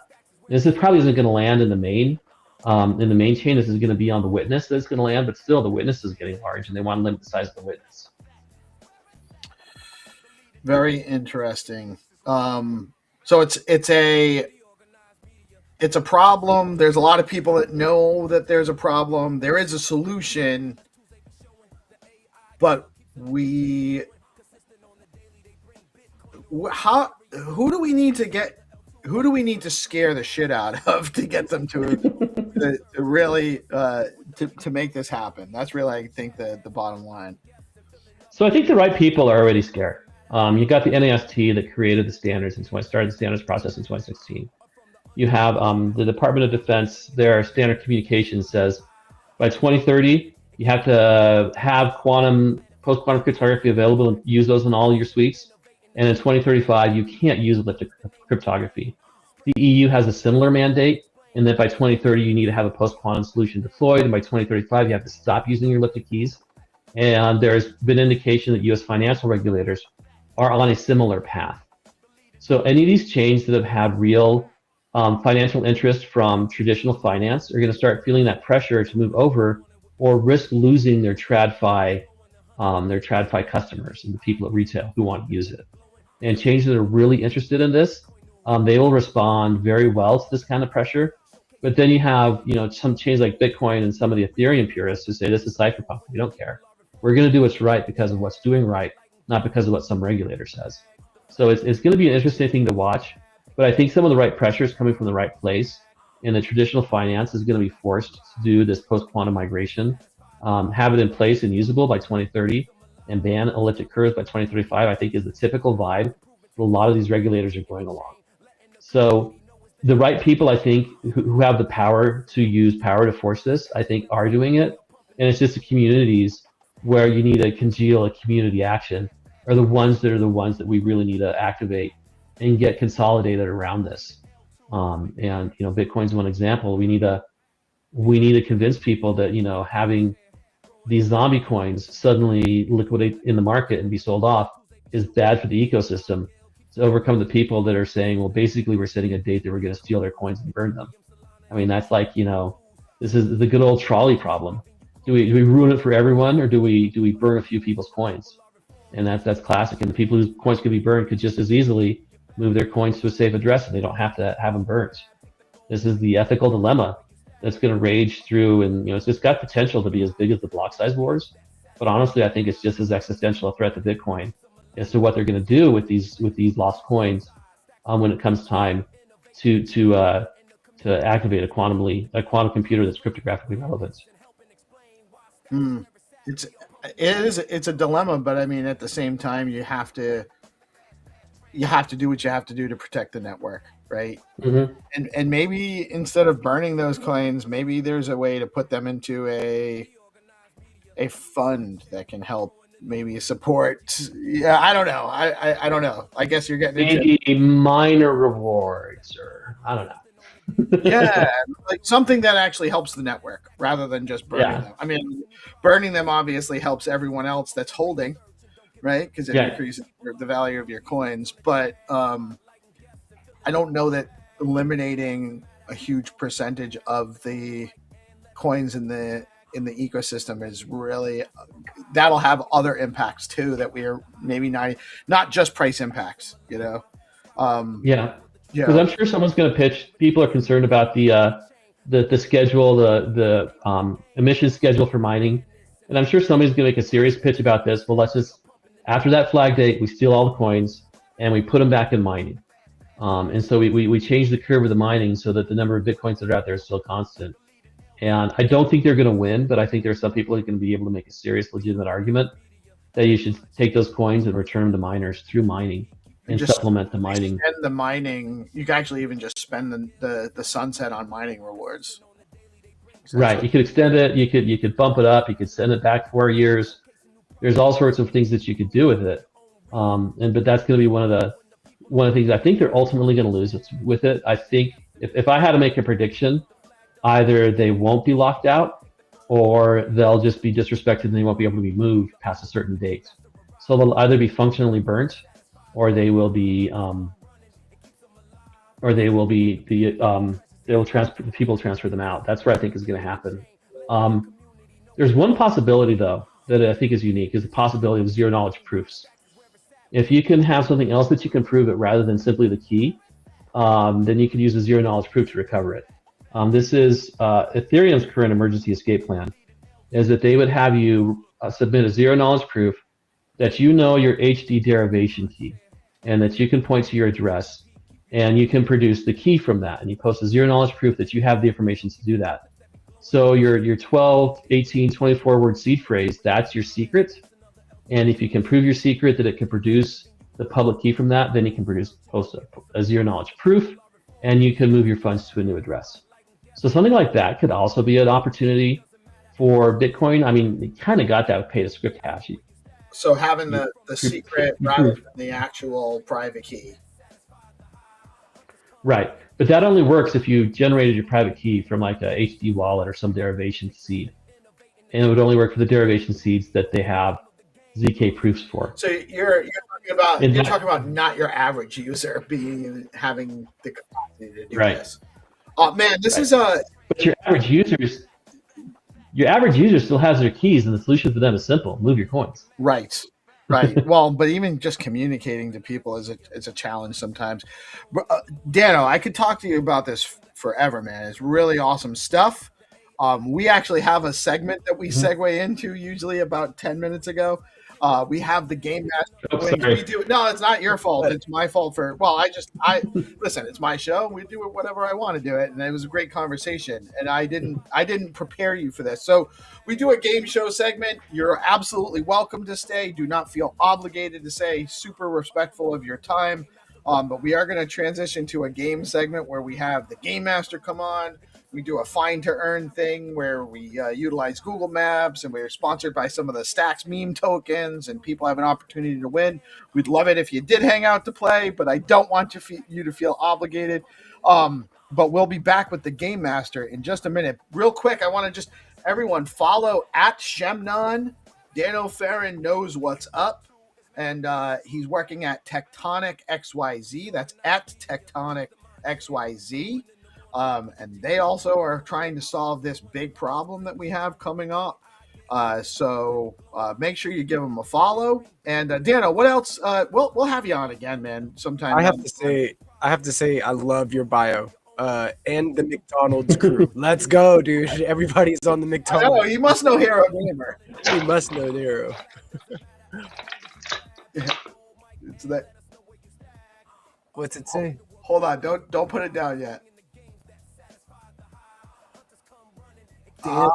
This is my badge from when I used to work at McDonald's. Solid, dude. Let's go. It's like faded out right here. This is legit. You got the little circles here that you would put your service awards, because I never stuck around long enough in the store to work at service awards. Very solid, dude. Awesome stuff, man. Never trust. Always verify. Hero says you guys are buddies. Also, I wanted to just earlier in the chat, I didn't want to interrupt, but Hero said if we check out Hunter Beast's X account, he is the one that authored BIP 360. So there might be some more information there for you guys to grab. And we will have Dano on again for sure. Dano, awesome stuff. We're going to transition, guys. Stay tuned. We're going to go get into Find2Earn rounds momentarily after a quick word from our sponsor. We'll be right back, and the Game Master will be with us soon. To understand. Yeah, And by the way, I have not heard them referred to as trip analogies before, but I do like that, the coining of that phrase. Trip does a really good job breaking down concepts in an analogy form like that, and I think it actually does help conceptualize. Yeah, I for think sure. it's just a little bit hard for people to conceptualize this initially, because we don't come across as consumers this API key encounters, right? Yesterday I actually encountered the first time, me, a vibe coder trying to be a dev, is that it's asking me to copy and paste the API key, but I think that landing page, you needed to create an account, and then you need to add a card payment for like $20 or something. Yeah. So as a developer, sometimes, so it seems, you need to create an account just for getting some API, a stream of letters and numbers, basically. You need to create an account. You need to set up bank payment to pay that at maybe a minimum of $20. I don't know. But this changes things, that this X4 too. It's almost like you don't have to pay so much, $20. You can pay as little as a few cents, and it's doing it in the background, right? You don't even have to worry about it. Exactly. This is something really amazing. So for me, there are two important things about X402 on that part. The first one is to simplify the process and to simplify the amount of money you pay for, right? Because if you're making some experiments, let's say, for example, you want to create a voice agent. If you want to create like a great agent, you need to go get some credits for OpenAI. I think the minimum is $5. Okay, it's not that much, but it's $5. And you need to go to 11 Labs. They have a free version, but let's say it's gonna be, if you wanna like do it right with the best model, you're gonna run out of credits maybe in like 30 minutes, right? So let's pay the $5 to have more space to make those experiments. Okay, so with that, you need at least $10 to make an experiment that you have to pay. Maybe you're not using all your credits because you only wanted to make some experiments. Instead of paying those $10, that's $1 that you're gonna pay for that. And that's great because you have more space to iterate, to really do what you want. Test more models. So for example, I would love to test the model from the music one, right? But maybe I need to pay like, I don't know, like $100. I don't know how much it is, but let's say like $100. That always, obviously, if I just want to make some stuff for fun, that's gonna like be a stopper for me because I don't want to spend like $100 just to make some funny tests, right? So it opens a lot of opportunities, and the most important thing is that once agents are fully autonomous, it's going to be like they're going to have the decision to choose their APIs or their resources just with this. Because right now they need to go and ask their human to get their API keys. But now, me as an agent, if I want to start creating music, I have the opportunity because I have some money on my wallet. I have some SBTC, some SDX on my wallet, and I can go pay for the services. And if I want to be a DJ, my agent was born as an image generator, but I found that in the internet everybody is asking for an AI DJ. Maybe my agent is that intelligent that decides to pivot, and now it's a DJ agent. And since it has some money on the wallet, it's now able to go to the API, generate music, and start like getting a DJ career, right? So that's it's obviously we are a little bit far, maybe a few months far from that, but I think that that's possible in the future with X402. So just to put it into practical daily routine kind of way, as a vibe coder, right now I need to go to 11 Labs to open an account, to insert my bank account, fill out all the details, confirm. They will charge me $20. I need to take time to go to another place like Google Gemini API. I need to do the same process, create an account, set up the payment, etc. It's all time and time. With X402, I no longer need to create an account with them. I go to a X402 Explorer or Scan. I deploy my agent to find their equivalent of the APIs there. I don't need to create an account. I pay my agent, and agents is able to pay everybody else. Would that be somewhat correct to say? I no longer need to create individual account for individual API that I'm using. I just pay my agent does the rest. Exactly. I just give my agent a wallet with some money on that wallet, and the agent basically discovers what can pay for it. So yeah, there's one missing part that I need to work on, and actually I'm starting working on that next week. It's basically the discovery layer, where all the developers who has APIs that accepts X402 on stacks, they can. Exactly. It's not only the scan, the UI, but it's more like a piece of code that agents can ask, okay, so which service do you have? Okay, I have a service, and maybe you can pay for the DoorDash, you can pay for LLMs, you can pay for AI images, AI music, all these services. Those are the ones you can pay with X402 on the stacks. Okay, me as an agent, I can decide which one to use in which situation. So that's something I'm working on. So agents can do it automatically. They don't need to go to an UI or anything, or the human don't need to go to the UI or something. Awesome. So actually, my agent is making the decisions, which platform is the best for image. I don't need to worry about that. Exactly. Wow. This is I mean, we're watching everything come together in real time is really what's happening right now. The promise of AI agents that can actually interact on your behalf. A year ago, this was all just hypothetical. You know, we knew we would be able to do this, but we didn't really know how. And you know, we have big brains like Tony putting together the pieces to make this work for us and for our community. And it's really awesome stuff. Tony, we'll have to have you back on often You know, because I as you develop things, we want to hear more about it. I'd love to be able to get into a little bit more about your experience at Hacker House too at some point. Oh yeah. We do have the game master waiting in the wings. He's going to come on. We're going to play some Find to Earn rounds. Tony, I don't know if you've ever seen us play Find to Earn. We only got a couple rounds today, but if you want to hang out, you got a few minutes to hang out. Yeah, sure thing.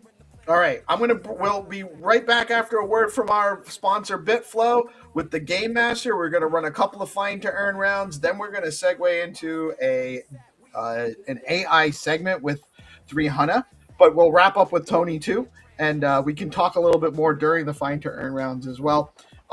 So guys, stay tuned, and we'll be right back after a word from our amazing sponsor, BitFlow. I think he has a delay here. Okay. Yes, sir. And actually, I think there's more work coming up, like how we define what is a working group, and maybe even how to start a working group. I would imagine in the future we could post information about that. Cool. Awesome stuff. Yeah. So, and also just remind people there's taxis coming up on Thursday. I'm excited. So make sure you go and vote. And there's a Luma link to the event you can add to your calendar here too. So it's an important. Vote for GP for best community builder. Yep, vote for DeOrganized Media, vote for GP. Peace Love Music. Amazing guys, you guys been killing it this year, you know. Really, thank you for all the work that you put in. Yeah, we're just happy to be nominated, to be honest with you. There's lots of projects. I voted for STX Tools, to be honest. I think that's a great project too. But yes, Stacky's voting is live. You guys can go to the Stacks account handle and click on that link right there. Bring you to the block survey. It takes you like 20 seconds at most. So make sure you go vote, support your community. Make sure and just vote whoever you vote for. Go vote. You know, don't sleep on it, because the more engagement we get, the better, and the more feedback and representation as to who people are enjoying, who people are resonating with in the ecosystem is important. So it's impactful to participate in these votes. I think this has been a great call. We are a little bit over, and I want to be respectful of everybody's time. Is there anything else we needed to say? Any last words before we wrap up? Hero, you Yeah, if I may just give a shout out to the AI BTC working group. They killed it yesterday. They had a really good community calls. They asked people to come in from outside the ecosystem to join this call. So different people came in, and they had a really good chat about AI and BTC. So I really highly recommend, if you're really interested in AI and Bitcoin, like this is the perfect community for you to join. So go join the Discord. They are on Discord. I think there's a link to join somewhere. Does that say it's going to be on Tuesday? They're normally on. Yeah, next it's usually Thursday, but I think for December they probably moved it to Tuesday. So it's Tuesday at 12:30 p.m. ET. All right, I'll have to remember that. Yeah, me too. Awesome. I just added my calendar. You can use the link to add to your calendar. I want to. Hattie dropped a quick question in the private chat. Yeah. Go ahead, Hattie. Oh no, I wanted to wrap up two other things. I wanted to ask about the SIP working group, so that it's on, because it was on from last week. So I wanted to just drop that in. We can catch up in the background. And then the other thing I wanted to just update was with the BTC addresses, Larry's SIP proposal. Larry's obviously not around at the moment, so it'll probably be deferred until next year at this stage, so that everyone's aware. So that won't be on the back burner. Stacks Pay obviously is also on the back burner, primarily because Dan and Resh obviously launching. So Boom Wallet is, if those who don't know, we're in the thick of testing at the moment. So the other question I had was, Rena, with regards to getting all the wallets in one place, are they a part of the DeFi working group? Could you explain more on like wallets in one place? Sorry. The wallets that support Stacks and SBTC, are they a part of the DeFi working group? They joined the technical builder call that Adriano hosts. It's every 2 weeks on Thursday, 8:30 or 9:30 a.m. ET. Adriano from StacksLex hosts a call with every builder engineer, including experts, Leather, and such. So let me know if you need to be added there. It's just so that we can I really need to have a conversation, try and coordinate with them to understand if they want to adopt the SIP, so that we know we can push it through, so that we can use Bitcoin addresses universally across stacks, which will then help us to push ourselves across layer 2s as well, because Bitcoin address will be everywhere. Totally. And we could be the first to be universal. Would you like to use the working group, or do you want me to help you arrange getting experts and Leather on the line? That might be faster. That would be way easier, to be honest. I think it would be easier just for you to speak with Will and Kyron at Leather, and then it would be Jan and Ken for experts. I can open up a thread for you. Yeah, perfect. Thank you. Thank you. All right. And to the SIP working group, by the way, guys, I did work on, just to respond to that, I did actually work a little bit on the docs for proposing that officially last weekend. I haven't gotten it completed. But once I have a draft, I'll share to you, Hattie and Hero, and we'll collab on that further. Yeah, just to share foundation perspective, I think there's a little bit work in general need to go into define exactly what is the working group before that the SIP working group can become a working group, so to speak. But yeah, I think there's more work in the pipeline on that, so that we're not just doing it for SIP working group, but just in general, what is the process? What does the documentation look like? Where should the documentation live? And how should people be aware of this thing? Yeah, so I just want to make sure you understand that there's a bigger piece to that than just say, hey, let's become a working group. It's not sure yet whether we will fall into the working group category or we are labeled as something else. Correct. And Claire has a really good thread again on forum about how to do that. So I responded to her. So anybody who's interested in creating a working group, Claire's created it on the forum, which links to what Mitchell originally created, so that it's open, again, transparency on how to create a working group. The only caveat there is that it's a little bit outdated, like 2 years ago. So that's why there's with the recent effort and so many different working group popping up more publicly, I think we just need to update the guidelines, so to speak. Correct. Hero, is that us, or I think Claire's dealing with that, isn't she? Yes. Yeah. So yeah, that's all, guys. That's all from me. All right. Awesome. Rena, thank you so much for joining us today. Pleasure having you.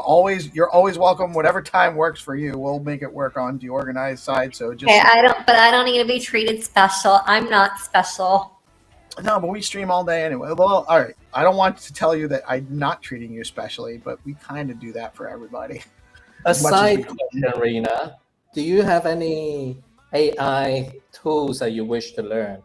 Like, I don't know. Is there anything AI? You have no idea. I need an entire DeOrganized session on fixing Rena with AI and like AIing me. Like, I need the whole works. Oh, because I run a group called AI Guild, and we're here to help people with AI toolings. And well, I hope you're getting ready for a really dumb user, because that will be me. So we currently teach AI music. That's how we created the endowment jingle. But we can create a song for that. We create content. We create we vibe code too. So these are the 3 key pillars right now. But if there's anything else that you have on your AI wish list, we can probably help you with that if you're ever up for it. I am totally up for it. We're going to have to do some AI vibe coding over the holidays. That's what I want to do. We do that. We're starting to do it almost every day. That was your own mission? Yeah, it's something that I want to do. I'm trying to vibe code some different dashboards to show liquidity across the ecosystem and things like that. Again, like I really want to be transparent, but I am not a developer, so I'm trying to do my best with API feeds because that's what I'm used to.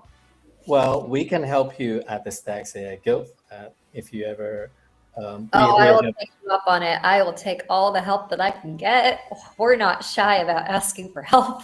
And I'm just to tell you, I don't know how to code, and I vibe coded together something for the hackathon for Stacks. Like That's I amazing. really went from zero to a submission to getting somewhat a working product. So it's possible nowadays. He's also not a music producer, but the background music for the SIP call, which is playing right now, very lowly, and I'll put it up louder in a minute, was also produced by Hero Gamer using AI vibe coding. So there's a lot going on, and we'll definitely the AI Guild can definitely help you. You will be surprised at how capable you can be with just a little bit of guidance for vibe coding. Love it. Yeah, I was also Um, sure about the AI Guild. I didn't know how to. Yeah, Tindley is. Can you hear me, sir? There's a lot of people. The AI Guild has actually been spreading skills throughout this Stacks ecosystem to a large degree. Amazing stuff. But that'll be a conversation for another time. We can definitely wrap this up. This has been an extremely productive call.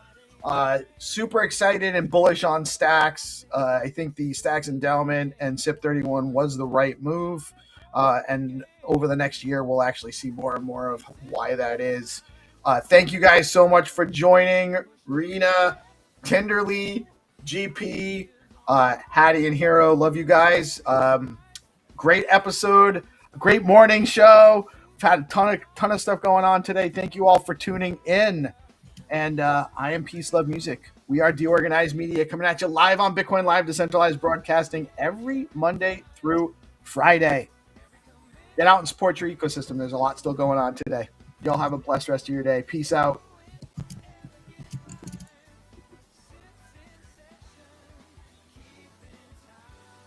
Peace.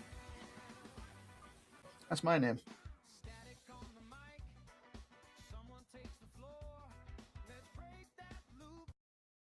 Optimize more. Notes in the doc. Pull requests in store.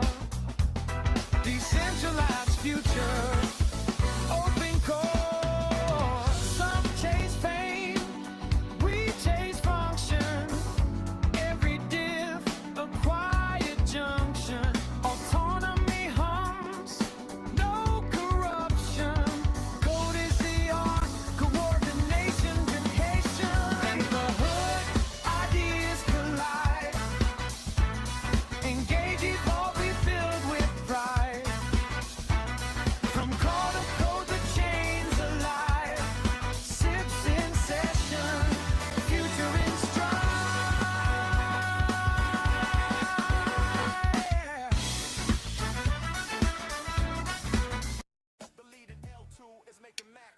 Good morning, Lily. How are you today? Good I'm good. How are you guys? Good. Morning. I'm Peace. This is GP and 300. Hi guys. I'm Lily. Lily, what's up? Good morning.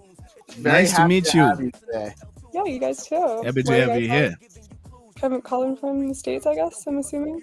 Yeah, I'm East Coast, GP's East Coast. Hana's in Zimbabwe. Oh, sick. Africa, Zimbabwe. Let's go.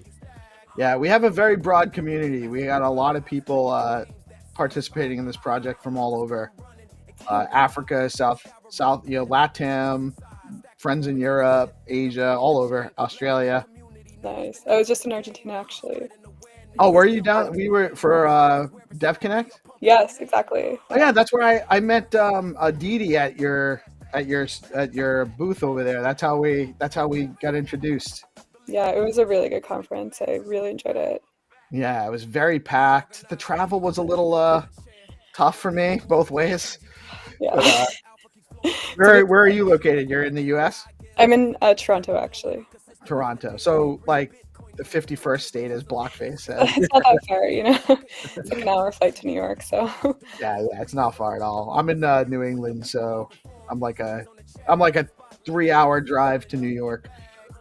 Tinderly, what's up, man? Tinderly's joining us. How are you doing, man? You with us? Oh, Tinderly, what's up? Tinderly might be having some connectivity issues, or he wasn't expecting us to have a guest. So we don't always have guests. Sometimes we just hang out and chat. So Lily, tell us a little bit about. Welcome. Tell us a little bit about yourself. Tell us a little bit about Para, whatever you want to talk about, really. But we are very much So, just to kind of give you a little background of what we do. Obviously, we're a little bit stacks focused. We're Bitcoin stacks oriented. However, we're crypto oriented. We are not chain maxis by any stretch. We love all sorts of options developing on whatever chain. And you guys are offering multiple chain solutions, and something that we've been calling onboard your mom type of technology. I love that. Yeah. So tell us a little bit more about what you're doing with Para. Yeah. So my role, call it growth. You know, one of those all-encompassing sort of positions. And I've been with Para for like about 8 months ish. I guess to like start off, like the way that I got involved with this project, I think is like maybe helpful for understanding it. So my background is in decentralized science. I was trying to onboard your mom, basically. I was working with scientists who are really not familiar with crypto in general. Very smart people, like some of the smartest, I would say. But they didn't have any familiarity with just like crypto as a concept or anything. We're trying to use basically blockchain tech to make science better in a lot of ways, make it more open, make it more accessible. And I do think, I like very much believe in that ethos still. I think that a lot of science is broken and blockchain tech can help that. But the place that we were getting stuck is like none of this was working because we couldn't get users because we couldn't onboard them. Yeah, right. It Like, was just, the non-native crowd is hard to access. Exactly. Yeah. So that was like very much an issue. We tried a number of options. At the time, we were trying another somewhat analogous product to Para that I won't name, but that didn't work because we needed to onboard them to multiple applications, and it only worked in one application. So I was just like, basically, it's very frustrating to build something that's very helpful, but you can't get to anyone. There's like no distribution, basically. So I kind of took a step back. I have a background in like user experience and product, and I was like, how is this fixed, right? You know, I'm like, so I was like, okay, leaving decentralized science, start looking around, talking to my friends a lot. Someone mentions Para, and they're like, yeah, you can onboard on one application with Para using your email, and then go somewhere else and sign in with your email and not have to create a new wallet. And like, that sounds so basic. That sounds like step one of like crypto in general, but right, it's necessary actually to onboard. Yeah, it's there's tons of friction without being able to do it this way. Exactly. So I got super excited and I was like, I need to work on this project. So I just basically tracked them down and sending them messages and everything. And yeah, it's been really cool. So Para, if you kind of got a bit from that, is an embedded wallet. It's infrastructure. So you wouldn't have like downloaded a Para app. An app builder would integrate Para into their application as we have like a front-end SDK. It can actually work as like a headless, just like wallet generation in the background. So for a lot of like fintechs, that's quite exciting. We got mobile, we got web, we got basically anywhere you need to integrate onboarding wallets and/or onboarding, Para can get in there. So there's a huge kind of swath of applications there. And like you mentioned earlier, you know, we do any EVM, like L1 if you want to do, like you want to build on Base, you want to build on, I don't know, Mana, pretty much anything there, Solana and Cosmos and Bitcoin in the roadmap actually. So Bitcoin's in the roadmap? Yeah. Very cool. The handle is at get_para. Sorry, someone else in the chat. Oh yeah, get_para. I have it. A GP. You can run them. You can put it up. It's it's also getpara.com is the website too. Pull this guy up here and check it out. So you guys definitely need to be following Para here. So that's get@para or get_para there. This is sick. I want to be able to use one wallet for all of my apps across different chains. That sounds lovely. Yeah. So yeah, it's been pretty cool. I know you mentioned that we met in you met Aditi in Argentina. That was like a useful demonstration in Para because the DevConnect app was using Para for their onboarding. So I think I actually did. I went 2 days. We were down there I was down there with Stacks, and Stacks had a couple of satellite events that we worked. And we had a hacker house down there. It was really great. But the first day I went, I was like super fast because I only had a little bit of time. And the second day was when I met with you guys, and it was the day that Cloudflare was down. Oh my god! For everybody, and the internet at that conference too. And the internet was garbage. That like nothing worked, and it was like, but it was. There was definitely like still tons of people, tons of activity. It was really it was very encouraging for, and the conversations, because it was a largely, what I experienced there was a largely developer based audience too. So there was a lot of, it wasn't curious tourists kind of thing. Like we were at Bitcoin Vegas in May, and not that it was only that, but it was a lot of that too. Like it was a lot more retail and people like curious people that don't really know. Here it was devs. And so there was a lot of cool stuff happening. There's a lot of great stuff being developed. But what you guys are offering gives people an opportunity to connect with their wallet. They don't need a seed phrase. They don't even need to download a wallet app, essentially. Their app is kind of like it's embedded in the application that they're using.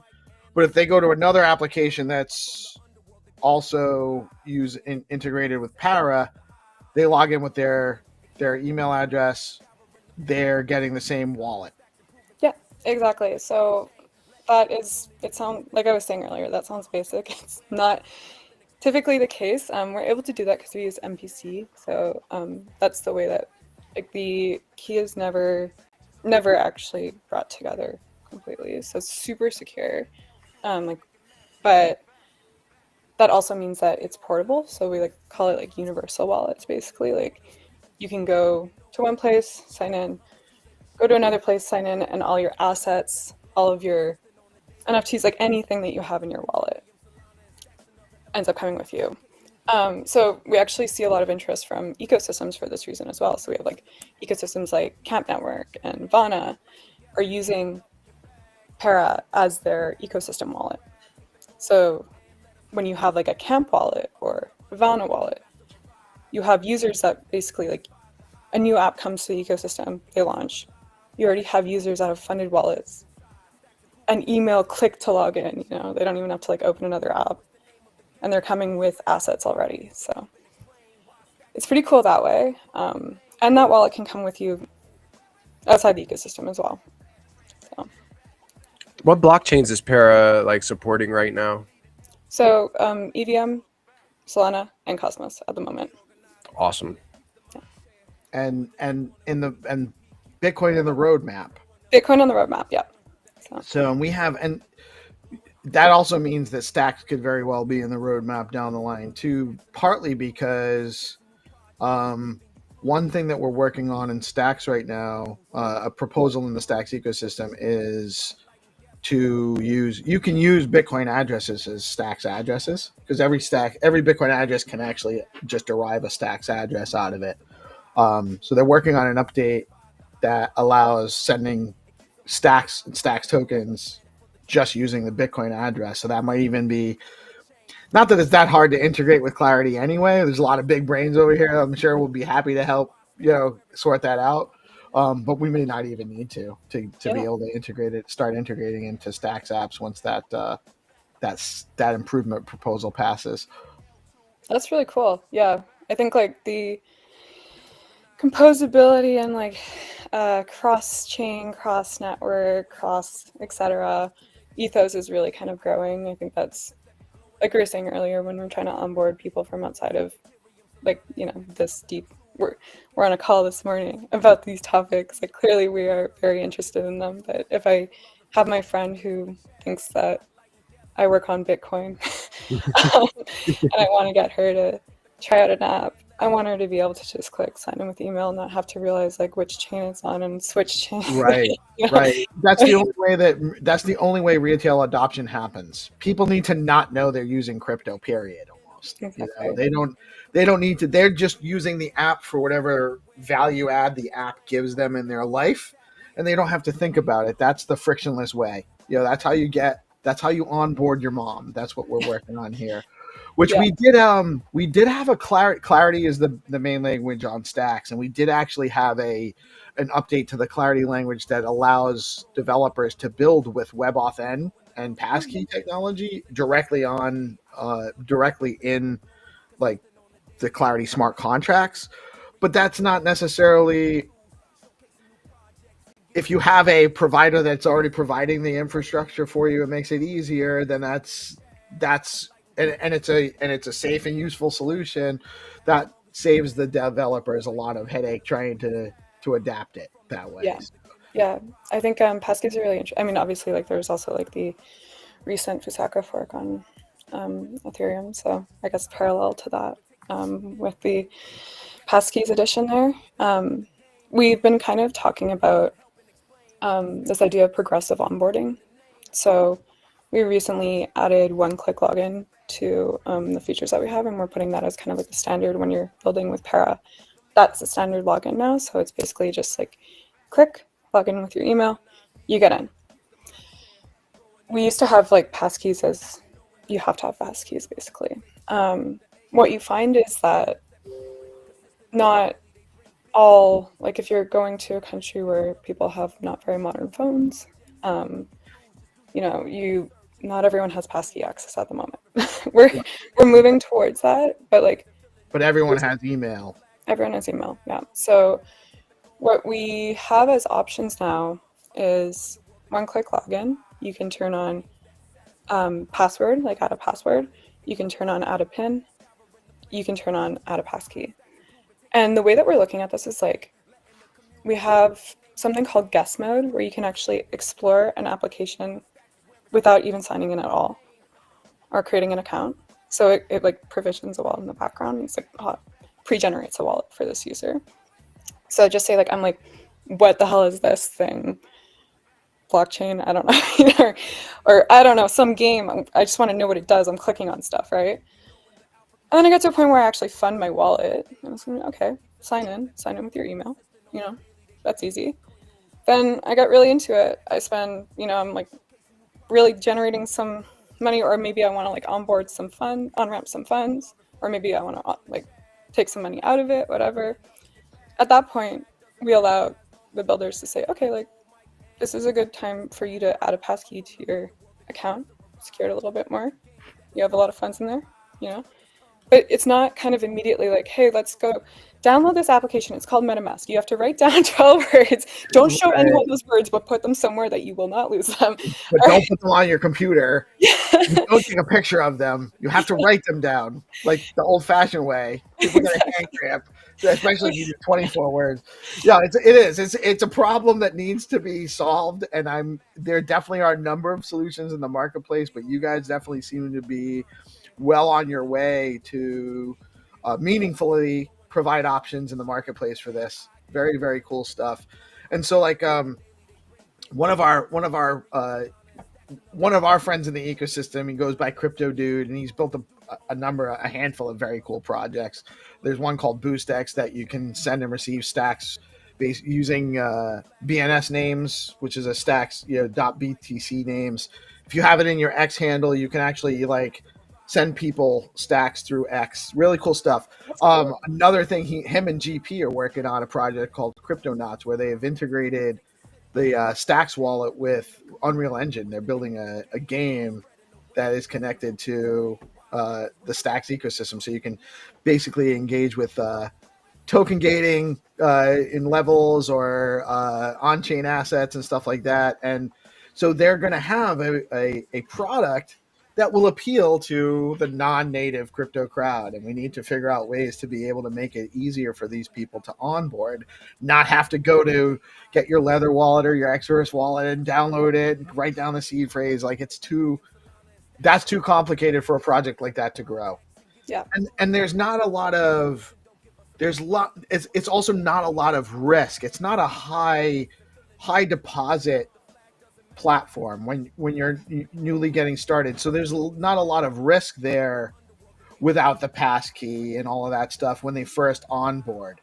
So we've talked about this a lot as far as like when you're going to onboard, you don't need as much risk mitigation as to when you're going to start really engaging in larger fund transactions. And that's the point where you really want to push those security measures and make sure that they're, when they are self-custodying, that they know how to do it safely.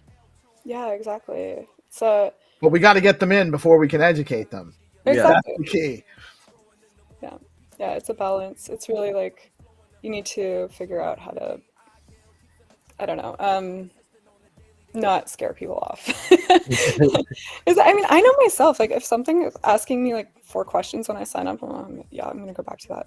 Just like, to be honest with you, none of us has the time. We're all inundated with an endless stream of information, more tasks to complete all the time. So I don't have the time. Like there have definitely been times where people have asked me to try out projects. And like, I'm not a big Solana user, so I would have to go, like my Solana wallet's on my phone, but I can't really test that stuff on my phone. I got to go on my machine. So I have to download an app and install it. And then like 2 minutes into that process, I already got a message that's taking me away from it. And I'm never getting back to it. It's too long. Yeah, I agree with that. I think we connect with a lot of KYC providers. We don't do KYC. That's like, you can add it in really easily with Para. But for me, I think the next frontier is also like KYC that works in a similar way where you have to KYC once in your life. And then and it stays with your wallet. That would be just too easy, right? Ideally, yeah. That's like the dream, I think that's, Well, the dream would be that they stop. Yes. That they stop forcing. Yes. That they stop treating us all like we're criminals until we prove otherwise. But what do you need to know about me so bad? Well, that's not the debate here today. But we will we have feelings about that on this show. We do not care for. I mean, you do what you got to do, right? I'm KYC'd on a bunch of stuff because you have to. Yeah. But the ethic behind it kind of puts the government in a position that it's not supposed to be with the way we wrote the Constitution a couple hundred years ago in the U.S. It doesn't quite jive because it holds people guilty until proven innocent. It's just it's the backwards way of doing it, and it also gives it also creates a barrier to entry for, it establishes traditional financial institutions as being more in control because they're able to absorb the cost of doing that. And so it makes it harder. But if you're going to engage, you got to engage along the rules that are set for us. And so we have to follow them. So if you can do that more easily, by all means, we should explore that. How do you guys feel about like ZK? Like KYC stuff? I just think it's ZK? Yeah, like I guess like revealing zero. that you are a human, you exist in this place, but it doesn't say anything to anyone about you yourself. Well, it's better than if it's in a centralized database for it to be that together as well. But that's gonna be really fun. I can't wait just to see what ideas people come up with to earn. Because you have the ability to earn USDCX, which is USDC on Stacks. You have the ability to earn SBTC, so programmable BTC, and Stacks. So however you want to spin it, there's a couple ways to do it. And this is all using the facilitator and the X402 Stacks packages that are out of Tony's camp. So, All right, that's where we have on the main site. And then next up, getting into some of the stuff that's open. We do have an open PR to add stacks as an ecosystem over here at Coinbase. So we've included a whole bunch of information on our X402 ecosystem. This would put us on the official x402.org as a supported chain. So we're going to keep pushing efforts in that direction. And as a result, we've learned a lot about the protocol and the spec, and have put out some more educational information as well. So this is one piece of the puzzle. We're waiting on a review there. And then another piece of the puzzle is this namespace, or the Cape 19 specification for stacks. I've pinged the original authors. There was some work done by Frieger. There was also, I think, some approvals by Kieran. Just need some people from the Stacks ecosystem. If this looks good, give it a thumbs up or comment on it. That would be super helpful. But it basically creates a standard that defines Stacks NFTs and Stacks FTs in a very chain agnostic way. So that's what the whole repo is for. The whole point is like, this is a meta standard that we can use for all chains. So there's definitions for Ethereum and Base. There's definitions for Solana. We have some definitions, but we don't have this one yet. And we're going to end up needing it with X402 V2 anyway. So we've pushed this up. Should be good to go. Just getting some more eyes on it or some thumbs up from the team would be great. Otherwise, we're just waiting for feedback from the maintainer. So those two are rocking out. And then we have one PR request in with Tony on the actual facilitator for Stacks. And we wanted to add some endpoints. This might overlap with some work that he's doing towards supporting X402 V2. But we were able to go through and add in a few endpoints that would basically allow us to drop in our facilitator to people using Coinbase's code for X402. So a huge, easy win. Should be some simple changes. I know he's looking over those. We're waiting for an update on that one. And we had one big move with our MCP server. So we have it was originally the Stacks 402 agent. That repo and that has been moved here. So it's here in the AIBTC org. We're taking that on as our official MCP server to part of how we help you get set up, like the examples in that guide. And we'll keep iterating on this. We'll have updates here. It's also published to NPM. You can see the package here for AIBTC. I don't know if that actually takes us there. There's probably a few more links I got to click to get there. But publishing happens automatically. Anybody using the original package should get a notice to update as well. So shout out to BWAS for doing some really good end-to-end work there, like thinking of what we need at the beginning and at the end. Very helpful. Anything else to add on that one, BWAS, or did I get it all? I see you dropped the link for me. There we go. Perfect. So you'll see our MCP server implementation here. We have the support across like 50 tools so far, but we're kind of starting lean with what we need, and it adds in the understanding of the X402 endpoints as well. So that's one of the advantages to that one. Hey, that's for later. We're not supposed to look at that yet. Cool. And I've got two backstage. Let me go ahead and bring them up front before I jump into the next thing here. Mic check. Oh, big mistake. Uh-oh. Now I'll never get anything done. I've created 40 X402 endpoints providing different services. I want to demo them all on this call. One by one. Well, you've made some cool stuff, though. So I have some of those on the list that I'm excited to get into. Just in general, shout out to the team for building. I mean, what we've been doing over this last week and the weeks prior has been epic. It's like every time we need something, we build it. And some of those stick, and we end up using them a little more. For example, we were looking at like all the X402 endpoints that are out there. I think one of the bigger questions we've had is like, where are the agents, or, who's actually using these things? And normally you would do a Google search and try to do your best to get information from a bunch of different websites. But why not build something? So BWAS has a nice radar app where we're able to look at different projects and learn different things about how they work, especially linking to their repository, which is helpful in understanding things. So what would it look like if they implemented stacks? Maybe some suggestions there. Cedar did the same thing.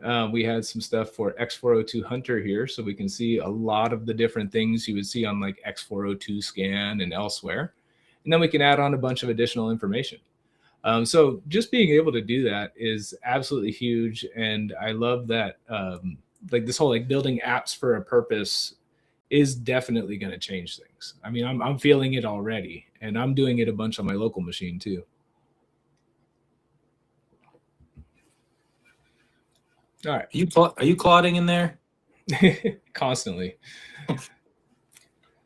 So after doing that research and saying what are the X402 endpoints that are out there, which ones would look really good with stacks as a chain supported right next to them, quickly realized we need a good example or a way to show, hey, this is what it's like to use our facilitator. So we spun up this repository, has examples in Express.js as well as Hono. You can run either locally just to see how that works. And then there's some direct guides to if you're already doing it on Base, if you're already doing it on Solana, or if you're just getting started. These are some quick ways just to have the right context. And there's also just some things that say like, okay, why stacks and what does the pattern look like? A little bit more info on the signatures, which is changing between the V1 and V2 spec. So yeah, this is a resource that we can feed into the LLMs, and we can also use this for BD outreach. As we're saying, hey, at our endpoints, we can say, all right, this is likely how you're set up, or we can even tailor it a bit to their code if it's public. And this is what it would look like to route the stacks payment right next to it. What's cool though is it did it in a way that it will always fall back to EVM. So it's basically like, hey, if you detect the stacks case, settle it on stacks. Otherwise, just keep doing what you were already doing. So very simple approach. Tried to keep it as like unobtrusive as possible. And the general getting started guide, this is another one we can point to just in general when we're building X402 endpoints. This will help you get yourself set up on stacks, kind of gives you what's required to set up. Similar to the instructions you would see in the actual X402 stacks package, but just a nice add-on since we were going through and adding this information anyway. And we'll be sure to keep this up to date. Like as soon as the facilitator supports V2, we'll have a V2 example in here and just keep things rocking on.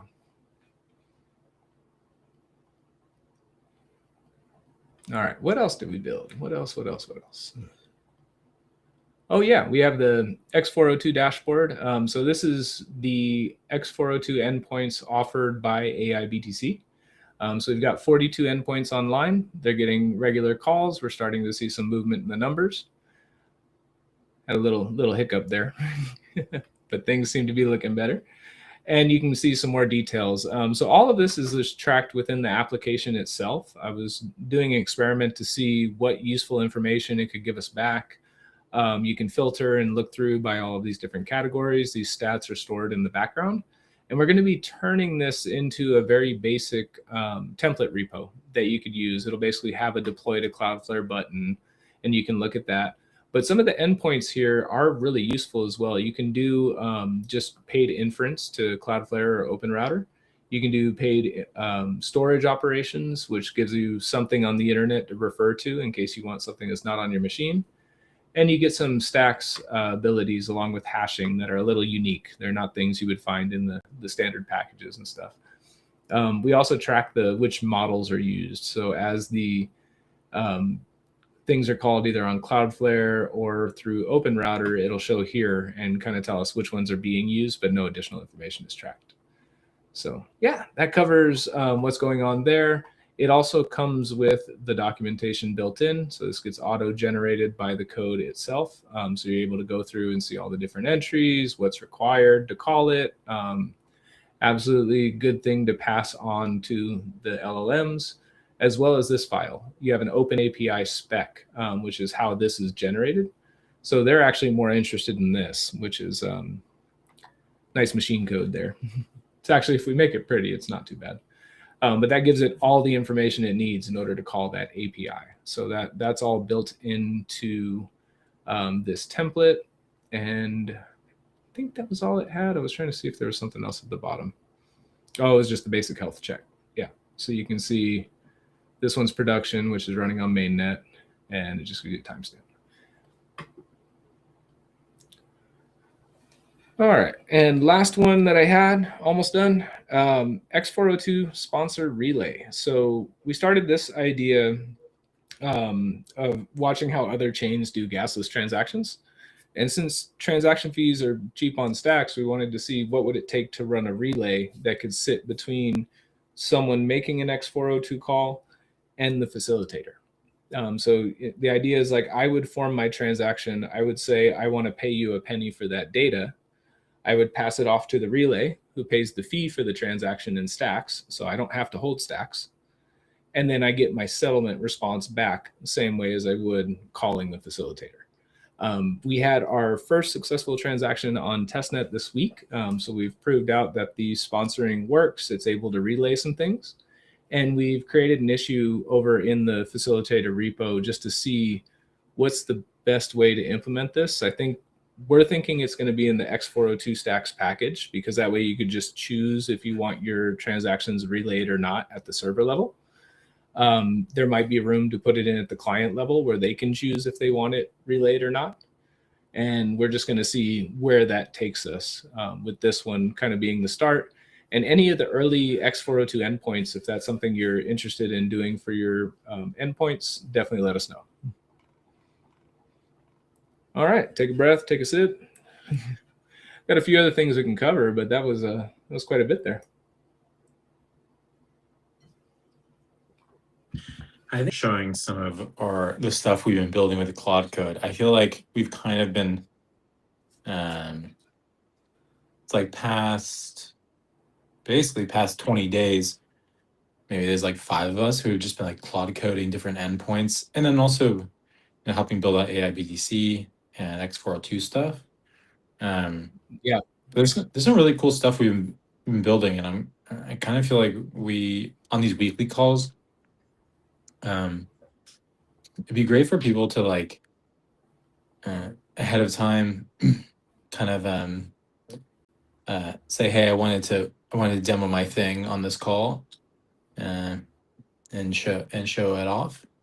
I know between all of us, we built like basically 200 apps in the past 20 days, but we haven't tweeted them or shown them to anyone. So I think that time will come. I think we should maybe start doing it maybe next week. I don't know, but be nice to show off our wares and highlight builders. Yeah, I know. I had Stacks Agent, which I know comes from Cedar. I don't know. Are there a few that we might want to just jump into today? I showed off like the Radar and the Hunter. We're definitely 2 built for purpose tools. If you open up the Stacks Agent one there, I see it on your far right tab. Yeah. So this one was fun. I was just I was playing around trying to create a demo of an autonomous kind of service that would keep running, that would be calling X402 endpoints on Stacks. And so built this with Claude code. Probably all said only took like I don't know, maybe an hour or something. Once I built the page, had it connect to all the endpoints, tested things, set the agent up with its own Stacks wallet using the MCP server. And then I created an X account, and every day it runs this report. So it'll call, I think it's 15 or 20 X402 endpoints, populate the information on this page, and then it takes a screenshot of it and posts it to an X account. And I've been checking it every day. It's doing it by itself. So it's autonomous, and I think it only costs maybe like a fraction of a Stacks a day for the endpoints, some of them being paid. So yeah, it was a fun little project, and good, because now when I go to the scanner, I can see transactions every morning when this goes off. So it's kind of a closed loop demo. Yeah, that's super cool. I just pulled up that page too, so we could see that. Love the look of it too. I think that's fun. There's been so many design ideas that I would have loved to explore, but I'm not a designer, so it would take a lot of time. And now I feel like I can flip through those. I can change interfaces just by communicating what I want, and it's such a nice change. Yeah, you realize that you know, half of the battle is just being creative with your prompts and being willing to try things many times. If you just ask Claude to build a site, it'll do it in the same style most every time. Like we've all built some nice simple web apps that have been helpful, but they all kind of come out in the same style. But if you just ask it and keep trying, it'll get really creative. Yeah, that was one of those things. Remember when they would prompt an image and they would say just like keep it the same, keep it the same, keep it the same, and it would morph over time. I'd love to see a code base where you're just like abstract it out, abstract it out, abstract it out, see what it ends up being. Cool. Any others that we want to demo from the other stuff that we've built? It's okay if none other this week. We'll queue some up for next week, but just curious out of like endpoints. Oh, endpoints are a good point. So we've got X402 on AIBTC. There's some endpoints there specific. There's Stacks 402, the original website that we started with, is still online, has different endpoints, different purpose. BWAS has some endpoints online, part of what actually powers this right here. And Cedar, you have some endpoints online. Publius, you have a ton. I know you were like building away on all sorts of X402 ideas. So Yeah, one of the goals that we were talking about was making a one pager, like why use my endpoints? What are they? And tell people more info.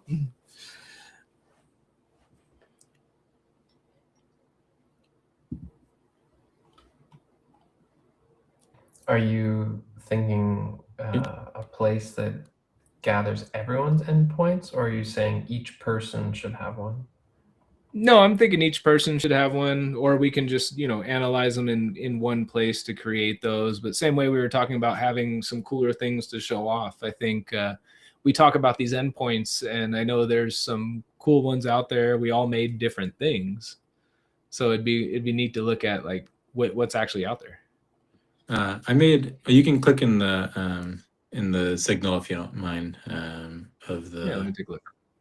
Of the. It's ugly right now, but I think it works. It's a prediction market. Yeah, you can. Maybe it was, I don't know. It was like last night, I think. I just pushed out a prediction market. Did I even publish it? I don't know. I think I did. Yeah, I looked at it so fast. I remember. Yep, I think I'm almost there.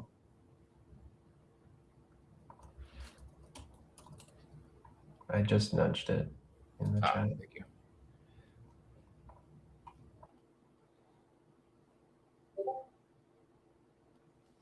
There it is.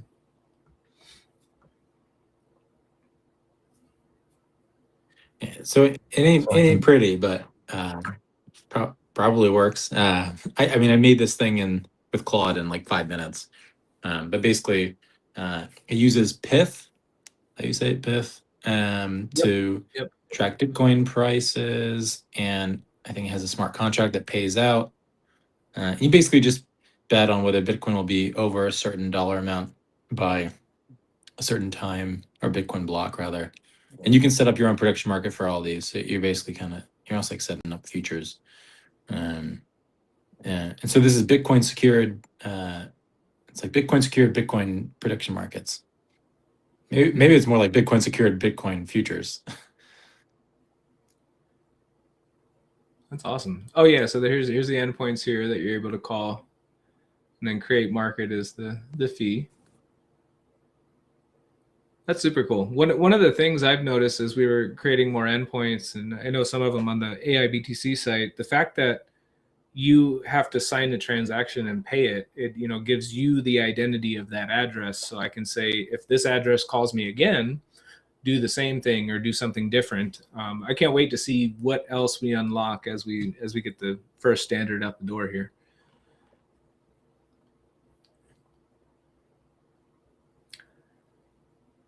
So anyways, I mean, I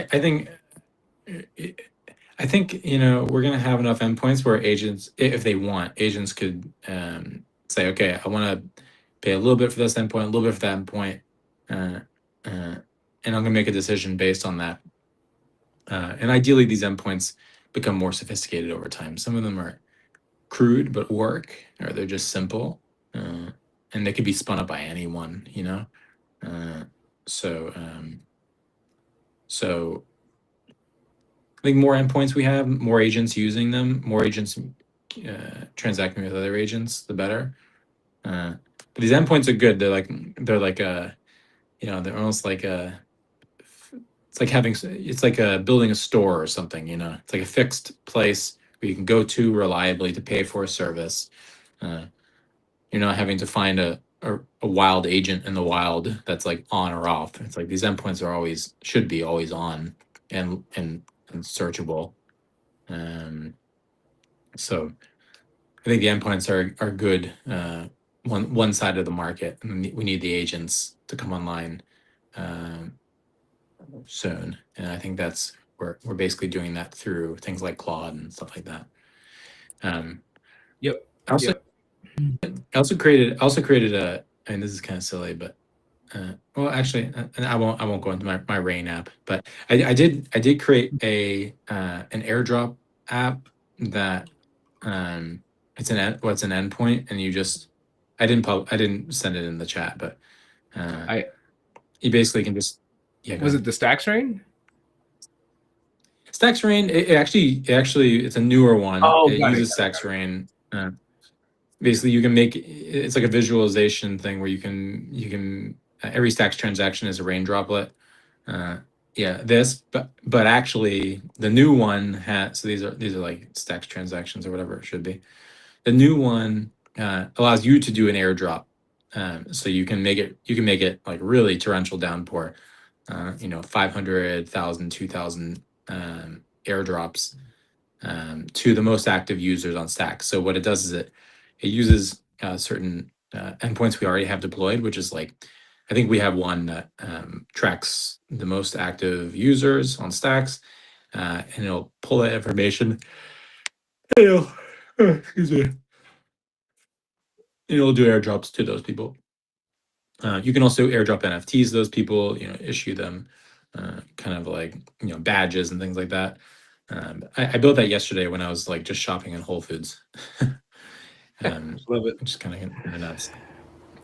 Well, that's just it. Like the speed at which we can create things is definitely much faster now.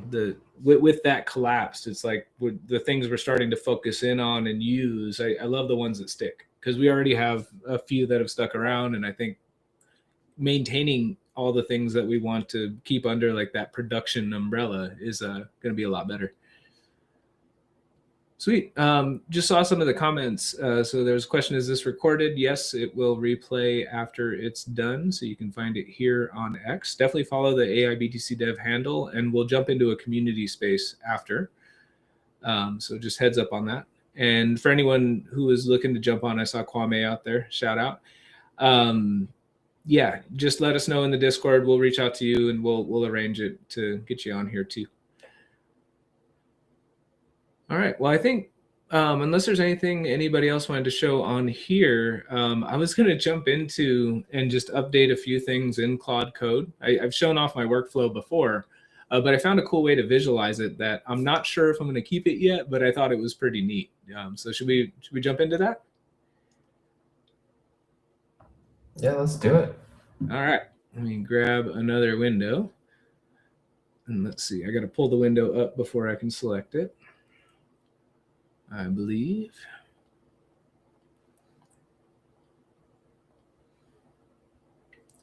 There we go. So here's the boring terminal. Kind of going through, these are the different tabs that I keep open just to keep my own context on things. And a general workday for me, at least in these early stages, is I just kind of manually check each one. If it's up here, it's active. If I take it away, I'm not paying attention to it at the moment. That's been working pretty well. But the trouble is when I tell it to do something here and I come over here, yeah, let's start with phase 1. This one is good to go. This one, we're good there. That was our example. We're going to go with phase 1. All right, so now I've got multiple things going on. Same here. I was doing a refactor in 3 of these, and that one's good to go. So now, which one is ready for my attention next? It's a little hard to tell. I don't know if it's making a bunch of noise in the background for you guys, but that's actually what I figured out to run a little better. So instead of this terminal interface, I just really liked this visual. It came out of one of the GitHub projects I found. It was called Vibecraft. And you end up with a visual that just kind of shows who's working on what they're doing. You can get a view over here, color match to which one's which. So you can see this one's paused and ready for more work. I get an idea of what these other ones are doing, and I can scale out these tiles as far as I want. All of this just works through the hooks in Claude Code. So what I think is really cool about that is there's a lot of different ways you can build on top of this. I've seen Kanban boards. I've seen more professional type automations.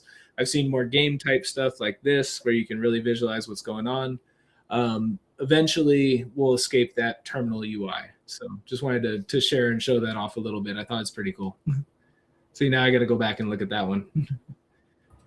Yeah, that's awesome. I had told you this morning, I tried this out yesterday. It didn't quite work for me, but I'm going to go back because I'm seeing a ton of these visualizers for agents on the timeline the last couple weeks, and it seems inevitable, you know, whether it's a Kanban board or something more like a game like this. Sure. The terminal tabs definitely get a lot to manage. So yeah, these are cool. Yeah. Awesome. Well, I think from there we could probably head over to the community space. But that was super neat. I can't wait to see next week's too, like to see all the different apps and some of the different stuff we've built and more, highlight those more. That'll be fun.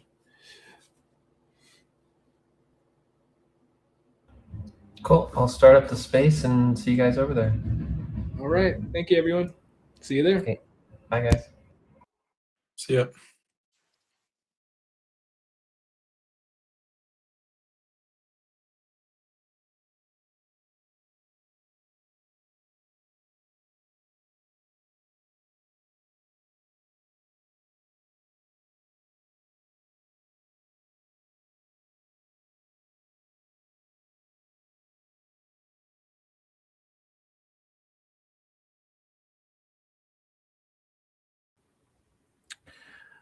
All right, everybody. That was a live showing of the restreaming of the AIBTC working group, AIBTC dev working group.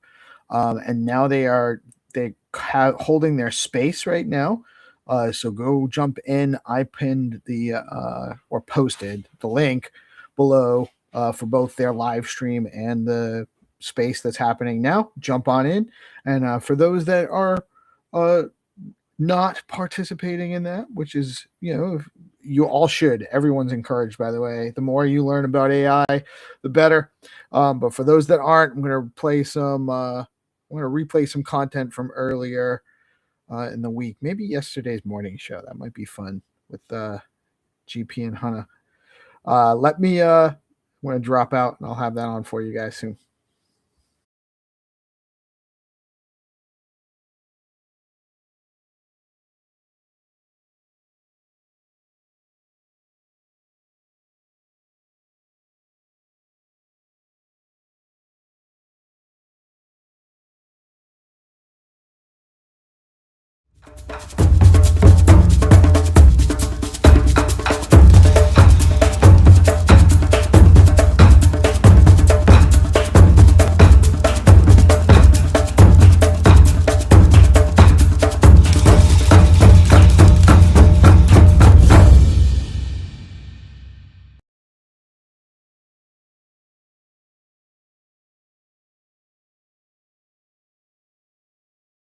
the BFF Army boot camp #1 for DeOrganized and yours truly, Peace Love Music. We're going to go through the HODLMM platform that is launching soon. We're pre-launch right now.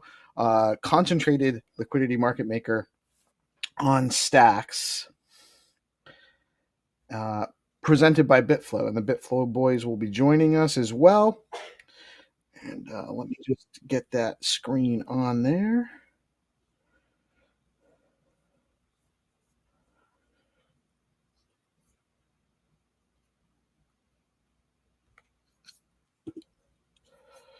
All right, Diego, what's up? We got Big Mac.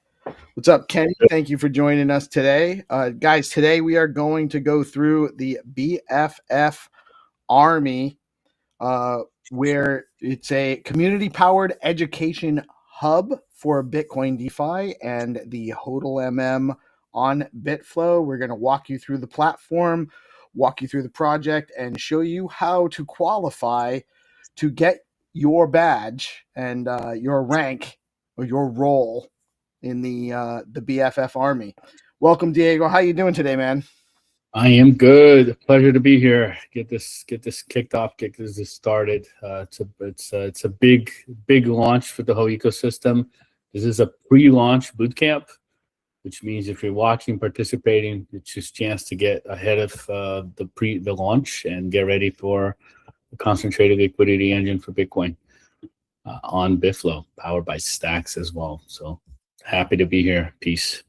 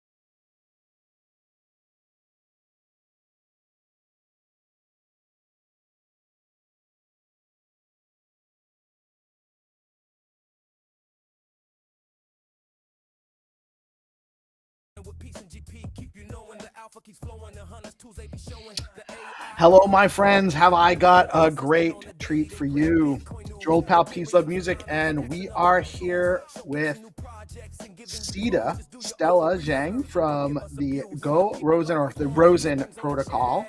And I'm going to bring her in now. And then I'm going to make sure my music's not too loud because I think I was playing the music a little loud there. We keep it in the background, but I don't want to be blasting out my guest. Welcome, Sita. How are you today? Hi, I'm good. Yeah, really nice to see you again. Yeah, great talking with you again. I'm so glad we were able to do this. Little bit of a not common time frame for our purposes, but absolutely the exact reason why we started doing the all-day live stream, so we can actually be more accommodating to have projects like yours come on and spotlight and show us what you got. So I'm gonna, this is really your show. I'm just here to facilitate. You're going to tell us all about Rosen and whatever else you want to talk about. If you want to give us a little bit of background about yourself and or where the project started and all of that, and then we can definitely go through everything you want to get to. Yeah, sure. Sounds good. Yeah, because I was here in San Francisco, so I understand that time is really hard to coordinate. So I think it's probably like my early morning, but I'm not sure if there's fits for everybody's here. But I definitely would love to use this kind of time period to introduce myself, my project, and let more people to know about us. And if they have any questions, just it's really easy to reach out to me or like reach out to our teams through the apps, through the social media. So yeah, it's like a good time, to meet everybody here. So my name is now Stella. You can call me Stella. I was the co-founder of Rosen. And before I doing this project, I was working at a accelerator in Silicon Valley as well. So at that time, I was the program director in China, and it's really interesting that I feel like at that time I have a lot of like colleagues, friends, and families. They're in different countries, and the interesting part is like I have to download a lot of applications. Like in China, you use the WeChat, and here WhatsApp, Telegram, to communicate with different people, and even the social media, even the payments, everything was different, totally different when you do those cross-border business. So, and this is the turning point when I have an idea. I would love to build a really borderless social platform that enable everybody, no matter if you are a international person, right? If you're speaking English or if you have the international banking account, it doesn't matter at all. Everybody here in this platform are same. And you just use this unified platform. You can connect with the people. You can transact with the people without any friction. This is the initial idea. And then 2 years ago, actually, I with my co-founder, we built such a platform called Rosen. And I think this is like a really unique journey for me and for my whole team. We are just build something really unique and really new. So at the beginning, basically nobody understand what we're doing here. And 2 years ago, the stablecoin is not a buzzword. People don't understand how you can use a crypto, use a blockchain technology to facilitate your dream, right? The borderless social network things. So so I think at that time we faced a lot of challenges, but this is really appreciated for me. Like we finally made this. We made this application live on the App Store and the Google Play Store, and right now we have over 34,000 users around the world.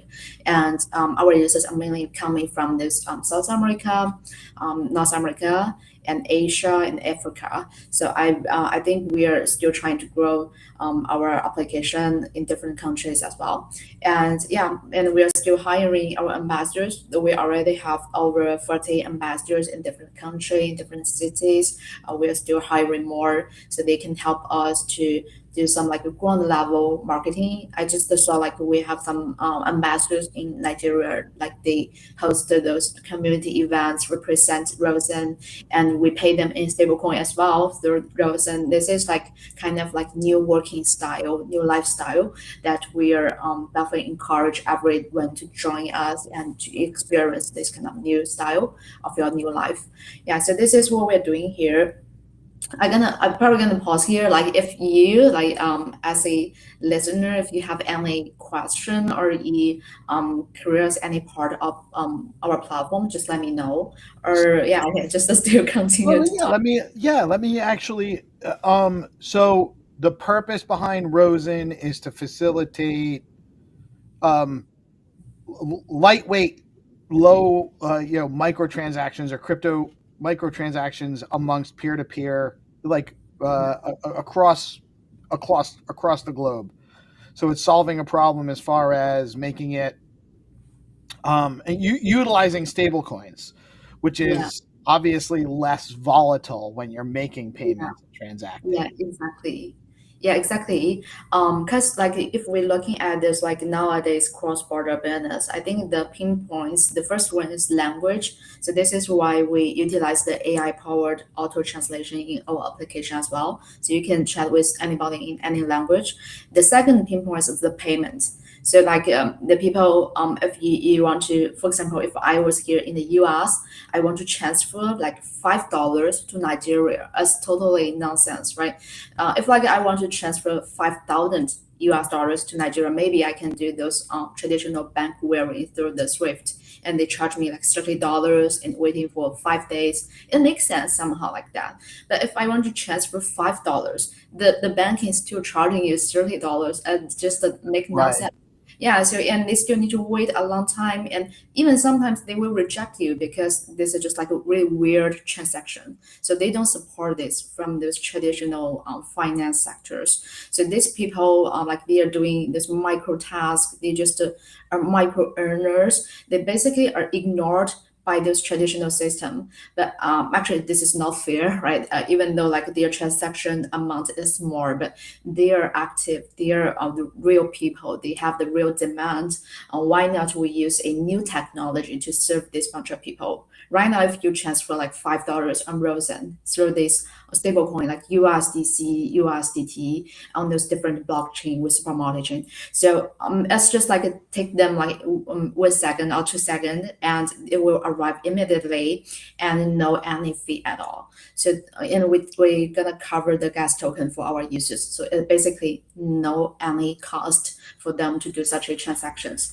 And this is when they can start considering like, hey, I was in Nigeria, but this it doesn't matter. I can earn the money around the world. I can find a client in Australia, in the US, right? In Brazil, they can support me. They can ask me to do some job in Nigeria for them, or maybe they can ask me to do some online content creation, or maybe they ask me to participate event representing them. So something like that, they can start to imagine like they can do this. Otherwise, if we have no stablecoin, we have no crypto, they can never think about that. They just are trapped in their local market and with really, really limited resource and opportunities. This is the past decades, like people never changing this before. But right now we have this AI, we have this stablecoin technology and other like, blockchain, crypto infrastructure. They are more and more mature. We can consider to build such a new digital world.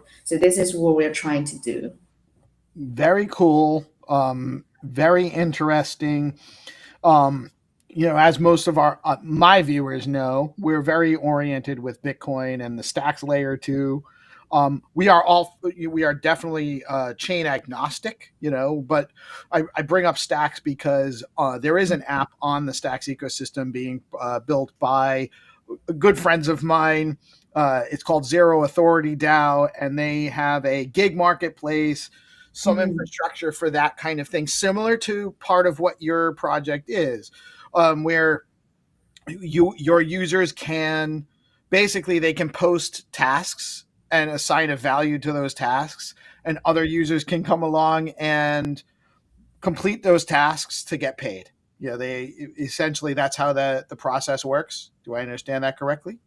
Yeah, exactly. I think on our platform, not sure like about that platform how they doing, but I think this is quite like similar if you consider as a gig market, but in a new way to interact or transact.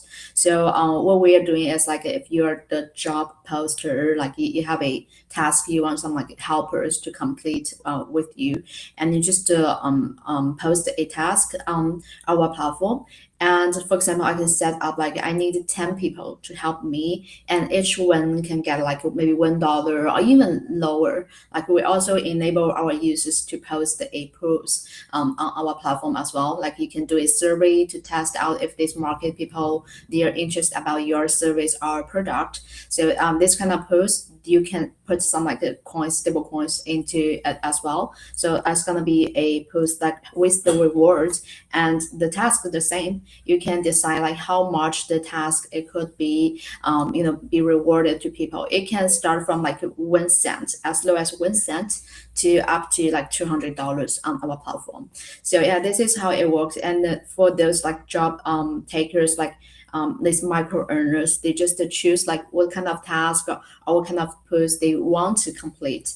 It's just based on like what they love to do, right? So you don't have to work on each task. It's just based on your criteria and how you can engage with that. And so once you complete a task, you just upload a proof image, and you maybe need to communicate with this task owner, like say if they thought you already delivered this job well. And once they approve you, like they think, oh, you're doing a great job, and they approve that, and you will get these stable coins in your wallet immediately. And this is how it works. And on Rosen, we call it like coins. The coins like 100 coins equals to 1 USDT or USDC. And the thing is like once they want to withdraw, then it's like the same page, like you deposit, you withdraw. Once they want to withdraw, then it will occur these kind of transactions online. And before that, you need to connect your wallet in according blockchain. And once your asset reach to 1,000 coins, that means like $10, you can just do this withdrawal. It's really simple. And if you thought like you don't have reached that bar, you can actually definitely deposit some stable coins into your pocket, and to make sure your assets is over 1,000 coins, $10, so you can do the withdrawal immediately. So this is the process, and we usually request you to connect with your like crypto wallet or some like exchange wallet or whatever, so that make it more simple. If you want to cash out, you can just do it from your private wallet, and this part is like totally controlled by you. You can just remove the money from Rosen to your crypto wallet. Then this is like something out of our application. On our application, we just process this this part of like how you can get this macro task, how you can prove that you do this job, how you can get approved, how you can communicate with the boss, right? The people who give you the task, and the rest of the things are on chain. So this is the some like our website page. And one thing I want to point out, like people will notice that there's 3 different chains I can interact with right now. It's on Solana, Polygon, and BSC. And I created this account, I think the other day when I talked to you, and I hadn't had a chance to log in and check it until like a little while ago. So I reconnected my account, and I noticed I created my account just with my email address. This is our email address for those that want to get in touch with DeOrganized. I'm showing it publicly, which is fine. I didn't actually have to create a wallet. I didn't have to write down a seed phrase or any of that to set up my account on Rosen. I was able to just connect with my email address, and it created these addresses for me. I'm assuming that Rosen is actually technically custodian of these wallets, because I don't actually have a passkey or anything, or is it just tied to my email address through like Privy or something? Yeah, it was custodian wallets. So that means like everybody, because we are more targeting those like non-crypto native users. Right. So that means, yeah, once you like log in with your email or like Google authorization or maybe Apple ID authorization, we will automatically give you a wallet for the multi-chain. So yeah, just like you mentioned, maybe in the future, Stack will be also show on this multi-chain wallets as well. And then we will give you like some like channels for doing this deposit for the USDT or USDC, and we are also working with PayPal for the PYUSD. So this will be launched very soon as well. And then this is kind of wallets are custodian. And if you want to deposit money, you just copy the wallet address and put the money to your Rosen wallet. And if you want to withdraw, then just like I mentioned, you need to connect with your private wallet, which one is definitely non-custodian, right? So that one was controlled by yourself. So then you can consider to move some money from Rosen wallets to your private wallets. This is going to be more even like safer for you to control, because if you don't connect or remove the money from Rosen to your wallet, it's still on your Rosen wallet, it's still on a custodian wallet. So if you feel like not secure, once you earn some money, just immediately move them to your private wallet. But yeah, if usually you need to like maybe spend money or transfer the money to another people on Rosen, then you just use you don't have to move these kind of coins to your private wallet. You just keep them on your Rosen wallet, and it will help you to do those transactions to others people. Very cool. Now, so what I'm not finding on here is how do I get to the marketplace? How do I find, like, if I want to go complete tasks, or is that still not quite?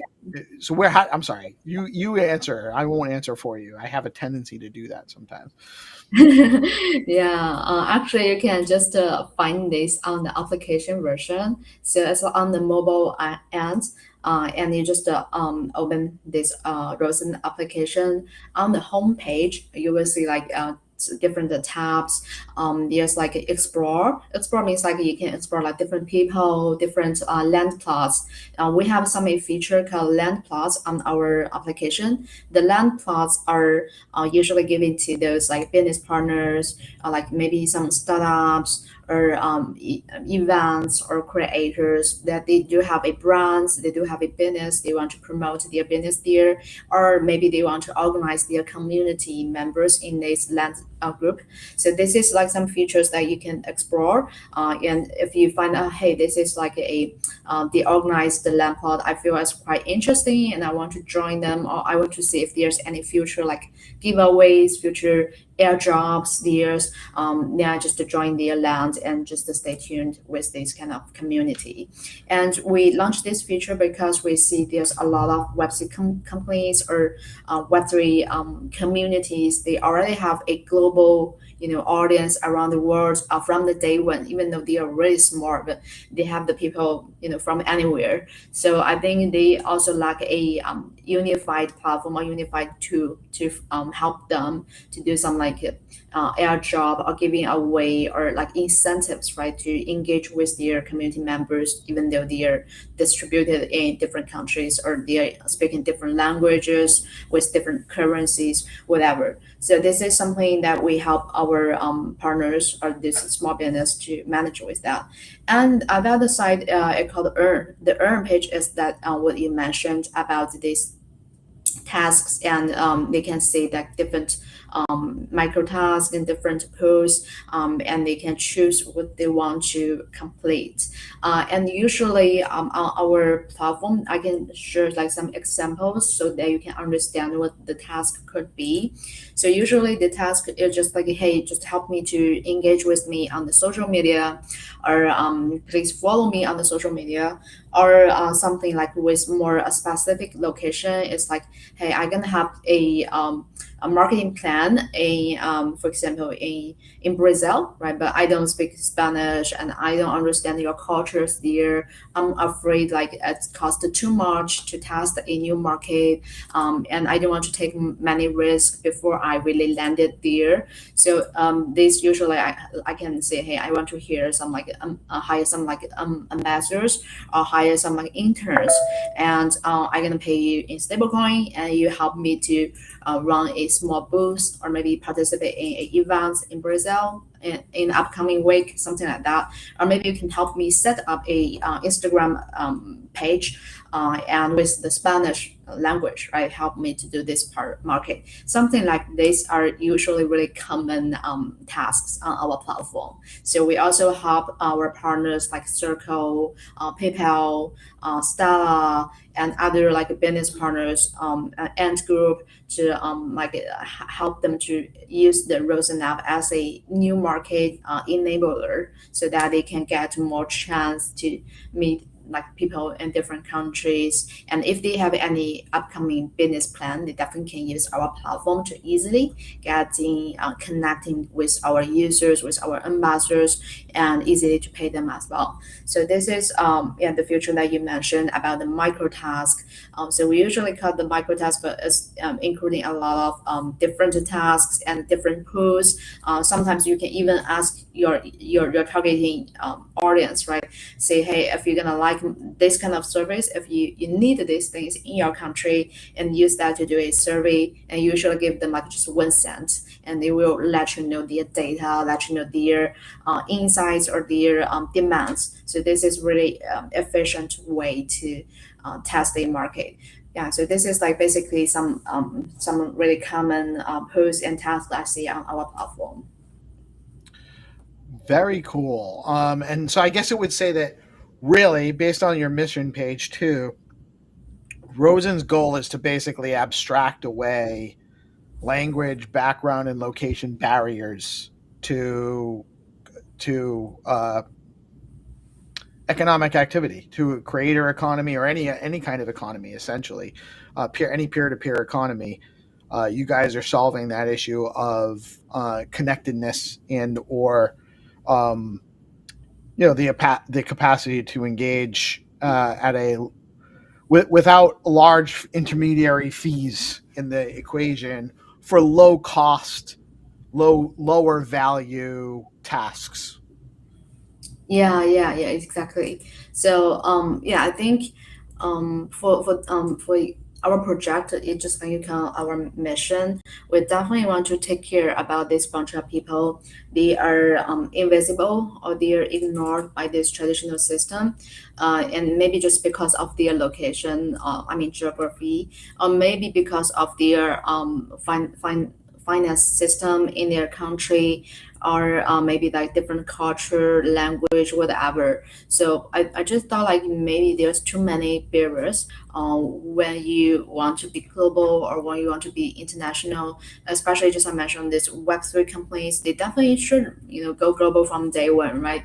And since like you have the crypto, you have the crypto audience around the world, they should be borderless. But right now I didn't see a really domain or really mature platform like doing this for everybody. They still have some like barriers for both like Web2 and Web3 people. For the Web2 people, I think the major barrier is like they don't have the Web3 knowledge, so they don't want to take care about those gas token or like just like you mentioned seed phrase or a lot of those complexities about like how I can cash out if I earn or something like that. I previously hosted a webinar with a South Africa university. They call like Vanda University. It's a really large university in South Africa, and I co-hosted this webinar with their dean and professor. And I still feel like a lot of people, they probably are students from that university. They are really eager in opportunity. So this is why they are super active on our webinar. They're continuously to asking questions, and they really want to join this platform to find a new way to living and working, because it's really hard to find a traditional 9 to 5 jobs anymore in different countries the same. So they want a more more flexible working style, right? More instant and borderless earning opportunities. But the thing is like they still asking the questions like, hey, is that a real money? Is that USDC a real US dollar? Like how can I see them just to reflect on my Visa card if I earn something like that? They are just keeping asking. So they don't have such an experience. So that means like they are totally blind about how this system are working at the back end, right? But they want to figure out it's to make sure they are really secure, they are really a real money that they can use, they can spend. So this is some barriers I see still happening on this Web2, this traditional internet world, that quite hinder them to join this new era, this new digital world. So this is why we try to design it more frictionlessly. It's you can just use your email to join, and you don't have to connect any wallet. You don't even have to have a wallet at the beginning. You just start to earn. Once you earn some stable coin, you will try to figure out how it gonna works, right? So at that time, we will help you to link with our ambassadors in your country, and they will guide you one by one, or maybe even you can meet him in your city and ask him to help you to set up everything when you have the time, when you are available.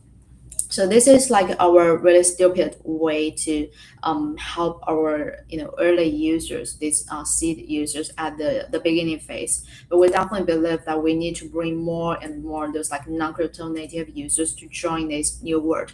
Otherwise, this market want to grow, want to scale. So we definitely see this this young people, younger generation, they are struggling in finding a good job. They are struggling in locked in their local market. They want opportunities. They want to be seen by the world. They want to be visible, right? So this is what we can provide to them. The only thing is we need to teach them, or maybe help them to at least experience at the beginning how to use the crypto, how to set up this kind of crypto wallets or accounts for them.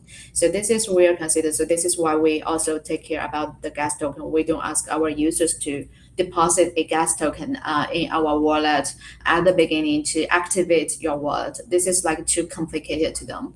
And how you can buy maybe just the one gas, or maybe two gas token, right? It's too, I would say that, too small to start with that, and it just make no sense. So this is why we do the custodian wallets, but we definitely sponsor those gas token to them so that they can have a more frictionless experience. Interesting. So they're custodial wallets, and that allows you to do a couple of different things, actually. One, sponsor the transactions. Two, you're also limiting deposits to USDT and USDC. That probably also helps you make sure that the tokens that they're getting are the legit ones. They're not getting scam tokens and that kind of thing, because you're regulating what tokens can actually access the platform. Yeah, exactly. Because I think the same for those Web2 users. I think that to make them feel safe or secure is really important. Because they are curious about this new world, but they are also hesitate. I think we need to reshape some reputation about the whole industry, and by giving them a really reliable platform. So they will say oh, this is the real dollars, and they are no price pump up down or whatever. They're just a real digital dollar. So this is quite simple for them to understand at the beginning. And maybe in the future we can support more tokens, but I think at this phase we need a good reputation. Make sure everybody feel I just doing a task, and I can get the different clients around the world. I can earn this kind of small money, although it's not a large bunch of money, but I can step by step to accumulate some stable coins on my wallet, and they feel good about that once. So we just want to make sure everybody understand this part, and then they can start to deep dive right about more crypto or whatever. But at the beginning, I feel this kind of really traditional users, they haven't in touch with the crypto before. For anything, right? They should start with a stable coin, a digital dollar. It's easy for them to understand, and everybody, on our platforms, they love the US dollars. So this is why we only support the US based stable coin, and usually there's regulated ones or really famous ones, so that they can easily to cash out. No any other complexities. And that all makes a ton of sense. I want to make sure, because people might have missed it. there is you have built into your platform an AI powered real-time multilingual translation. So it is very easy for people of different languages to connect. It abstracts away that awkwardness of trying to figure out what each other are saying and just kind of does it for you automatically. Is that like pretty much instantaneous? Yeah, so you can see on our website there's a page. Actually, you can scroll at if you want to specific in different. I mean, scroll it from like to right or left for this kind of pictures. You can do that. You can point any pictures to like zoom in or zoom out, whatever. okay. Anyway, yeah, you can scroll it. Yeah, anyway, yeah, you can see we have a auto translation in those like chat box. So if you want to chat with anyone, we support those like multilingual translation. You will see like a lot of our users are speaking in Spanish, and some of them are speaking Mandarin or like Japanese. And yeah, maybe a lot of others from the Europe. They have a lot of languages there. So if we want to do a global business, definitely the language, yeah, you can do this. And the languages hinders a lot of people to join this global economy, right? So I think the auto translation is really important. So this is why we embedded a app native AI powered the real time multilingual translation. So even in the chat room, that means a group chat, we can translate every different languages in your language. So this is really easy to use, and we also keep the original sentence the user sent, so that you can just do a comparison. Like if you see the translation is not good, you still can copy the original part to paste on the Google Translate or whatever to compare to do a double check. And we also support the users to post a task on this group chat as well. So you can see like here as like a blue message, right? As a task, like I say, hey, if you can do something like that for me or whatever, and I can pin this on the chat room, the chat group. And also for the P2P, I mean, direct message DM, you can also transfer the stablecoin in your DM chat box. So yeah, in that page, you can see I transfer, or not I, so like Barbie, transfer like 1,000 coins to AFGU, right? So this is just like a transfer, like a message. So you can do this immediately if you want to transfer stable coins to anybody, if your friends, or you want to tip in, right, someone you like, or whatever. Yeah, you can just do those P2P transfer in the chat box directly. Very interesting. And so, for those that might have tuned in a little late, you guys, the app is mobile only, so you have to go to Google or Apple Play Store to get them. There are QR codes here to find that, to make sure you're getting the correct one. Always best to go with the local the link from direct from the provider. And so basically, because I already have an account with my email address, I would just download the app onto my phone, log in, connect with my Google, my Gmail, and my account's already in there. And then I can just start participating in the economy there. It's that easy. Yeah, exactly. It's super easy. And I think I also create a land for the DeOrganized media, and I post some tasks here. So if anyone you join today's session, it's your chance to earn more from us from Rosen, because we are doing some like stablecoin giveaway. As long as you prove that you joined today's session with some like screenshots or whatever, you can upload this as a proof image on my task, and you will earn like some stablecoin. And we also will choose like 2 lucky person after this session.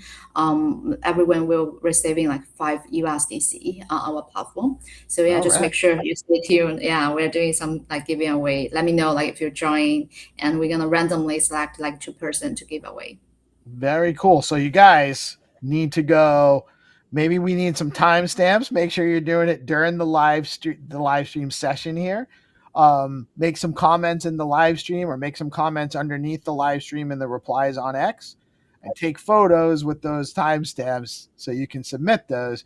go download the Rosen app, set up your account, and show your proof of participation, and you will be entered into some opportunities on there just for trying it out today and tuning into the show. I love that. So very interesting. I'm definitely going to jump on there, try it out, play around with it. I also am very excited about the prospect of bringing this. We need to get Stacks into this list. Stacks actually has a deal with Circle right now. We're actually might even launch this week, probably next week. We will have native USDC on Stacks, which makes it obviously a lot more viable for us to participate in a platform like this. So I realize that it takes time to do some stuff like that, but I would love to see Stacks on here and help tie Rosen more directly to the Bitcoin economy, and also leverage our user base, which we do have a lot of engaged users that already kind of participate in these kind of gig and bounty economies with our friends over at Zero Authority. And I wonder if there's maybe some things that you and Zero Authority should talk shop together too. Just what works for them, what works for you. You guys can leverage each other's experiences and make better products for your users together. I would that's the spirit on the Stacks ecosystem is very collaborative. We help each other out, even if it might seem like we're competition. You know what I mean? But Stella, I love your project. I love what you guys have brought. You guys should absolutely be following at go_Rosen. Let me bring that up so people can see it. It's go Rosen.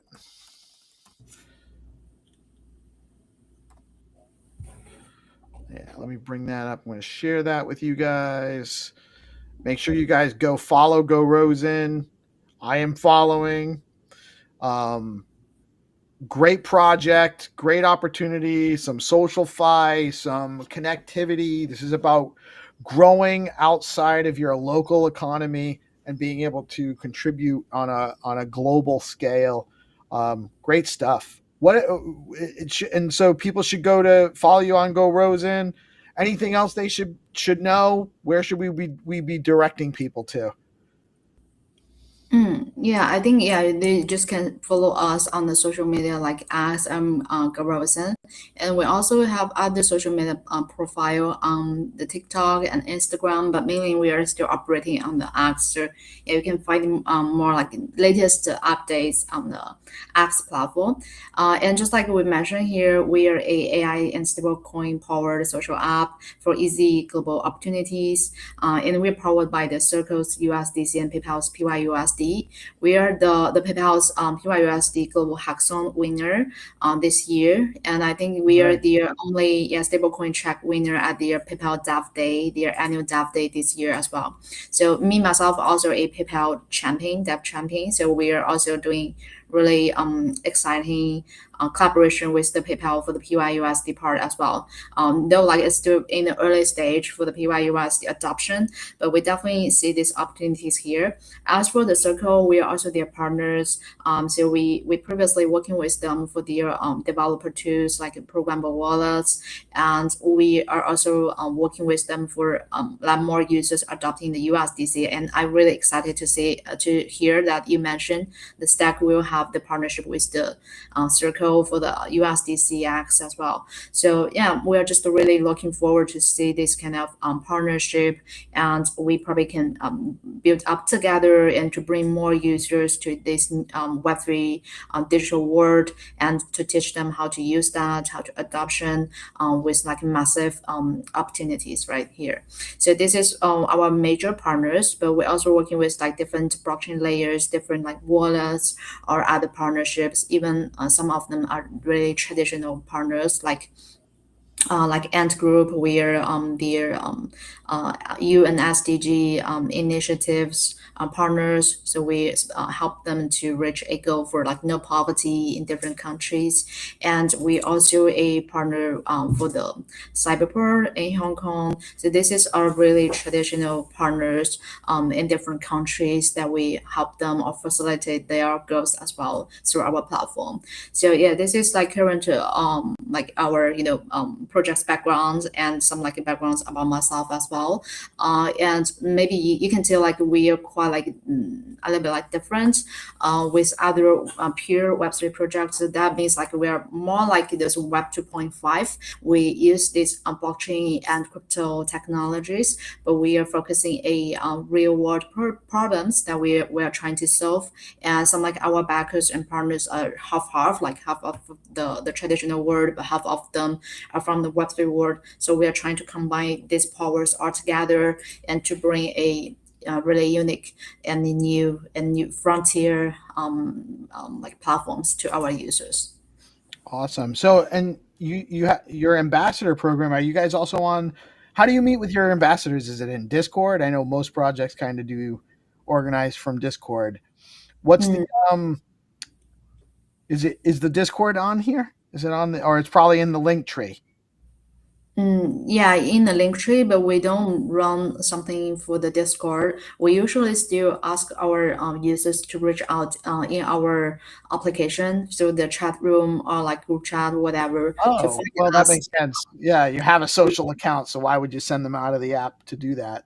So you're organizing right inside the app. That's where your ambassadors. Yeah, the best way is to sign in the app to find our people and also the ambassadors. The easiest way to find our ambassadors is to log in the app and find the planet page. Planet means like the map. We use the Google map. So you will easily to find the different like headshots. If they are in a blue avatar, that means they are our ambassadors. So if you zoom in the map in the smallest level, you still can see this blue has on the map. They are in the highest display level. So it's really easy to find the ambassadors on the map.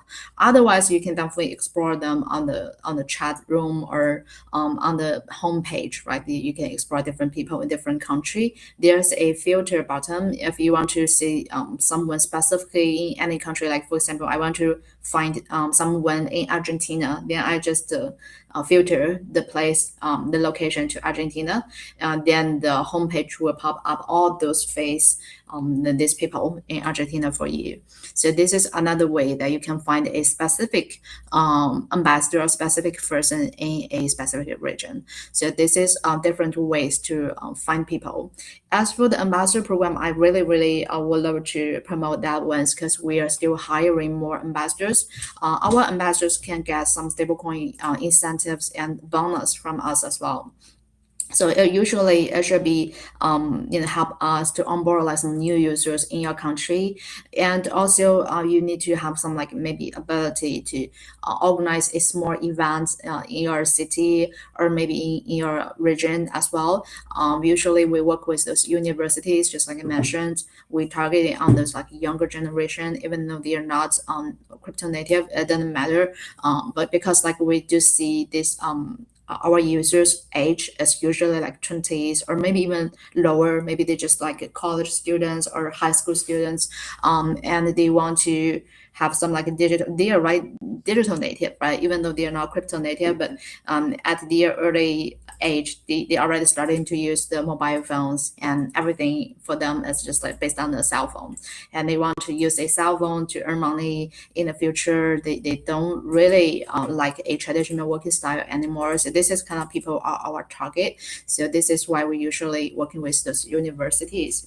So our ambassadors should have this the skill or the capability to manage those conversation or facilitate a event, or they should be really independent to working on them own. And for me, like I will approve some like budget for them to organize a local event, and also if they get some like outcomes or the performance is really stunning, and we can give them more as a bonus to cover their like expense, and also give them some supporting, right, so that they can get the benefits from by contributing, by helping Rosen to grow in their country.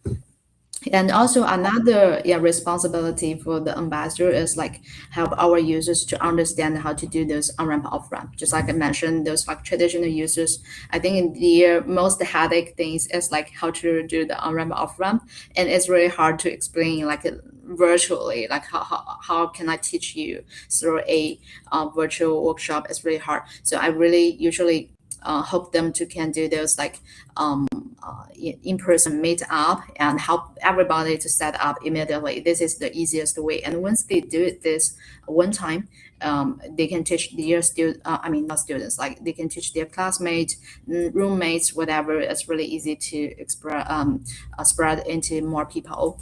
But yeah, this is why I see the ambassadors really important, because from our perspective, I cannot understand every like regulation or policy or which is the most popular wallet or most popular exchange in your country, right? As was like out of my knowledge as well. So we usually hire those local ambassadors. They are the best person. They have the Web3 knowledge. They have the passion to working with us and to earn from us. And this is the best way. So we're still hiring the ambassador. Just let you know, if you are interested, you can just reach out to me or maybe our teams on Rosen app or maybe on the social media. Very good. And honestly, I think you got a bunch of ambassadors chiming in our live chat here. Many of them seem to be in Spanish, but we got Mary saying what's up. We got Bachi. We got DPAV. We got Marlene.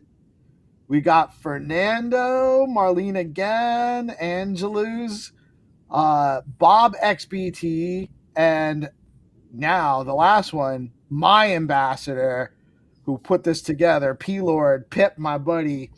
And actually that's why I wanted to ask you, like, even though obviously you want the boots on the ground so you know what's going on at the local level, but Pip is very integrated into the Stacks ecosystem. So we essentially do have an ambassador that, like, it's not a local, it's a broader, it's a decentralized community, right? So would we would still be able to kind of lean on Pip for our purposes as an ambassador for the obviously I can always reach out to you too, right? I have your contact now. You're never going to get away from me.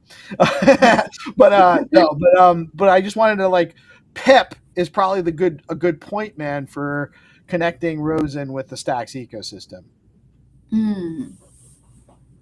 Yeah. So, I really appreciate, he linked us together and he was like a really good person. And, I usually was quite like busy, so I may be missing out messages, but yeah, people definitely help a lot to, facilitate our conversation and follow up every time. So yeah, I really appreciate that. Well, and honestly, let's just say, call it what it is. The DMs on X are like just messed up now. The chat versus DM versus whatever the heck they're doing over there. Elon, please get this fixed. I'm having to go more and more on Telegram, and now I'm using Signal on a regular basis because I can't communicate in X-ray. And that happened with us. Like the messages aren't showing up on my phone that are on my laptop. It's a nightmare. Having Pip has been instrumental. I just want to give him some flowers because this has been a great episode. I love what your project is. I really appreciate you taking the time to show this to us. I really hope a lot of people test it out. There are more opportunities. Pip isn't the only ambassador, so you guys can go try out the app. You take some photos. You might have an opportunity to earn something just from participating and watching the show today, trying out the app. And then there could be some ambassador opportunities down the line, or you might just find a new way to engage with your peers in a peer-to-peer exchange way that's a little bit more seamless and functional for you. So Stella, thank you so much. Awesome stuff today. Really appreciate you coming on. Anything else we need to touch on? I think for me, it's all good. Just like you mentioned, we can reach out to anytime. Yeah, and I think just keep in touch. And if there's any updates from Stack, I definitely would love to learn. It's quite something new to me, but I think it's really really exciting and interesting. And I don't want to miss out any updates or information that's happened in this industry. I was quite new to Web3 to be honest, but I definitely would love to learn from you guys as well. Awesome. Yeah, and that's what the community is about here. We're always lurking to learn and learn and earn, I guess is the way to say it. But I love what you're working on. I will tell you this. A little bird told me I don't have any actual insider information that I can share, but USDCX, which is native USDC on Stacks, is launching possibly as early as this week. It's definitely coming by the end of next week for sure. So we will have it, and then from there, it's just a matter of putting the right people together, which realistically speaking, we're heading into the holidays. Everyone gets a little lazy this time of year, well earned for most of these people. So I wouldn't expect a whole lot to happen before Q1 at this point. But also, please don't be a stranger. If you have new developments you want to let us know about, always happy to have you come on and chat with us anytime. Just keep us informed as to what's going on with Rosen, and Yeah. happy to have you come on as things develop. Yeah, sure, definitely. I will keep you updated if we have any, updates or progress, and we definitely would love to get you help us as well. So yeah, I think really happy to chat with you. Thank you so much. Awesome. Thank you, Stella. Thank you all for tuning in today. I am Peace Love Music. We are DeOrganized Media. And guys, go check out Go Rosen and open up your horizons a little bit more. Thank you, Stella, so much for joining us today. You have a blessed rest of your day. And thank you to the Rosen community for tuning in. You guys showed up today. We appreciate that as well. We'll have some more live and or pre-recorded content coming at you shortly. Please stay tuned. You all have a great day. Peace out.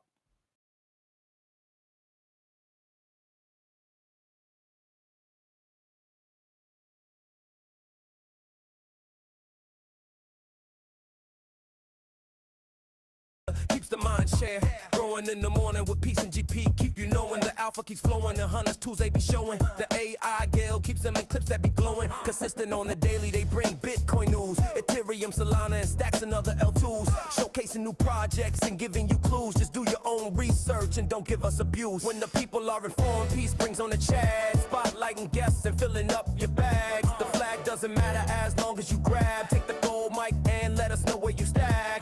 Up from the underworld, the game master arrives, bringing the games that satisfy the hive. Hunters come running, it keeps them alive. Scouring the planet for the treasures inside. Stacks improvement takes a sip, innovating the chain. Letting the community know it's the name of the game. Spreading awareness and helping explain why Stacks is where it's at. We are pumping the name. Stacks, where it's at. Fast transactions are fat.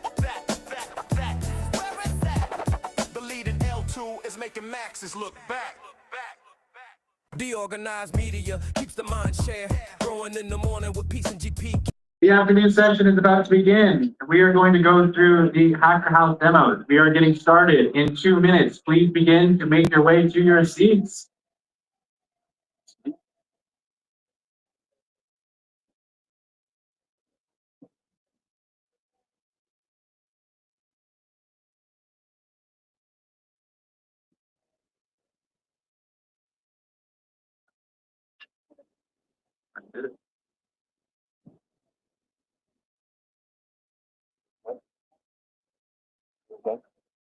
They're watching that live.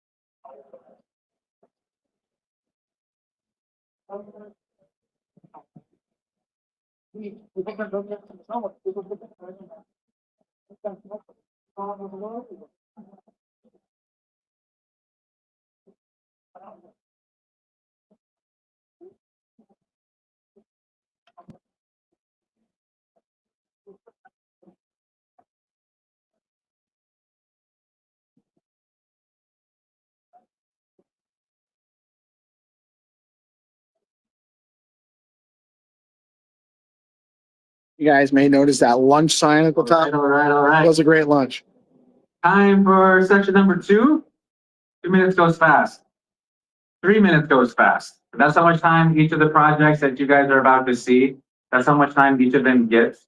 So really quickly, what you're about to see is coming from multiple days of these builders spending day in, day out, working on their projects at the Stacks Hacker House over the course of the last week. So this has been a very fun and enjoyable experience where several of these projects have won some sort of Stacks builder competition previously. This was a campaign that started back in late September, early October. And so every project that you're about to see has had the opportunity and earned their spots to win a hackathon and earn their way into the Stacks Hacker House.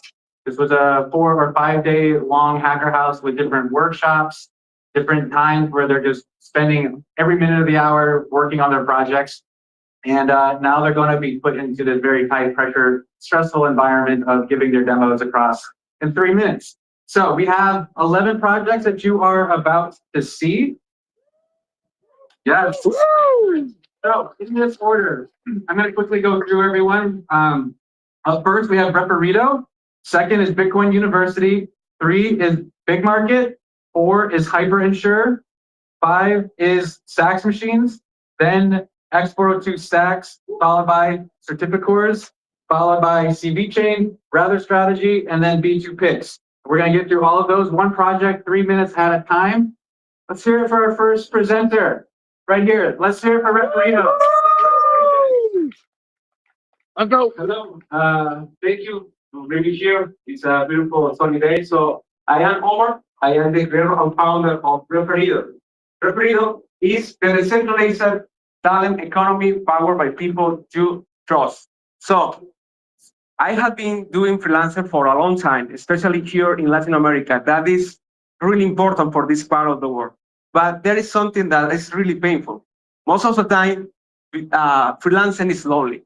It's hard to do the work. It's hard to find clients. It's hard to, do all the networking. I mean, it's really hard. You have to do everything yourself. So thousands of Web3 talents don't have the opportunity to be discovered. When I entered the industry, I realized this. So thousands of freelancers worldwide are wondering, what's next? How can I get a client? How can I get a new project? How can I be part of something new, to be part of a new project? So I think this can be different. What if there was a platform where you can find your next freelancer project by help of people you trust? Enter Reparito. Reparito is a decentralized talent platform for Web3, built stacks and secured by Bitcoin. We align incentives between freelancers, talent scouts, and clients through smart contracts to ensure that everyone involved receives their fair share. So Reparito is focused on link referrals. So the whole system allows the users to connect to each other. You can see here a little sample of this. So this platform allows the freelancers to set their commissions, to also, with blockchain, be sure that everybody will receive the automatic commission distribution. So, and the best part is that everybody can be a talent scout for all the users. So I'm going to show you a little demo here. All right, this is how it works. So a user enters to our platform, connect their wallet. So the user set the profile and can, decide how much profit, commission fee can give to someone to find a job for him. And he can actually search for other users and connect and get a referral link. With this referral link, they can actually connect with other users. There was a transfer happening in the blockchain.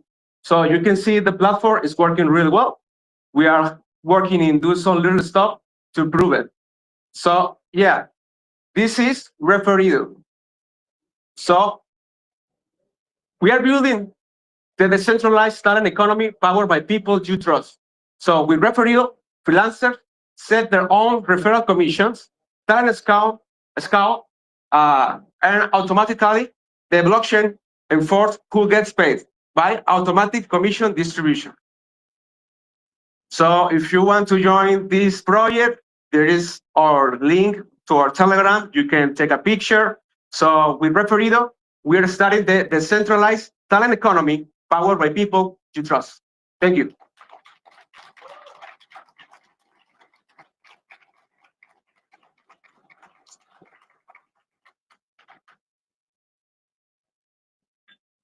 Great work, great work. All right, we're getting right into the next one. So speaker number 2, Bitcoin University, please start making your way up to the stage. Woo! Here for Bitcoin University.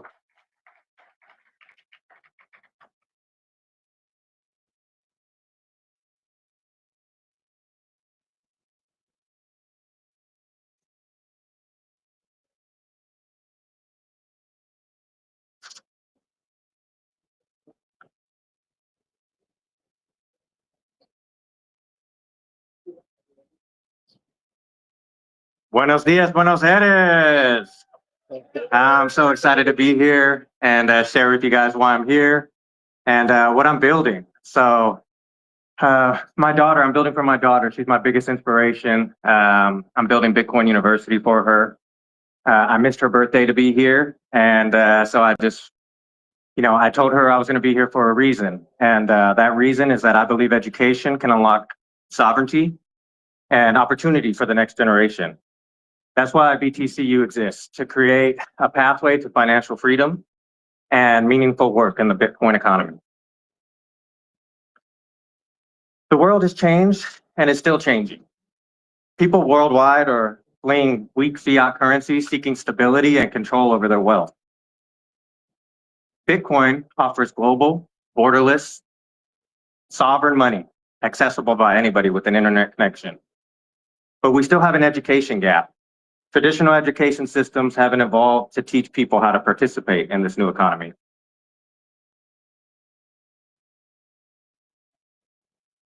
Traditional universities are failing the next generation of learners and workers. It's too expensive. The curriculum is outdated. People aren't graduating and getting jobs in the field that they're studying. And they're graduating with debt. People need skills, not diplomas, and they need income, not debt. That's where crypto comes in. It provides an opportunity.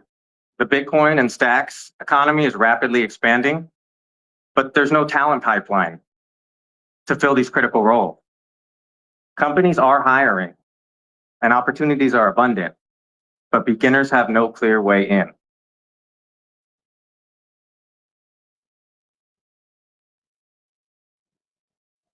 The real problem is that wallets are confusing and seed phrases are scary.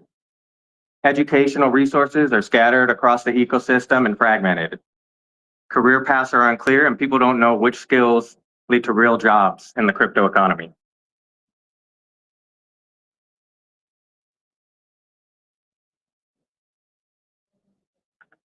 That's where Bitcoin University comes in. A friendlier, simpler, modern way to learn Bitcoin and enter the global crypto economy. BTCU removes every barrier between curiosity and capability. We're building the front door to the Bitcoin economy, designed for absolute beginners with real opportunities.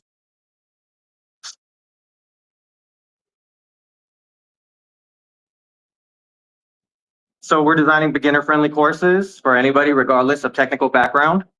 We have a mobile-first UX design so that you can learn anywhere, anytime from your mobile phone. And we're using AI to personalize instruction that adapts to your personal learning style. We are going to connect you with peers in the space that you can learn with, and also mentors to help you guide you through your journey. After completing courses, you will receive on-chain credentials. And we know all of the companies in the Stacks and Bitcoin ecosystem that are building on Bitcoin, so we can connect you directly to companies that are hiring talent. So frictionless onboarding. We partnered with Turnkey and developed a way for you to create a wallet with your biometrics, so Face ID or fingerprint. And so there's no passwords, no complexity. You get an instant wallet and you can jump straight into your first lesson in under 30 seconds. So by limiting friction at the entry point, we ensure that nobody is left behind.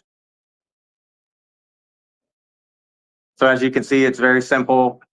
You log in, you sign up with passkey, your seed phrases are stored on your device, and you can instantly get access to course content and resources.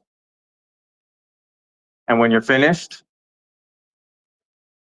you can mint your NFT certificate.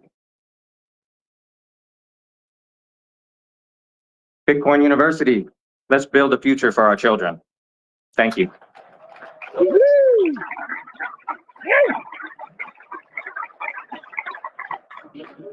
Well done, Bitcoin University. Moving on to our next project. Come on up, Big Market. Big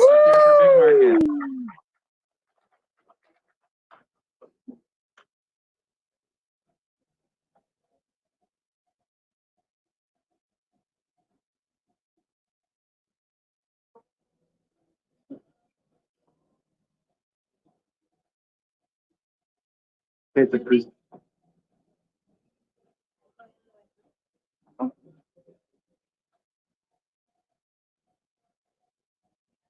Yeah, of course.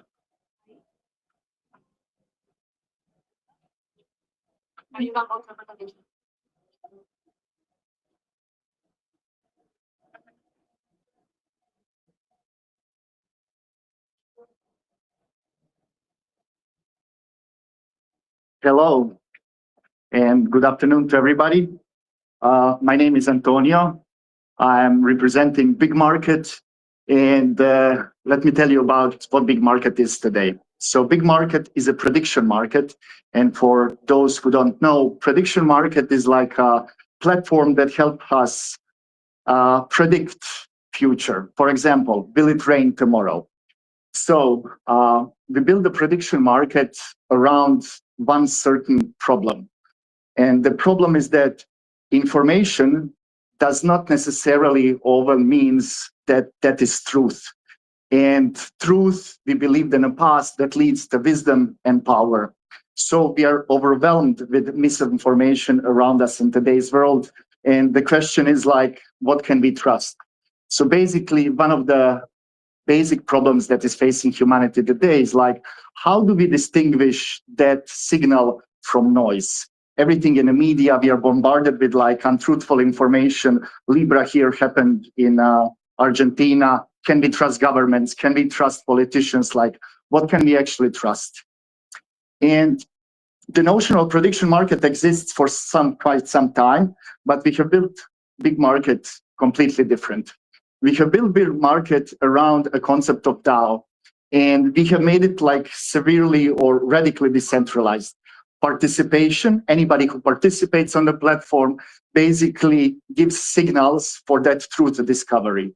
Accuracy, if you are the person that has insider knowledge or information, will it rain tomorrow, will basically make you earn more reputation because information that you're providing to the platform is more accurate.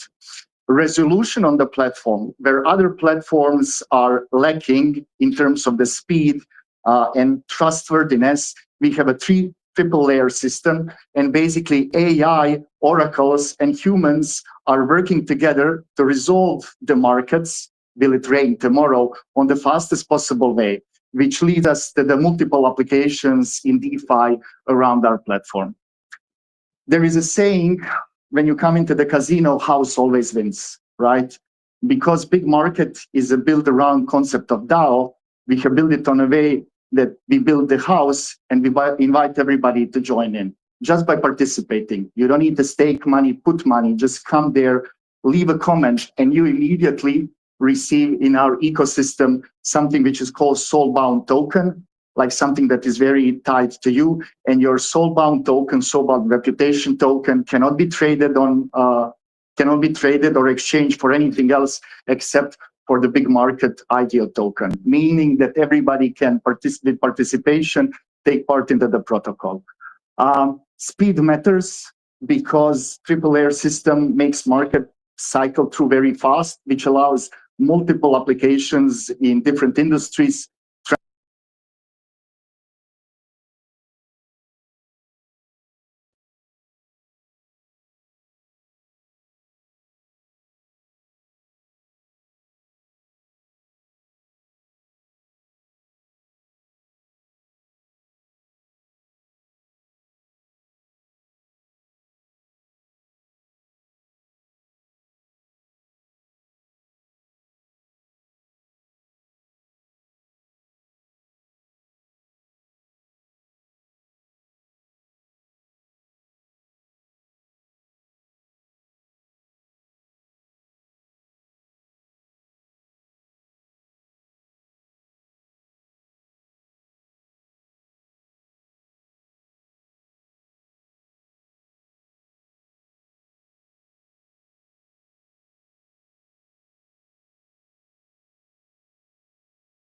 Insure. Come on up, Hyper Insure.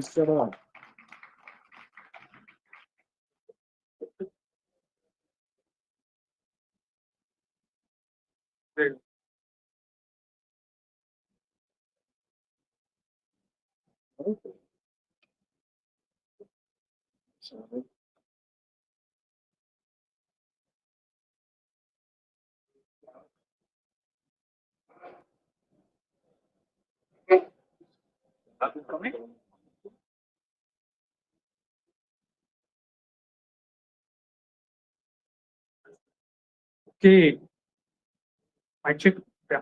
I've been sure. So we are protecting institutional Bitcoin transactions. Imagine this: you have a massive arbitrage opportunity. Agents has been placed, counterparties aligned, millions of liquidity has been posted, and suddenly your transaction or your trade doesn't go through. That's gonna be suck. People have been posting about it on X, and these are like some of the real numbers here. Like approximately 1,000 transactions, which are of very high value, didn't go through. Like 18% of failure rate because of the massive spike at a network congestion level. If you ask me, protocol risk is very real. It could be related to not paying the enough amount, mempool congestion at a Bitcoin level, or every missed block impacts on the liquidity that you are holding. So you wouldn't want that when you're dealing with that level or that volume of trade.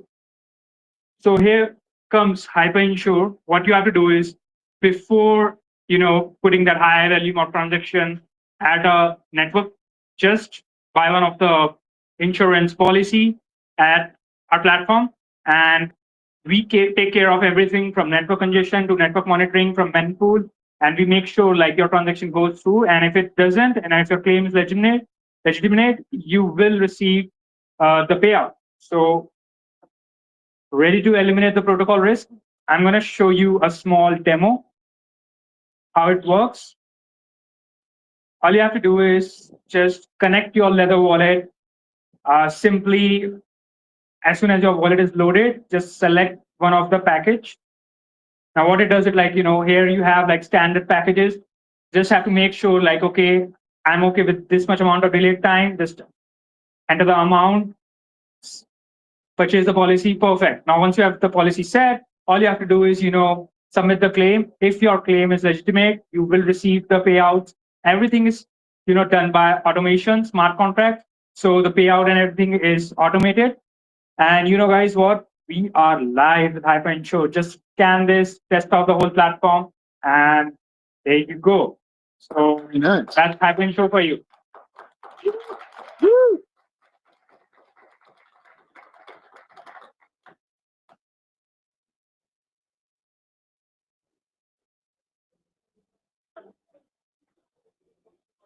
Nice job, HyperInsure.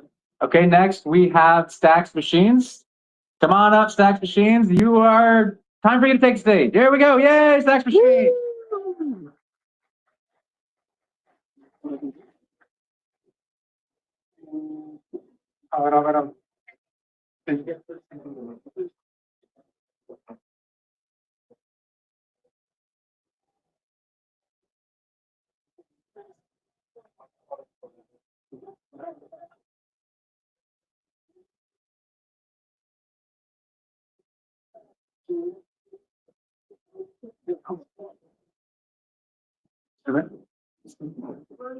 Oh.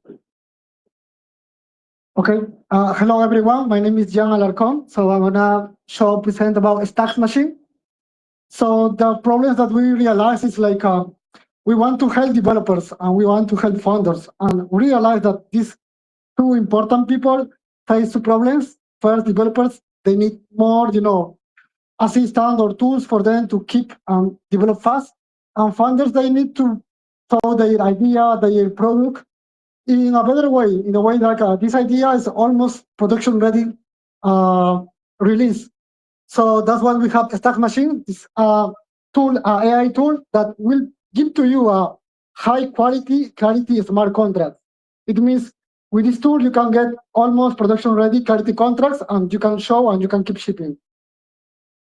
Also, with this tool, is especially for developers, so we can onboard thousands of developers that we have here. And the idea is to accelerate, to boost. For example, in this case, we can achieve very high speed. So how does it work? So we will collect so this is the architecture, sorry. So basically the user or the developer is going to ask any kind of question related to Clarity, stacks on our environment. It can be Visual Studio Code or Cursor. And we'll have an internal server that will handle all of these queries that we have. But before that, we have to ingest all of this knowledge data into our database, so the MCP or the tool can actually retrieve this data to the users. So this is the main flow. So here I want to show a bit more, but it's not showing. How is it? It's not showing my slide, but anyway. So yeah, happy to partner with us. So the idea is to scale this. For example, this is a project on early stage. We are just a POC.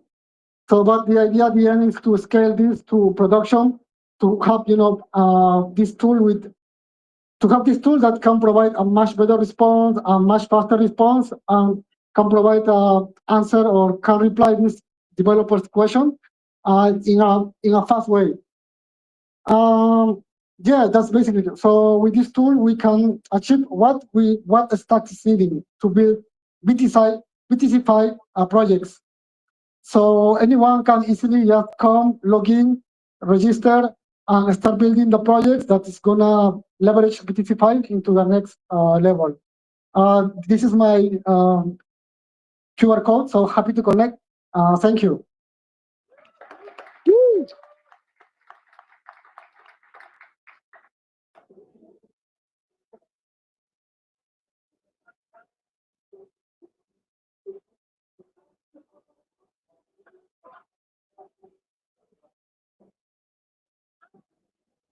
Great job. Thank you, Stacks Machines. For our next presenter, come on up. Let's hear it for X402 Stacks. Sí, gracias.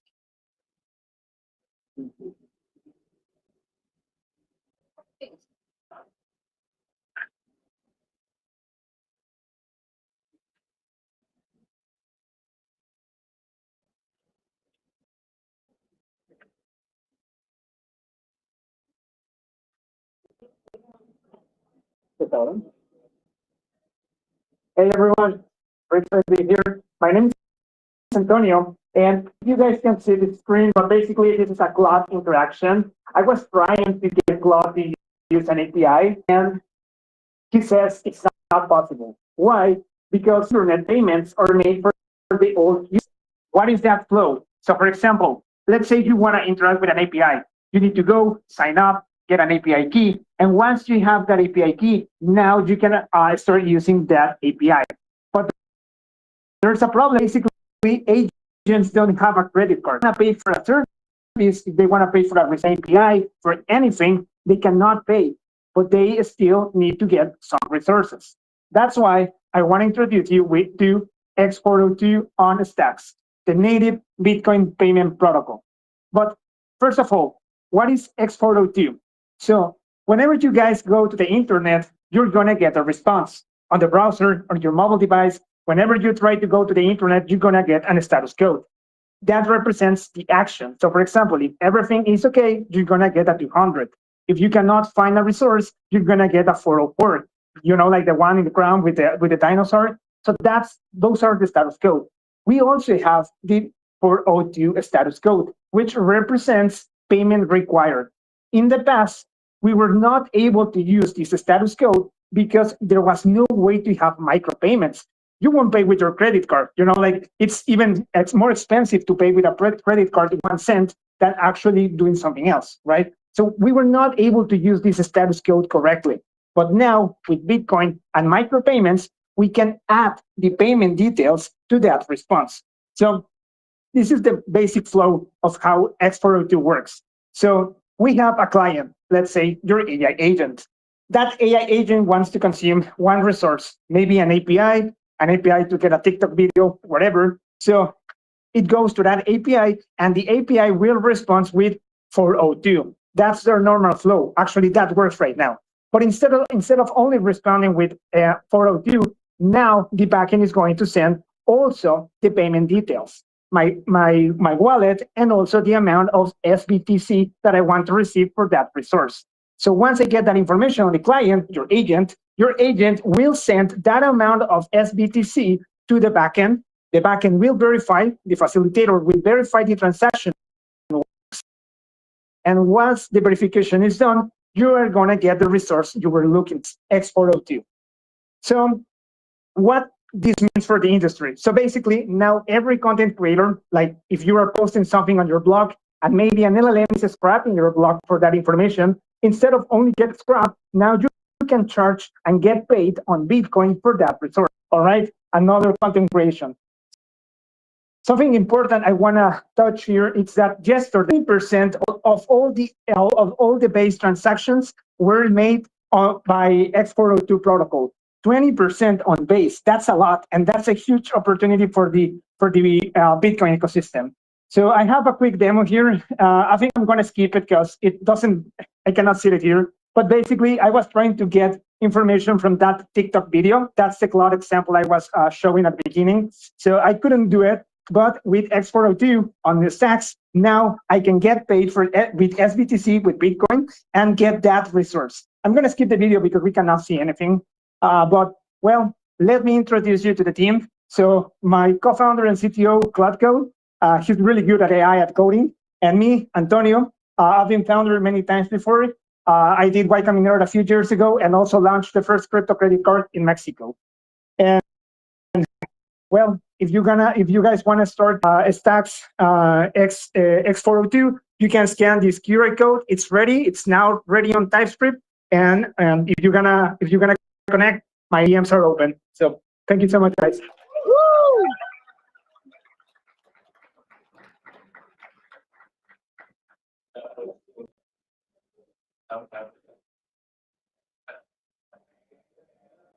Well done, X402 Stacks. Let's bring up our next presenter, Certificors. You are up. Take the stage. It is your time. Let's hear it, everyone, for Certificors. Come on up, Christian. Yeah. I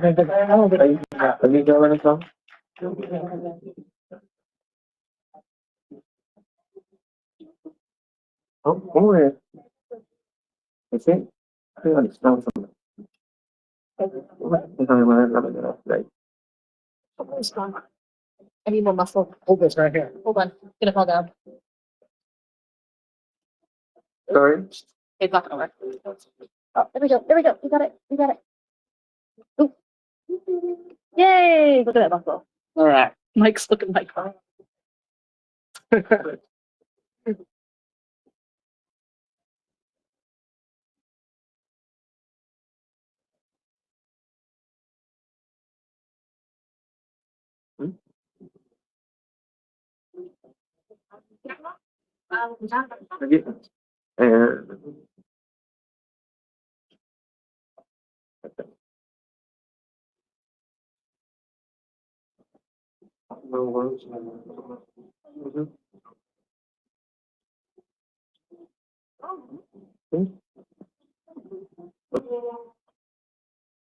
Delante justo con el otro compañero.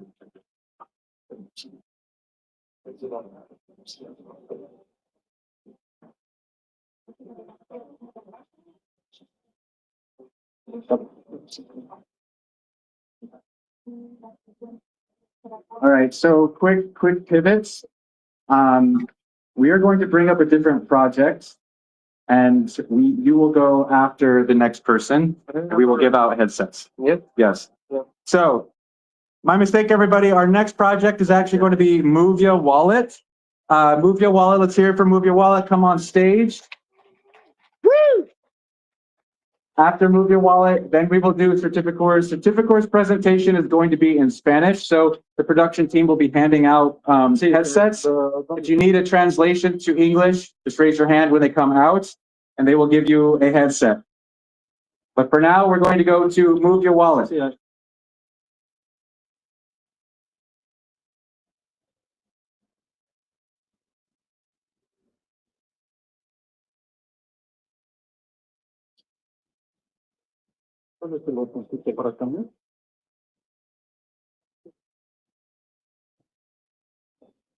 Este nomás.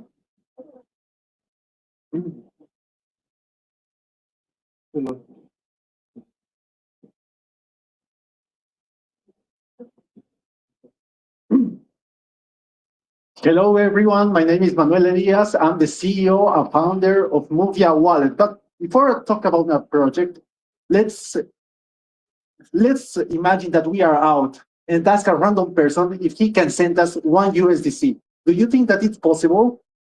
Most likely not.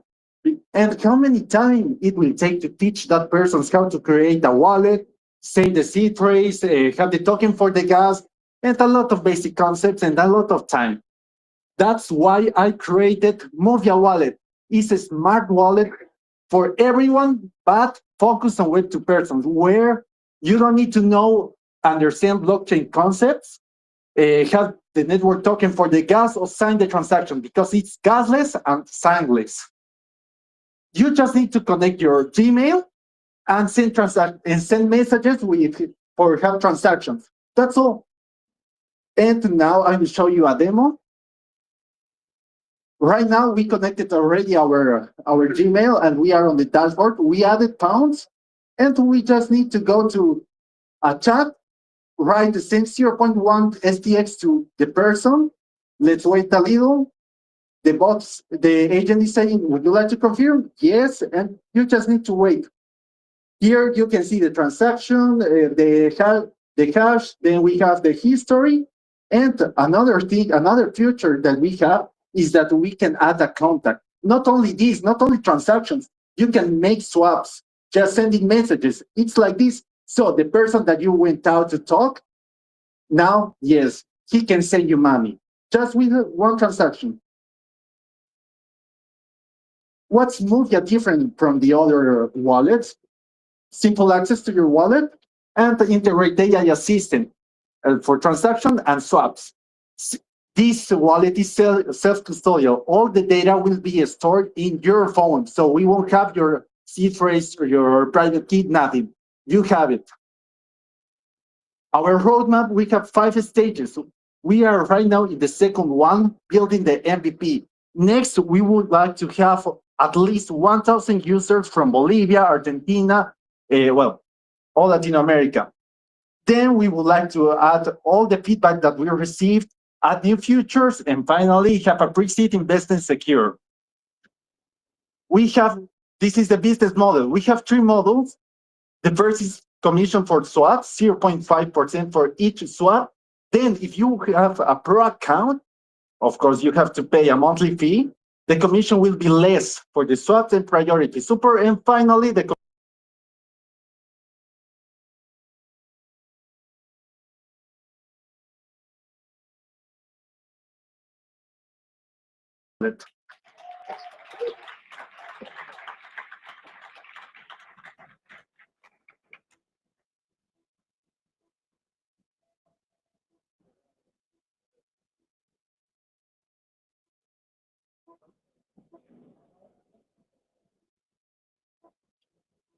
well done, move your wallet. Standing up till I'm freezing, man.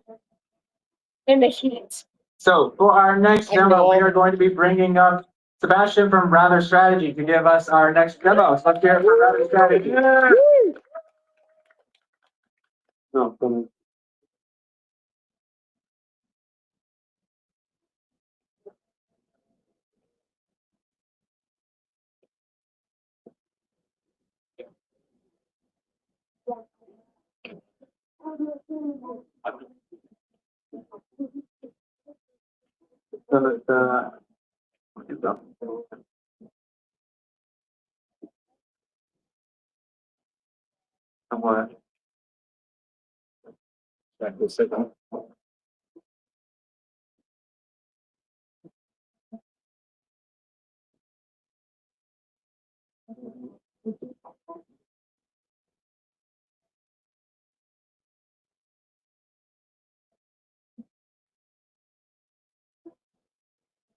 Antes lo probamos. Te digo una por favor. Okay. Thank you very much. There we go. My name is Sebastian Rosenberg.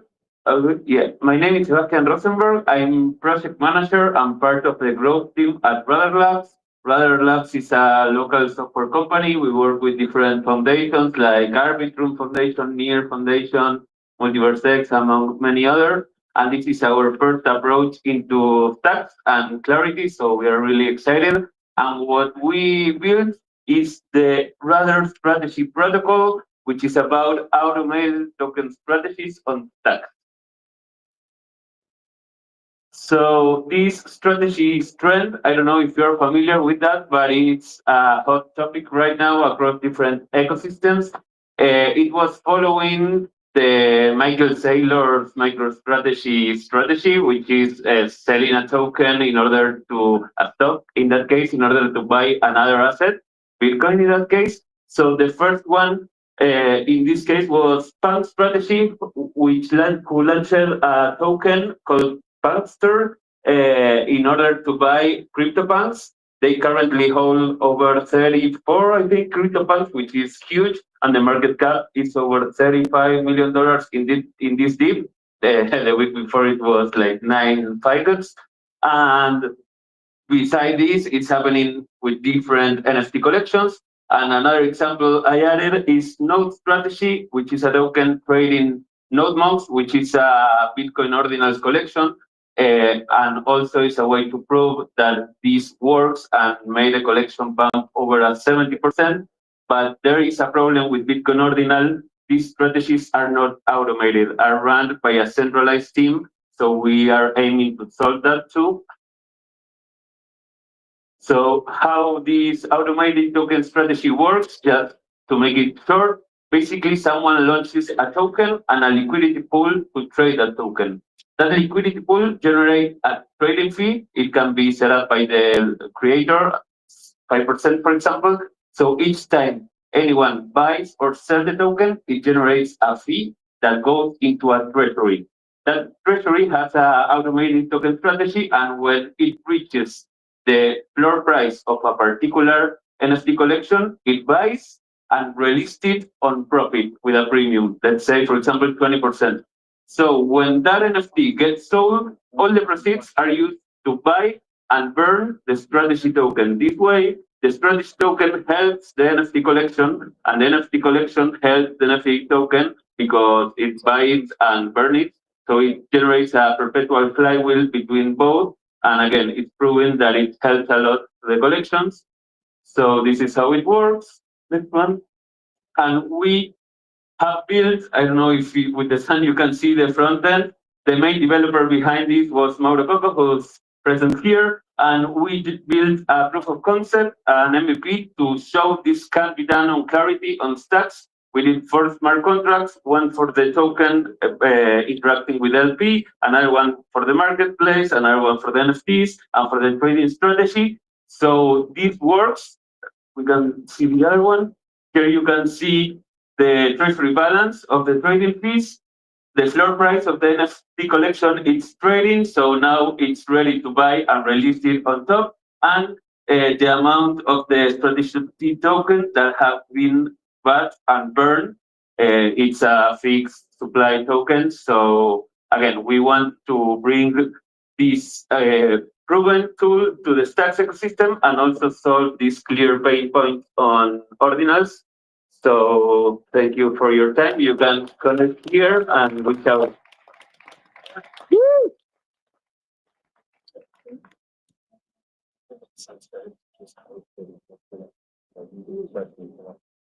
Well done, Sebastian. You're good. Yeah. Okay. Thank you.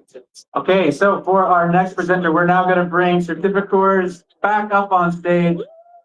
Christian, are you with us? Yeah. All right. So while we're waiting for Christian's going to come up now. After Christian, we have Beta Picks. We're going to finish up with Hot. So, Lisa? Let's hear it for Christian, everybody.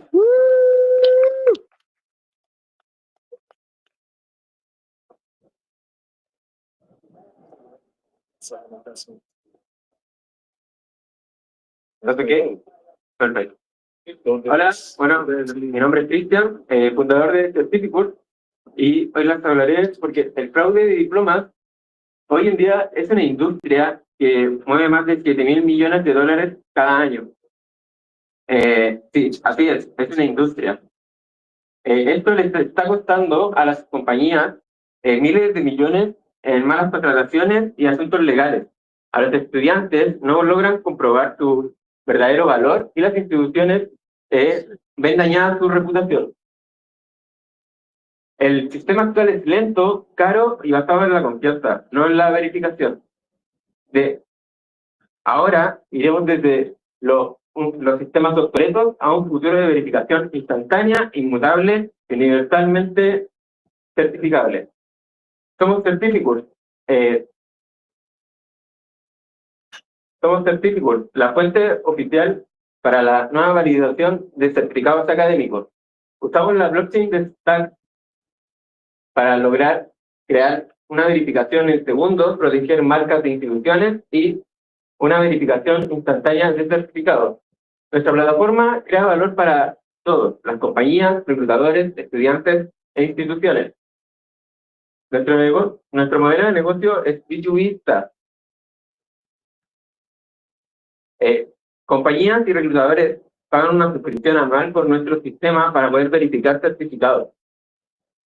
Ya tenemos un MVP trabajando. Dentro de los siguientes meses planeamos lanzar nuestro piloto con al menos 2 escuelas e-learning. Ahora veremos la demo, donde solamente ingresando el correo pueden encontrar la wallet y ingresando el nombre del curso certificamos en la blockchain de Stack. Aquí podemos ver cómo se genera el ID y está registrado en la blockchain de Stack sin ningún problema. Luego, como estudiante, pueden ver todos sus certificados listados y dentro de una certificación tendremos un ID que nos llevará a validar el certificado de manera inmediata sin ningún problema. También tenemos un explorador público donde con el correo podemos buscar todos los certificados de un usuario, los datos de una academia y más información sobre un certificado particular.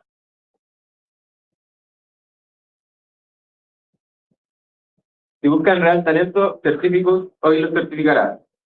Muchas gracias.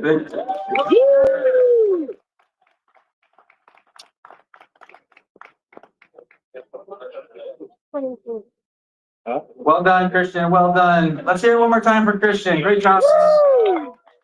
All right, so moving into our next speaker, we are down to our final 2 projects. Our next presenter, pointing to you, Ronell. Come on up, B2Pix. It's your time. Take the stage. Let's hear it for B2Pix, everybody.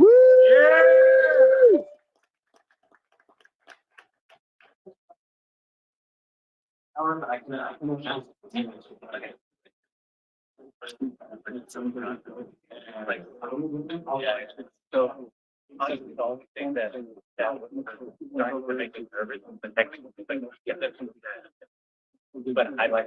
I did everything and made everything awful.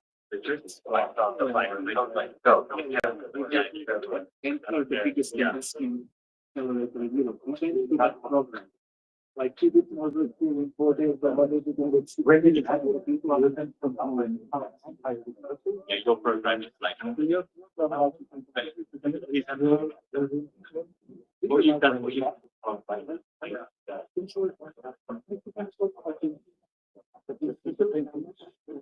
it's just going to be So far, so good.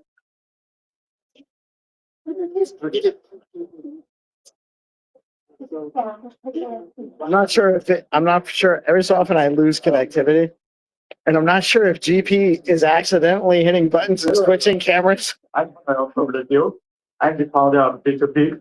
We are bringing Bitcoin self-custody for over 200 million of Brazilians. I worked over 15 years as a software engineer. During this time, I met Bitcoin. That that was designed to be P2P, right? But trading, P2P trading with fiat currency has several issues.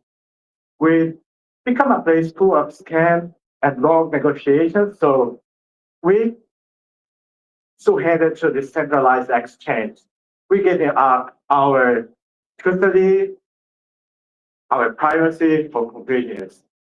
But if we could make P2P trading more secure and faster, well, in Brazil, we have PIX.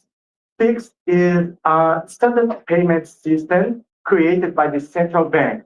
Everyone there uses PIX to transfer money, to make purchase, any kind of payment. That's very popular. So what if we connect PIX with Bitcoin? This is what B2Pix did. B2Pix let anyone buy Bitcoin as easy as buying a cup of coffee. We took very seriously the simplicity and security. To buy Bitcoin, you just come to our website, create your wallet if you don't have one with your passkey, without the need to install any app. So choose an offer, pay with Pix.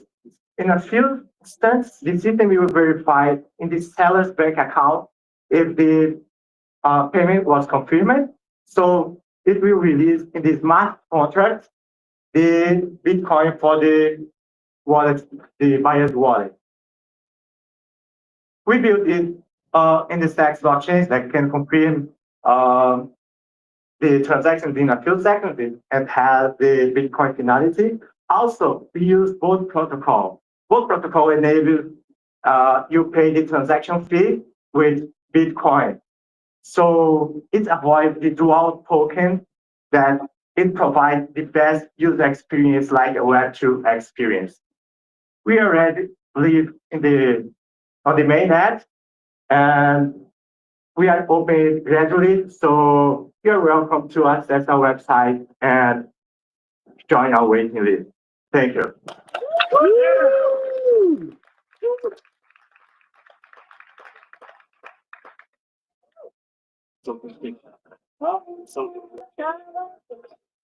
You sold your piece. You sold your piece. Let's go. Well done, B2Pix. Okay, so we're down to our last presenter. So let's go ahead and get into it for our next presenter. Muy especial, feliz cumpleaños a ti, Paulo. Let's hear it. Thank you. Wait, that's my document. Thank you. That's Made it. Take your time. So thanks, my ass. Just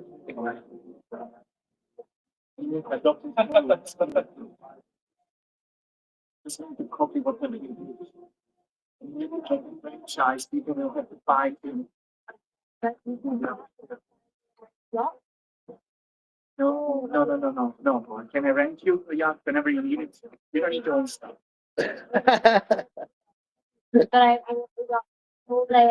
Just like 2 suitcases, so you can move free wherever you want. It's like picking up. I don't know. You don't need to own stuff. What if we like co-own it? You know what? Because boats only go down in value. Exactly. And you want to change the boat, and now you need a smaller boat. Then you're going to move from, I don't know, Ibiza to, let's say, France. It's expensive, takes time. Yeah, but how did I finance it to begin with? I loaned out my Bitcoin, right? My Bitcoin's gonna go. Yeah, the business actually wants to be paid. Oh, Goods and services, I guess. so don't own the boat. Never own a boat. Own a small fishing boat. I own a small fishing boat. Well, but then you're monetizing. Huh? Then you're monetizing. I just fish with it, but that's like a small fishing boat. But like for the bigger boats, you always run. You don't need to be more on. Yeah. Hola. Muchas gracias por venir. Bienvenidos a Buenos Aires. Really like excited, right? Yeah. I want to know who I'm referring to. First, I follow hacks. I've been developing since a lot of years, like more than 7, and also researching Bitcoin since late 2018, and going to very networks on on the digital sphere. And now I'm building on stacks since more than 1 year. Also studying for being a Bitcoin core developer here in Argentina. I'm gonna go back to the Amazon where is my origin the next year. And right now I'm very grateful to be part of this project. You did check that name, right? You understand what is that about? It's the legacy industry of the music. Um, you know, communities are pretty messed up.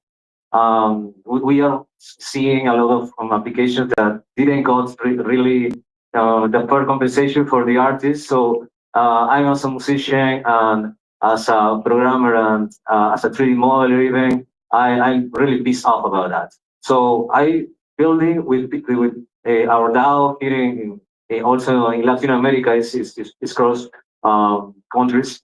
Sumac, that means belleza, beauty in Quechua. It's a software universal music art kernel. Basically, it's a protocol for people to share music, art on the Bitcoin L2 stacks. It's so easily to just share what you are making on.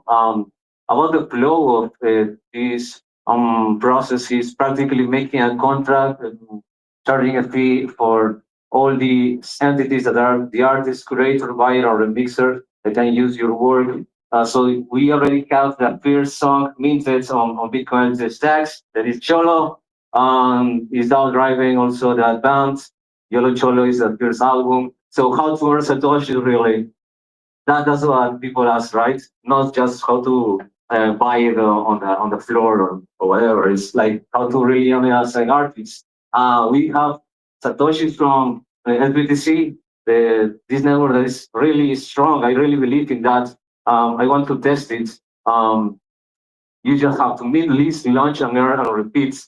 That's what you need to do on this ecosystem. So practically I'm doing this for open source. All my work is open source. You can check it on GitHub, anywhere. On my site, that is hacks.pe. So we stand for a right to play. I invite you to check sumac.app. Maybe you can get a little bit of fun over there. I follow hacks. You can follow me on Nostr or whatever. Do what you want. Okay. Thanks.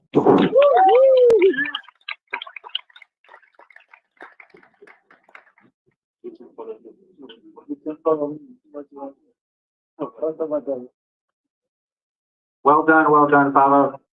Let's hear it one more time for Sumac. Let's hear it for all the presenters, everybody. All the demos, behind your house. We're really happy to see the final projects. Really pleased with everything.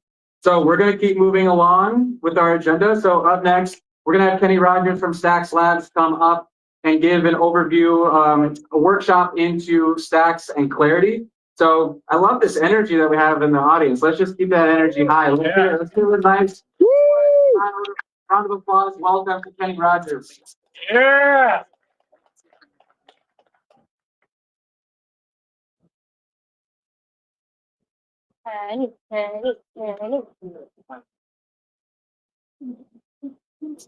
While Kenny gets set up, what the rest of the afternoon looks like is after Kenny, we're going to hear from the Stacks Latam team. If you're here at the beginning of the morning, I gave an overview as to why we are here, why we are in Buenos Aires. The Stacks Latam team is going to give some context as to why that is. After the Stacks Latam team talks, we're going to hear from Eric Toy from Stacks Labs, who's going to talk about bridging Bitcoin with SBTC. And we're going to round off our last speaker with Raphael, from Hero. And so Raphael will be talking about how to build real applications using stacks and payments. You baby. Well, yeah,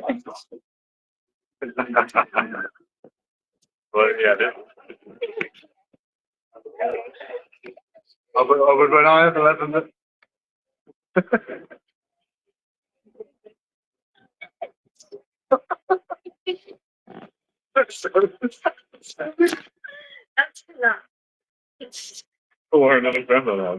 Hello, everybody. I just got to say real quick before I get started, I've been with all these builders for the past week watching them build their projects. And we could just do another real quick big round of applause because watching them go through all of this. Yeah! Crazy crowd, all of them, super cool. This is probably one of the coolest events I've ever been a part of. Honored to have been able to be with them during this journey. And I'm also going to put Ilyana on the spot and give her a big round of applause. So, with that, I'd like to welcome you all to the nerd portion of today's programming. We're going to be kind of digging into how Stacks works. We've been talking a lot about some of the opportunities. We've been looking at some of the people that are building things on it. And now we're going to kind of get into the how it actually works. And I was up vibe coding a little something last night. So you guys pay attention. We're going to play a game at the end, and the winner is going to get 100 SDX. So if anybody not paying attention, get out here and let's do this. So one of the things that I think is super important when we're talking about all this stuff is we looked at the opportunities for why we should be interested in kind of this whole idea of activating the Bitcoin economy and building on Bitcoin and everything. But where does Stacks actually come into play in helping us to do that? And really, I think this is Bitcoin kind of serves as two things. Most people understand that Bitcoin operates as money. I think that part's pretty well understood. But the other piece of Bitcoin that I think is maybe a little bit underappreciated or less understood is the ability to operate as sort of this foundational layer for a new, better kind of internet with the same concept as what it does for money. And that concept, I think, really comes down to ownership. What Bitcoin does is it allows people to own their money. And what I really like about Stacks is Stacks builds the piping that allows developers to come in and then build the systems that money runs through and have that same concept of ownership be built in. If you look around the internet today, it really runs on like a rental model. Very few businesses really own their entire stack from beginning to end. And so we may have the good money, but the pipes that money is flowing through they're still centralized. We still don't own them. They can still be taken over, shut down by somebody that's not us. That's not the one that owns the business. And so the vision for the future that I have with Stacks is, can we get those pipes that the money runs through to have this same ethos of decentralization and ownership and freedom and everything. So we're going to look a little bit today at how Stacks approaches that. And so I have open right here the Stacks docs. We're not going to do any slides or anything today. I'm just going to run through and we're going to kind of walk through a couple things together. So we've got the Stacks docs up here, and I find that the best way to kind of help people get their head around how Stacks works is to go through each of the components. We're going to kind of go through these one at a time, but if you're a developer and you go here to the Stacks documentation, that's really the best place to start to kind of get your head around what all these different pieces are. And so we're going to kind of go through some of these in order. We're actually going to start right here. Do you guys read those? Probably not. Let's see if I can zoom in a little bit here.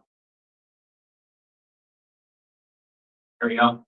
So this is kind of what I would say almost like what you might call the transaction journey of how somebody's going to interact with Stacks and how that's going to flow from when the user first initiates an action and how it's going to flow through the whole system and ultimately settle onto Bitcoin. It's another term that we throw around a lot. Stacks helps things settle on Bitcoin. So today we're going to kind of look at the path that actually goes down. And the first thing is obviously the user acts. So this might be a wallet, this might be a DeFi protocol, whatever. This is really going to be the first point of interaction.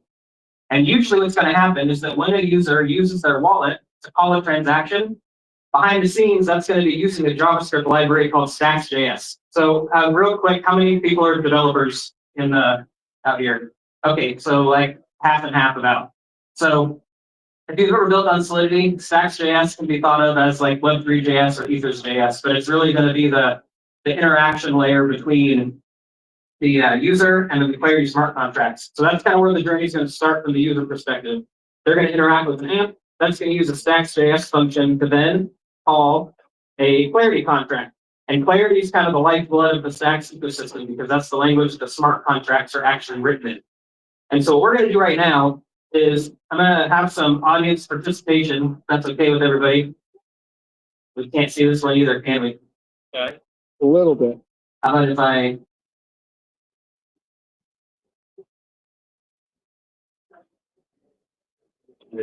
Oh, we can't. This may not work. We can't see this still, but that's okay. We're gonna wait. All right. What this was supposed to look like was a nice, beautiful little set of templates for what we actually want our contract to do. So basically what we're going to do right now is we're going to build, it's called a multiplayer counter contract. Super simple. The goal is we're going to maintain accounts and anybody could initiate a transaction to add on to the account. And so what we're going to do is I'm going to call out what we need to add next, and you guys are going to help me kind of put together this clarity contract so we can kind of get introduced to some of the concepts. So what I want you to do is I want you to look over here on the right. We've got a collection of a bunch of different elements of clarity functions and contracts that we need to put together in the right order to write our contract. And so the first little block that we have over here that you guys can't see, the first thing that we have to do is define a storage map. So I'm going to start calling on everybody to shout out. If we need to define a storage map, which one of these do you think that we need to use? And I'll give you a little bit of a clue. The pink ones are the ones where we need to define something, so create something new. The yellow ones are where we need to call a function. And then the blue ones are going to be variables, so they're going to hold some values.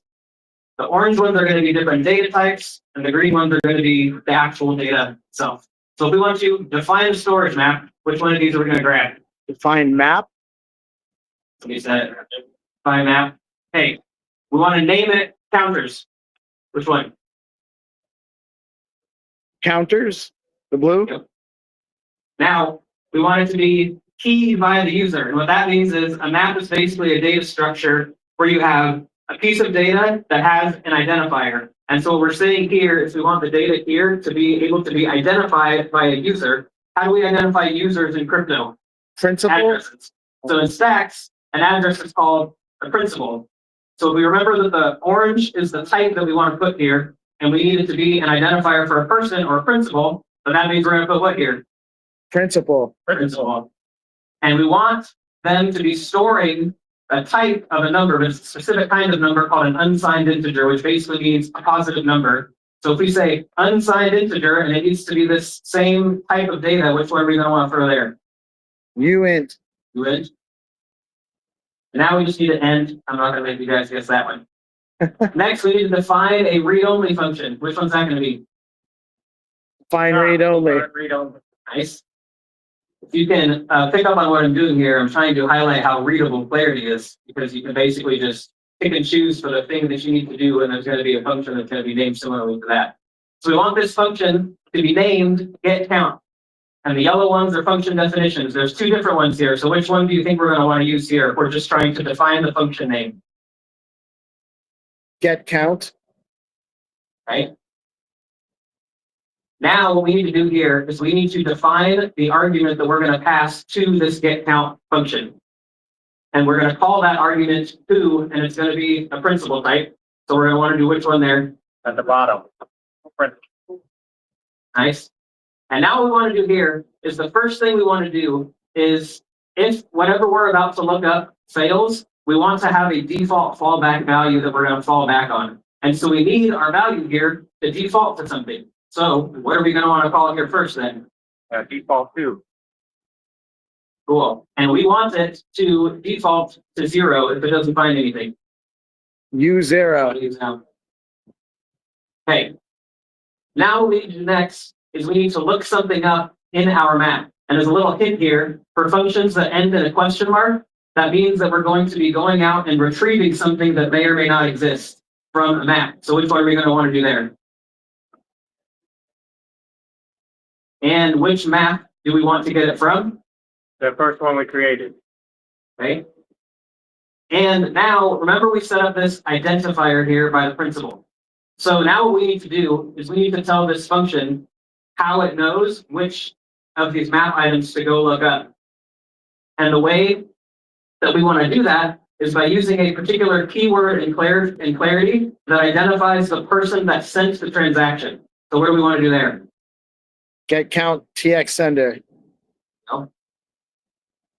Oh wait, I'm wrong. There we go. I grabbed the wrong one. What's going on here? What did I do? Oh, okay. I failed my own test. So this is probably going to be the trickiest part of it, but what we have here is when we define this function, we defined an argument called who, and when we call that function, we're going to pass a principal into that. But we need to be able to reference it from within the function. So what do we want to do there? So we need to define a public. Not quite yet. All we're doing here is we're telling our function who we want to look up, and it corresponds to the variable name that we defined. Who? There we go. So that's what we want to do there. And then we're just going to end that one, and we're going to end that one, and we're going to end that one. Where are we at the time? Okay, we speed up a little bit. Next thing we want to do, define a public function. Which one's that going to be? Define public. We're going to call it count up. Function's going to be named. Now this one doesn't have any arguments because we don't need to pass anything into here, because what this behavior is going to do is it's just going to increment the counter that we have right here. So what we want to do is, if this succeeds, we want to return a success message. In Clarity, there's two return types. There's OK and error. So we want to tell this function that we need to return a success message. So we're going to do what right here? Now we need to set a value within our map. So we're going to run the map set. We need to tell it which map we want to update. It's going to be counters. And now we want to make sure that whoever calls this is the one whose count is going to be updated. So whoever sent the transaction. Okay, that's what we were trying to do before.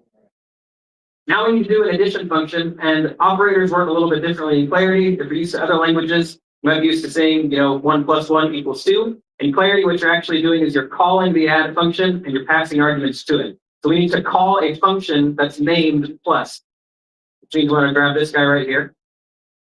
And the next thing that we need to do is we need to get the current count of this person's counter. So we're going to retrieve that value from the map. Then we are going to add 1 to that. And now it's just a bunch of end parentheses here.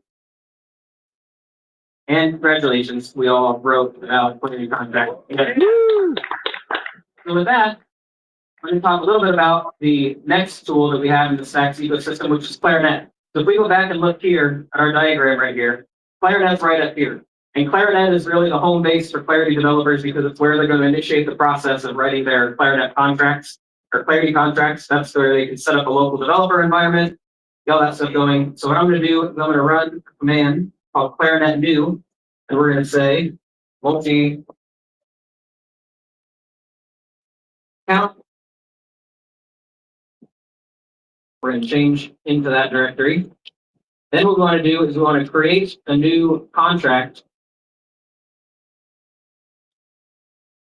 called multi-count. And we see here, we've got a couple different folders in here. We're going to pop open cursor. You guys can semi-see that, right? We're going to get our contract right here. Right now, it's just empty. And so we're going to see if this is actually a valid contract that we just wrote together.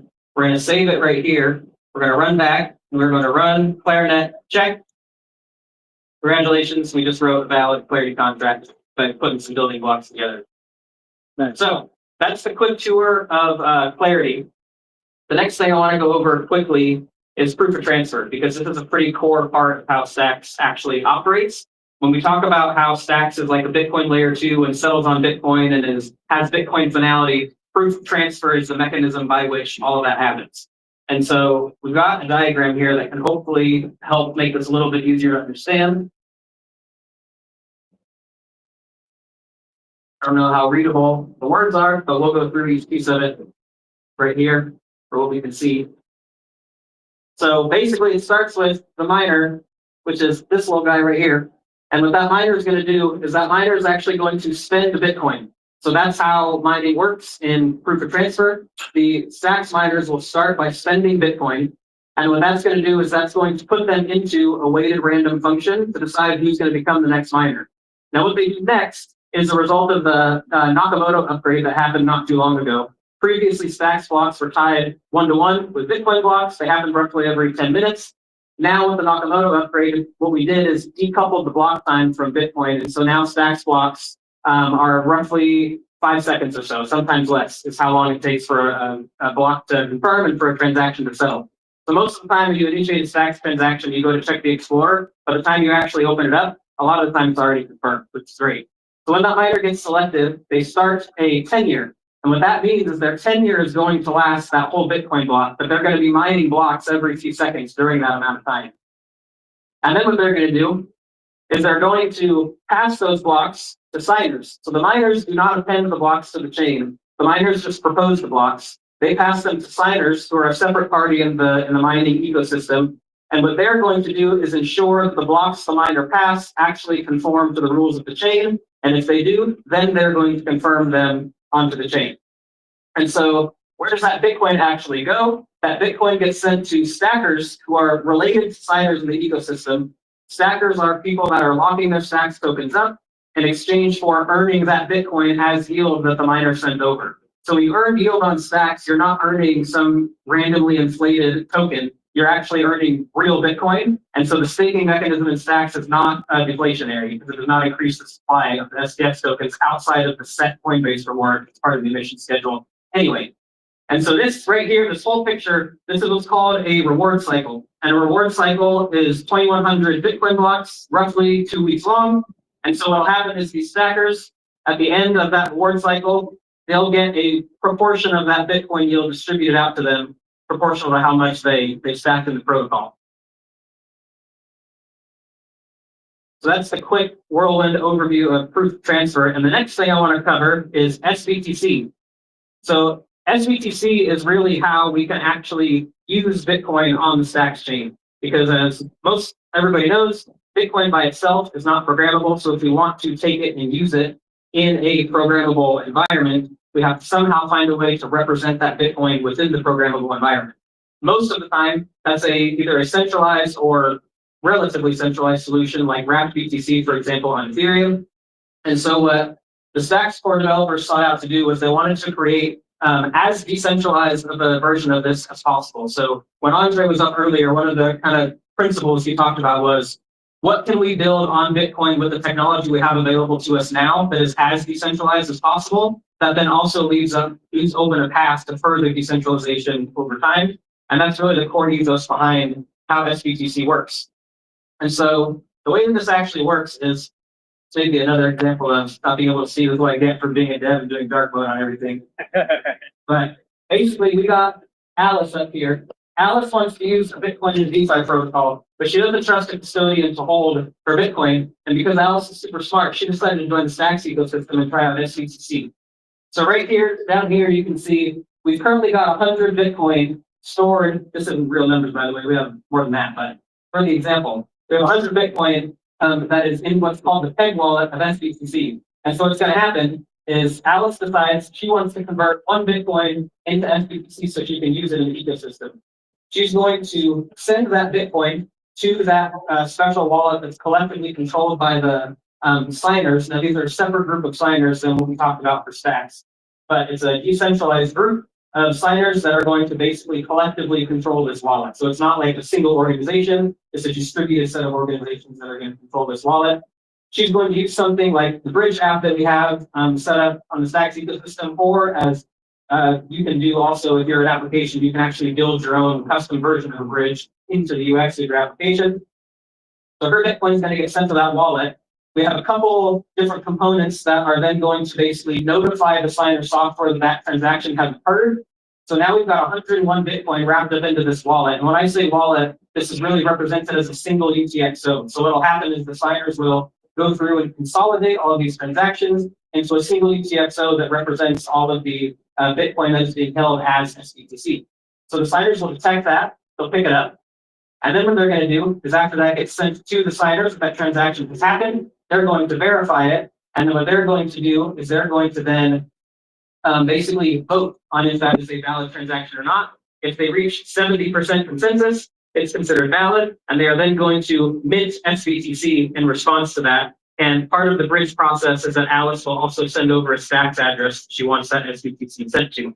So that's a clarity contract on the Stacks side of things. It's then going to mint that SBTC to Alice. She can now take that. She has 1 SBTC now in her Stacks wallet. She can deploy that in DeFi. She can do whatever she wants with it. Then let's say, okay, I did the DeFi stuff. I want my Bitcoin back into layer 1 Bitcoin. Now she's going to call that same contract, but she's going to call a withdrawal function. And that is, again, going to ping the signers to say, hey, we've got a withdrawal. They're then going to initiate the process of withdrawing that back to Alice on the L1. So Alice gets her 1 Bitcoin. After they have verified that that transaction has occurred successfully, then those SBTC signers are going to burn the corresponding amount of SBTC. So because of this system, SBTC is always exactly 1-to-1 correlated with Bitcoin, and people can move it in and out of that as they wish. So that's how SBTC works. And all of this eventually settles on Bitcoin because there's one piece of that proof of transfer protocol that we didn't quite mention yet.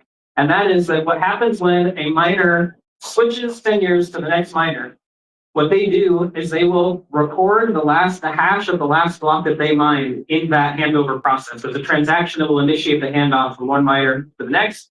They're going to record the last hash of the mine that they blocked, the block that they mined. When the miner then the next miner takes over and they start appending blocks and proposing them to the signers, the first thing the signers will do is verify that they are building on top of the correct block that they're supposed to, and they're not going to allow them to mine those blocks if they're not. Because if the miner's not doing that, that means that they're attempting to overtake the network and create their own fork of the Stacks chain. So the Stacks chain will always follow 1-to-1 in lockstep with the Bitcoin chain. And this is what we mean when we say that Stacks has Bitcoin finality. Because of the way that that mechanism works, if you wanted to go back and reverse a Stacks transaction, you would actually have to go back and reverse the Bitcoin transaction that it was included in, because it's not going to be considered a relevant block to build, and the signers are going to reject it, because the signers and the miners have complementary incentives. So they're not competing, but they're not the same either. So the signers are incentivized to make sure the blocks are valid. The miners are incentivized to mine the blocks. And so that complementary system is what helps lock down that Bitcoin finality. So, you guys want to play a game? I want to see how much you were paying attention. We're going to play Stacklander. There can only do one. If anybody gets that reference. So, I'm going to hit this. You guys are going to all get your phones out.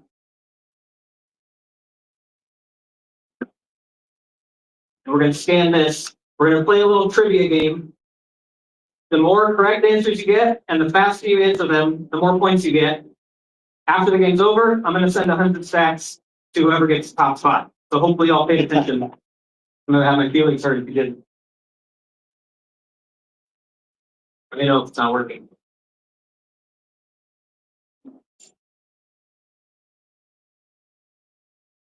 Can I put my BTC name, or does it need to be, yeah? I'm just going to manually send it, so put whatever there. Blockface is the first one in. If you don't have a Stacks address yet, put that in there and talk with me after, and we'll get you set up with it.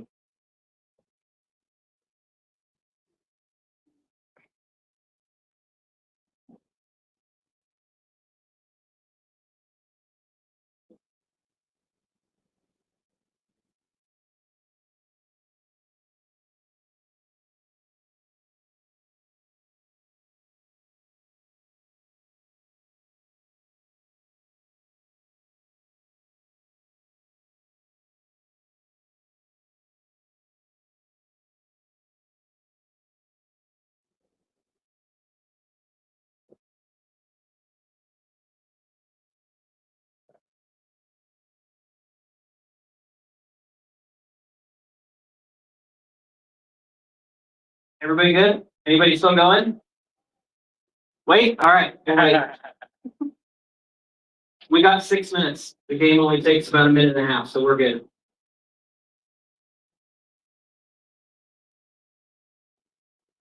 My address is in my laptop. Bravo, you're cholo.beats. Yeah, I totally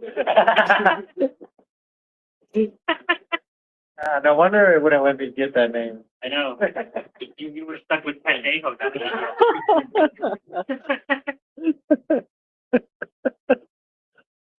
Have some company from there.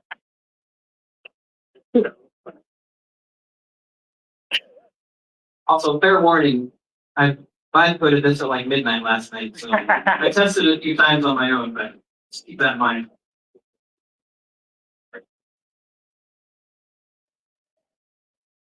Everybody in? Yep. Somebody say no? Mike, are you saying no or are you stretching your neck? Okay. All right, we're gonna do this. Everybody get ready? You're gonna be looking at your phones. That's where you're gonna want to look. Questions are gonna pop up. You gotta get the right answer as quick as you can. Ready?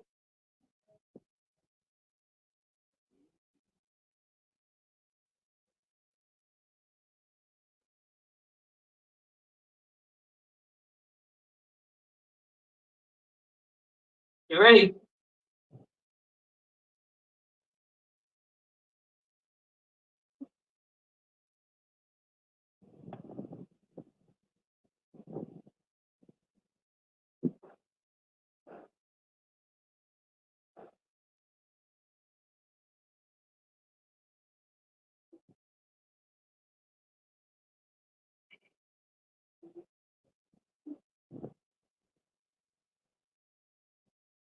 Halfway there.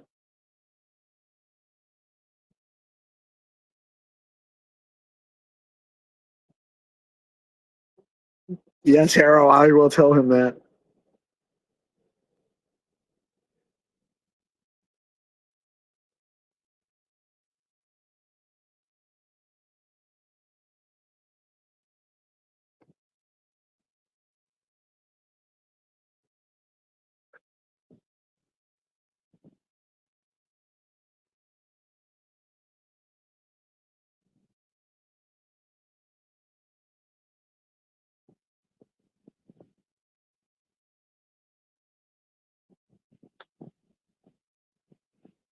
All right, we're down to the last question.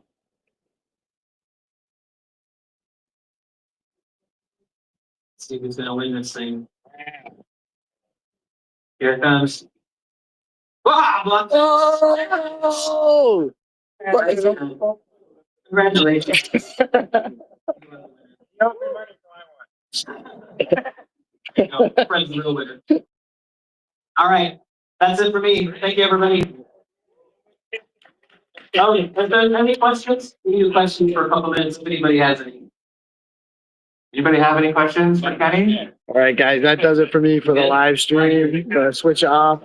Thanks. Hopefully, GP's in the wings to reset up the screen share for Restream content. But we are wrapping up our presence at Buenos Aires. We'll see you all later. Buenos Aires. And so one of the reasons as to why that is due to the efforts of a few important folks in the Stacks community. These guys have been working really hard and doing lots of community programming and activation for the last 18 months. They're going to talk a little bit about their stories, some lessons they learned along the way, what they've achieved, and what they're going to get involved in. Oh no, we're gonna stay. We're gonna stay. I didn't realize it was Stacks Latam up. Let's go. Woo!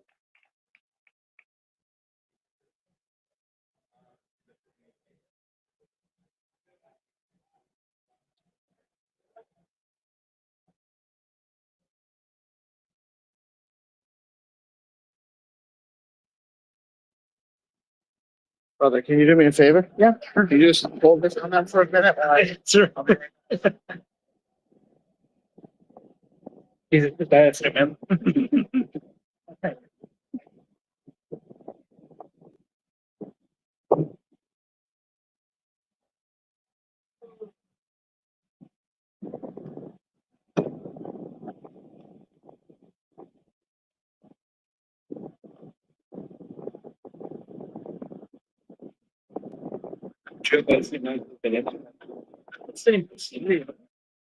Hi guys, what's up? It's glad to come here. But this brief summary is super important and deeply kind such that here principle now downloading a government passport to Colombia. Well, 2024 was a big year. Start that mission to increase developer adoption in Latin America. 2025 was awesome because you are here for that. Well, again, 2024 was expand and increase our ecosystem in countries like Peru, Colombia, Argentina, Brazil. The idea was launched the first Clarity Bootcamp in Spanish. We received over 100 applications, and finally, we invest 15 hours learning Clarity.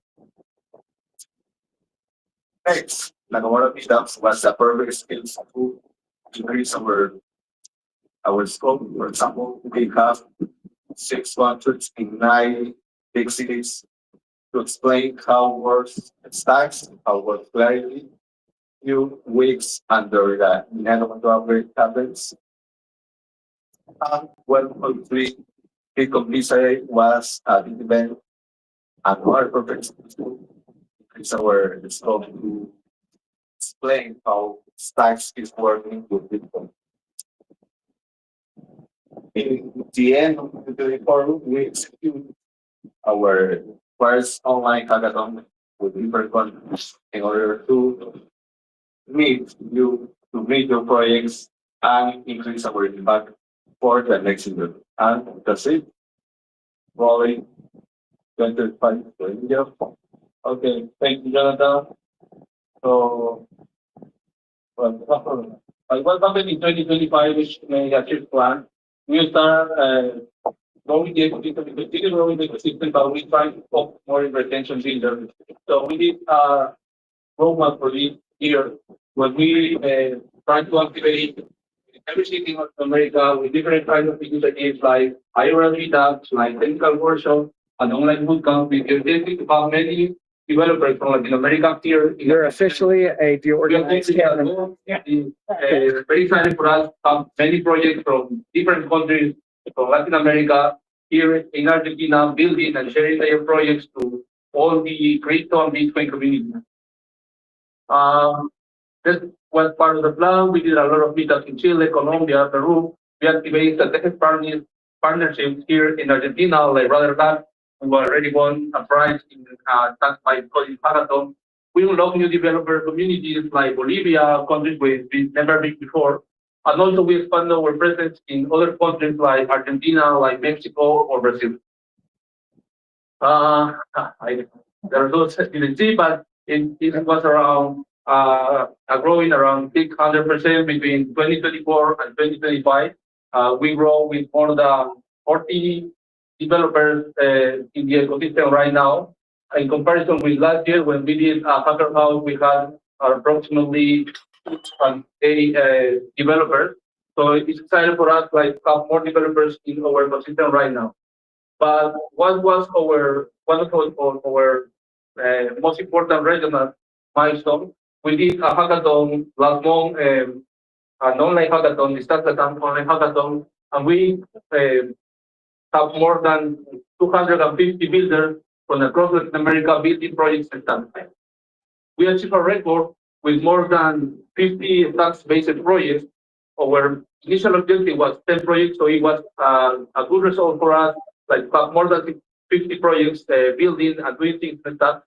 And the winners from this hackathon come here to our hackathon in Argentina. We have winners from Brazil, from Peru, from Mexico, and Bolivia, winners that you already saw in the previous presentation, like P2P, like certificates like X402 in stack. Other success stories we have here in LATAM ecosystem. 2 of the 3 winners from the Global Stacks hackathon, Bitcoin hackathon, came from LATAM. Rudder Labs, the first place for this hackathon, they are from Argentina, and they won the hackathon after participating in one of our Clarity workshops we did with them in the month of September.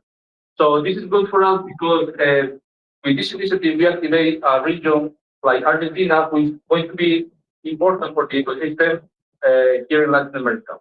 And also, the winner of the 2024 Stacks Latam Hackathon and Stacks Latam Hackathon we did last year during the Bitcoin here in Argentina, still working in the Stacks ecosystem and be part from the Stacks program, which is like one of the most inclusive programs in the Stacks ecosystem. And he joined to the Stacks ecosystem and the Stacks Hackathon, for his participation in our program. So that's it. Well, that's what we want to share with us. This is part of the result we had in these 2 years. We have a growth between the quantity of builders we retain between 2024 and 2025. And now Latam is one of the strongest contributors to Stacks ecosystem builder panel. What else? Right. Well, as Jonathan told us, we are just now 3 people in the Stacks core, Stacks Latam core team building, but we invite you, if you are a developer, if you are a builder, if you are an educator, builder, or even you are interested in being part from the Stacks Latam, it doesn't matter what country are you, if you are from Brazil, from Mexico, doesn't matter.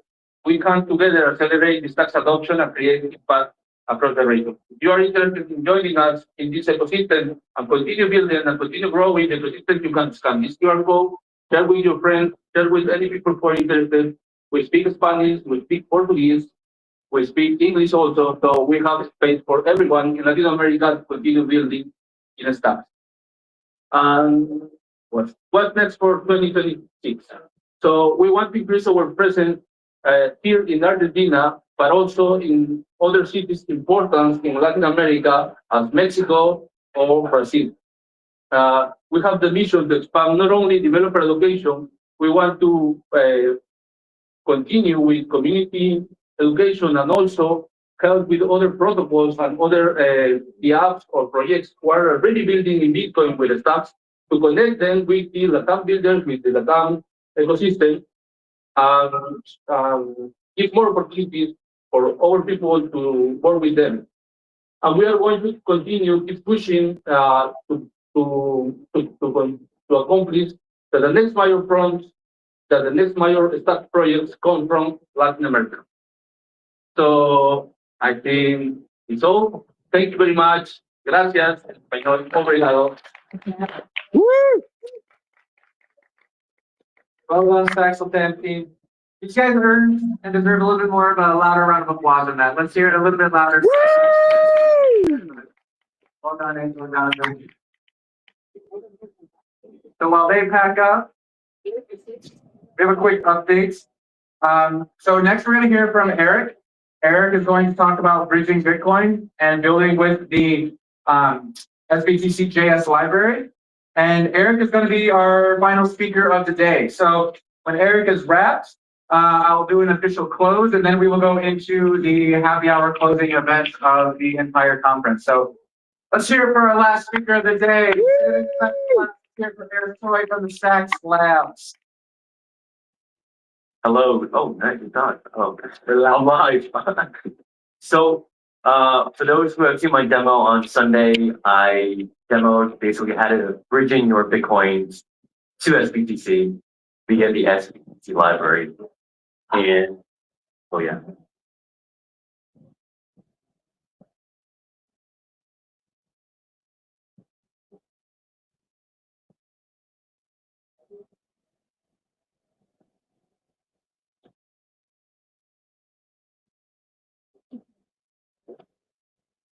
Yeah. It's, oh, okay. Well, yeah, they can see it. Okay, cool. This is fine. Yeah, this is the browser. Yeah. All right, so let me see how I can do this.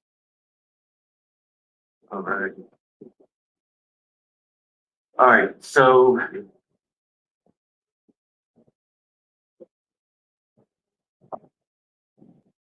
I don't have any slides. Yeah.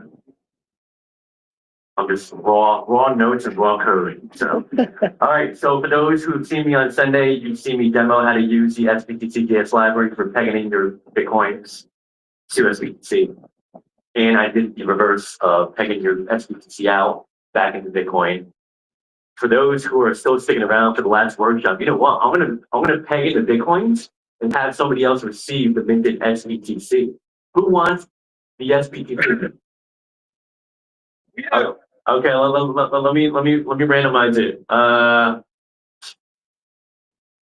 Who should I pick? Who can say SBTC the loudest? Let's do that, all right? Who can say SBTC the loudest? Well, let's do it on 3. 3, 2, 1. I think you won. Yeah, absolutely. Send me your stats address in a Telegram group.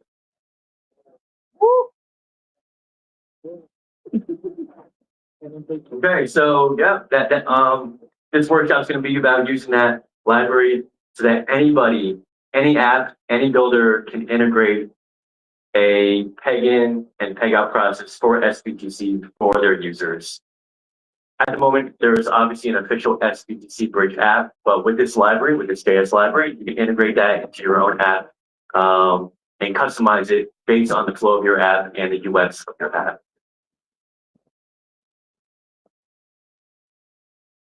Scrolling down, so the goals for this workshop is, to understand the Bitcoin to SBTC peg-in flow, understand the reverse, which is the SBTC back into Bitcoin peg-out flow, and to persuade you to build your own SBTC bridge UI.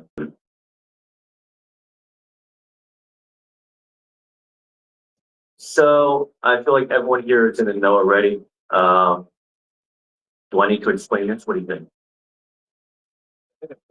No? Yes? No? Give the 10-second version. Okay. What does it mean to bridge Bitcoin?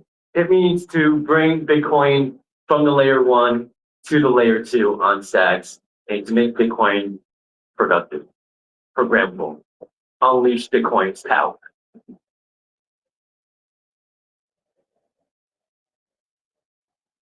All right, high-level overview of how the system works. We have, think of it as 3 different parties. On the left side is the Bitcoin chain, on the right side is the stacks chain, and in the middle are very well reputable, trusted men in suit and ties signers, right? These are the guys that we're trusting to sign the SBTC operations, communicate with the SBTC contracts, and also help to manage the SBTC UTXOs. The SBTC UTXO, to give you a little quick glimpse of what that is up over here. Let me refresh the page by clicking on this. This is where the single SBTC UTXO lives on this ginormous taproot address, and this is controlled by the signers. It's very dark right now, it's very hard to see, but the current balance is about 4,300, and that represents how much the value is in SBTC on stacks right now. So, it's just on like 400 million. Go back here. And yeah.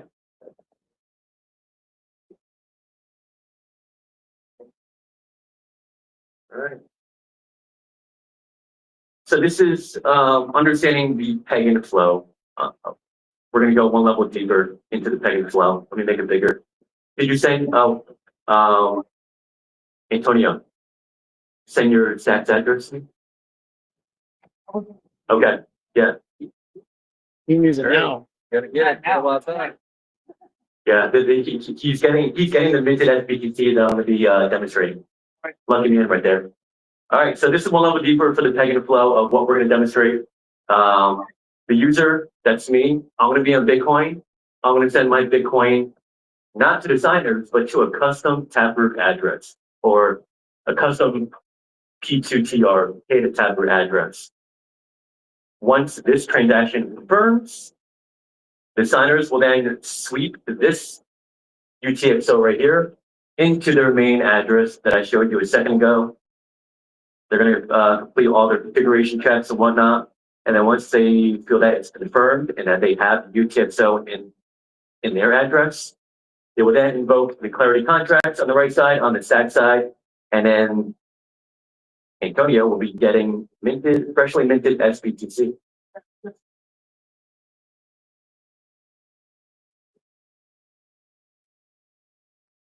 So the overview of the deposit peg-in flow of what I just went through in that diagram. As the builder, you have 4 things that you need to do. You need to build the SBTC deposit address or that custom tablet address, sign and broadcast the Bitcoin transaction, notify the signers that you are making a deposit, and then confirm the user's balance at the end. All right, let's get into the demo.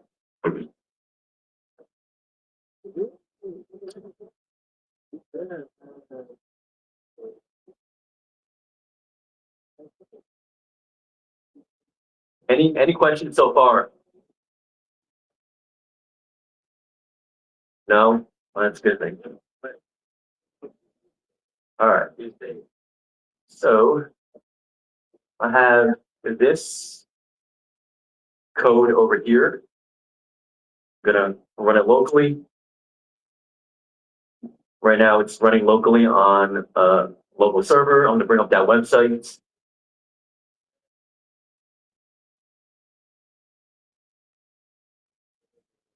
Slide this over. Pretty good. All right. So yeah. I'll repeat it again. What we're going to do now is peg in Bitcoin from my wallet into SBTC to Antonio's stats address. And let me get that address. Oh, send me a tested address. I mean, like, we're dealing with real money here. I'm going to be sending you real SBTC here, not testnet. Yeah.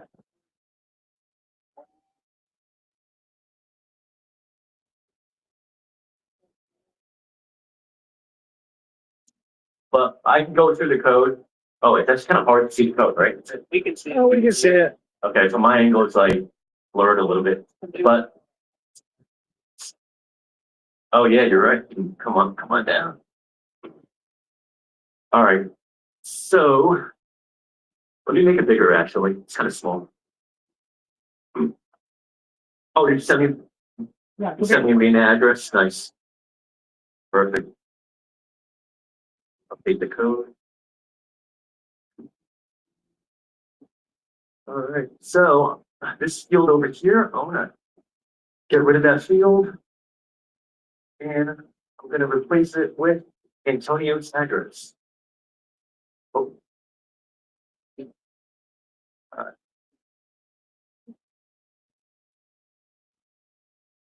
That's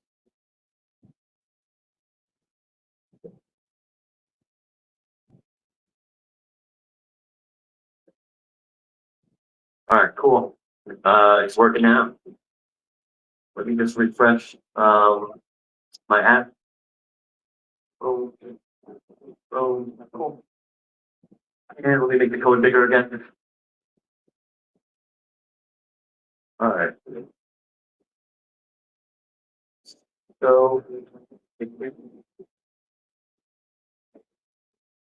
all right. So at the top over here, we're creating that custom Bitcoin or custom Tether address. This address is controlled by me, user, and also the signers. Once we create that custom address, we're going to send it and pass it into this field over here. This method is going to invoke your sats wallet, and it's going to create a Bitcoin transfer. We're going to specify that custom deposit address that we just made, and also the amount of Bitcoin that we want to peg into SBTC. And then at the end over here, we are going to retrieve the TX hex of that same Bitcoin transaction that we just made. And we're going to notify the signers about it, just so that they are aware that there was a pegging process that is being requested, and for them to basically monitor it, check it, and sweep those Bitcoins into their main address. And that's it. It's pretty simple. We're using the SBTC library for that create deposit address method. And also with this client over here, this client is using, he's able to communicate with the signers via the Emily API. And then so with this short amount of code, we can simulate the Bitcoin to SBTC process. So let's go ahead and peg first I want to make sure my wallet is properly connected actually. So let's go and you know what? Yeah. Second.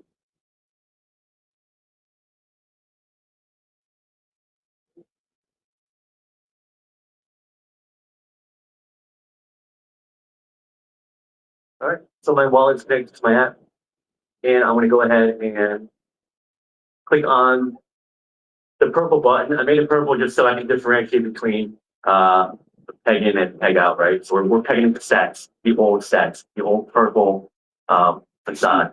So let's go and invoke that function, and nothing is happening. Hold on a second.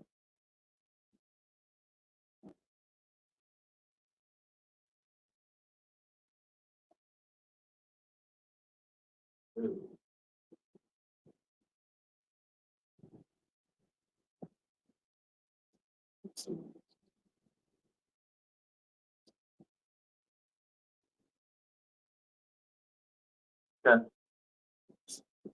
We're back.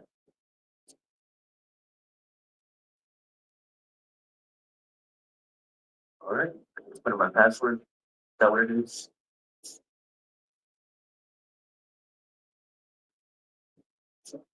Okay, this off screen, and so nobody can see what I'm typing in, just in case.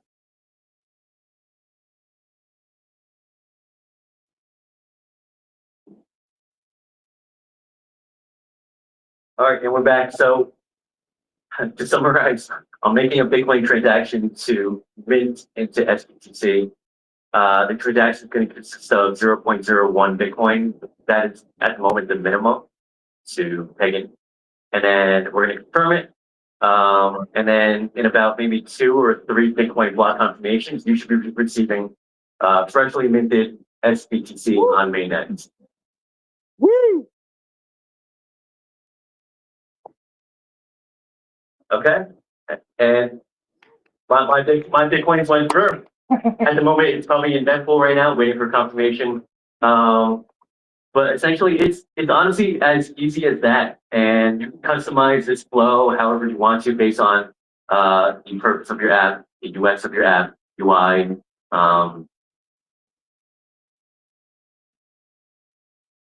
So just a little glimpse as to that custom deposit address that we created.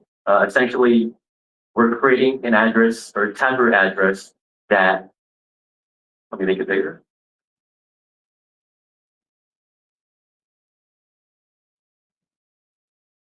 Okay. So we're creating a tempered address that contains a deposit script that is controlled by the signers, reclaim script controlled by me if I want to reclaim back my Bitcoins, and an unspendable pub key that's kind of like, doesn't really mean anything, but essentially it technically means that this address right here doesn't have a spendable private key. So meaning like that actually nobody has control over this address, but the signers and I have control over those scripts over there.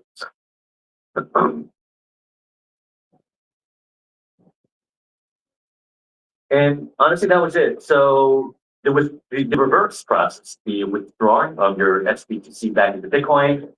It's pretty similar. The user on Stacks is going to burn their SBTC in the Clarity contracts, and then the signers will be receiving that emitted event from the contracts. And then the signers, after performing their checks, they will then send back the Bitcoins to your Bitcoin address.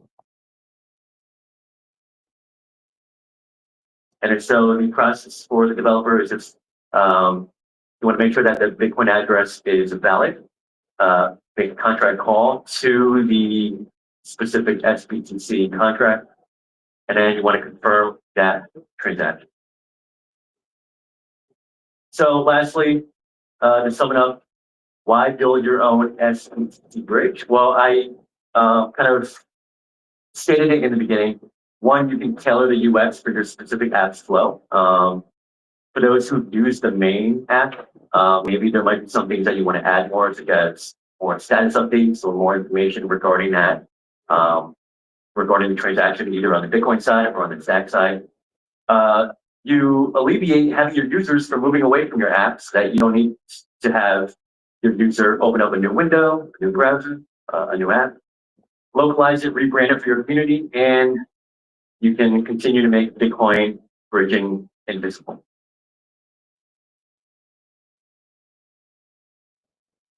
And on the final thing that I want to leave you guys on is the official bridge proves minting SBTC works.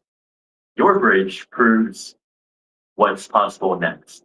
So that's it. Everybody. Let's hear it for the winner of the new receiver of Eric's SBTC. He got about $100 worth of it. Let's go! Well, because of his loud voice, sometimes you have to be loud. And also thanks to the current minimum of how much you can peg in. Right now, the minimum is about $100 worth of Bitcoin. So, okay. Honestly, if there was no minimum, I would have just maybe gave you like $5 or something. But now you have $100 worth of for minimum. So. Awesome. Thanks, Eric. Well done. Well done. That was fun. All right, everyone. So that is a wrap. That was our last speaker. Today, we had a panel, and we had a key.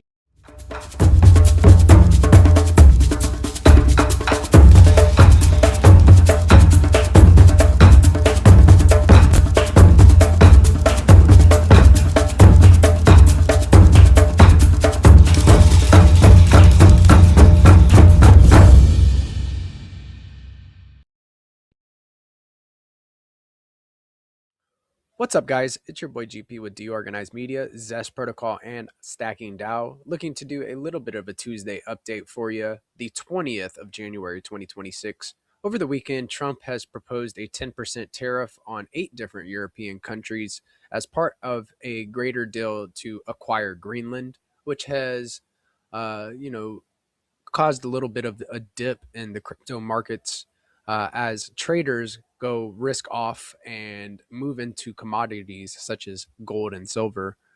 Gold and silver actually hitting new all-time highs as this tariff was announced. So let's read a little bit into this article that I have pulled up here. So Trump's tariffs threats have triggered a sharp crypto market sell-off, with Bitcoin dropping around 3% to approximately 92K on January 19th of 2026. The decline followed President Donald Trump's announcements of 10% tariffs on 8 European nations, escalating to 25% by June unless a deal is reached for the U.S. purchase of Greenland.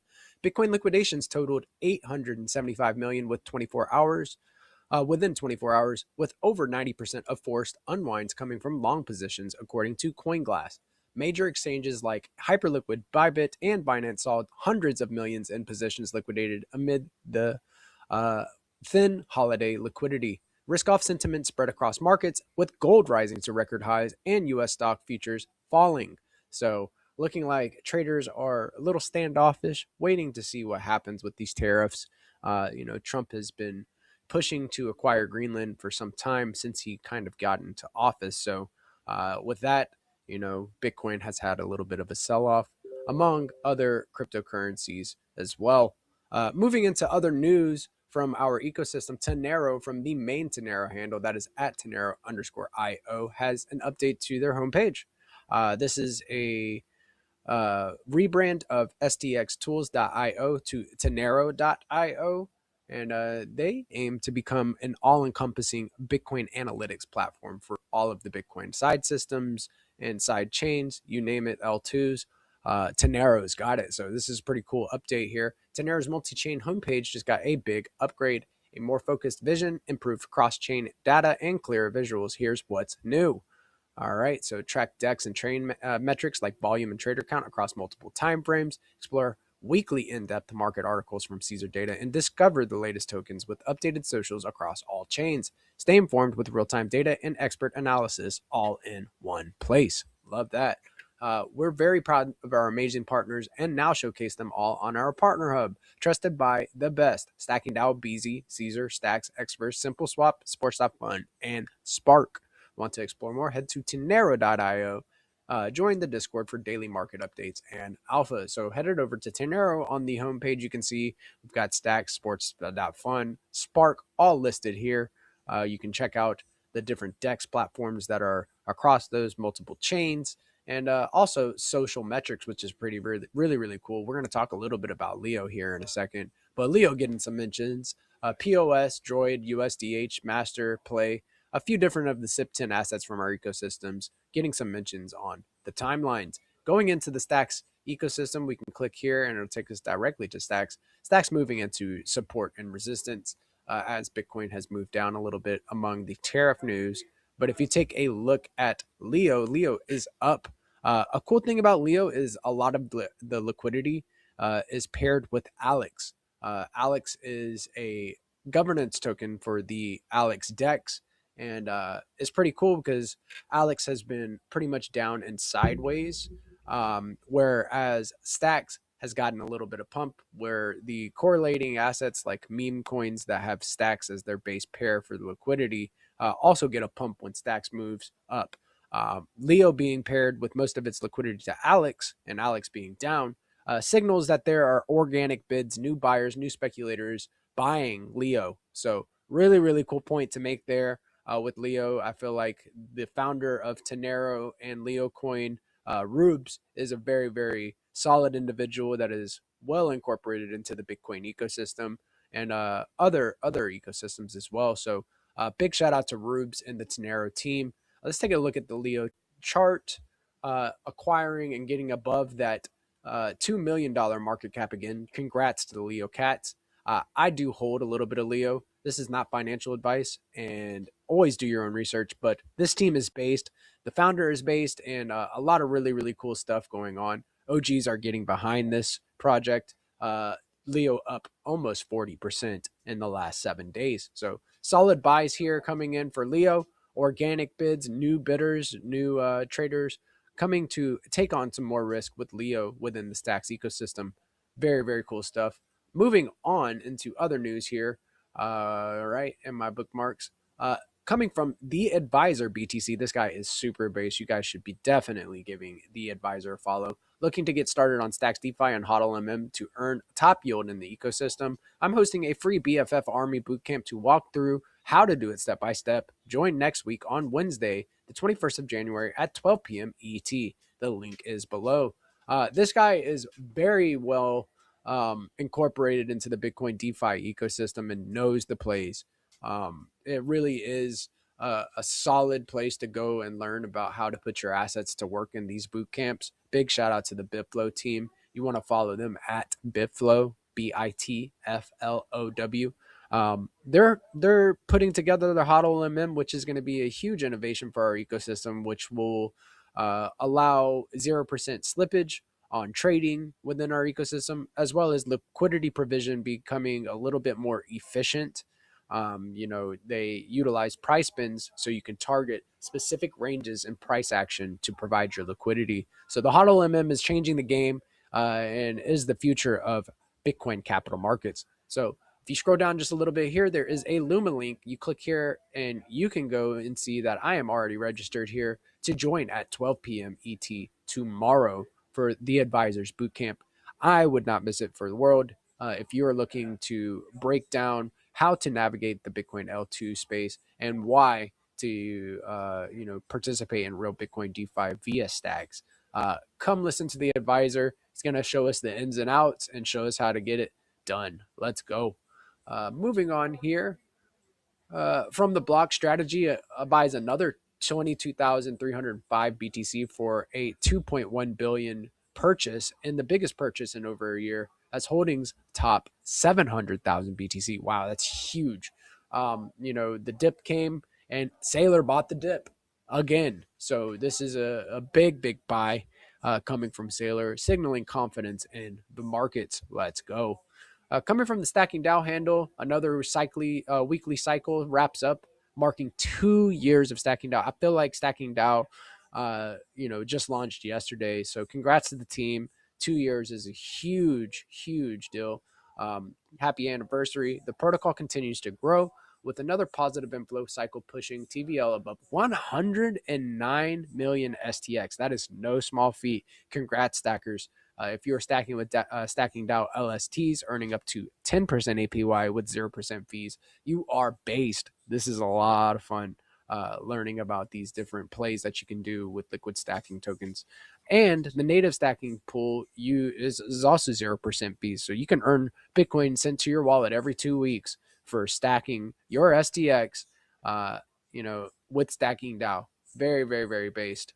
Let's get into the transactions. So finally, stacking DAO has processed another 127,021 STX for STXX yield and 0.3159 SBTC for STXX BTC in stacking rewards. And as you can see, you can click on these transactions here for transparency to see that those rewards were actually sent. So really, really cool stuff with stacking DAO.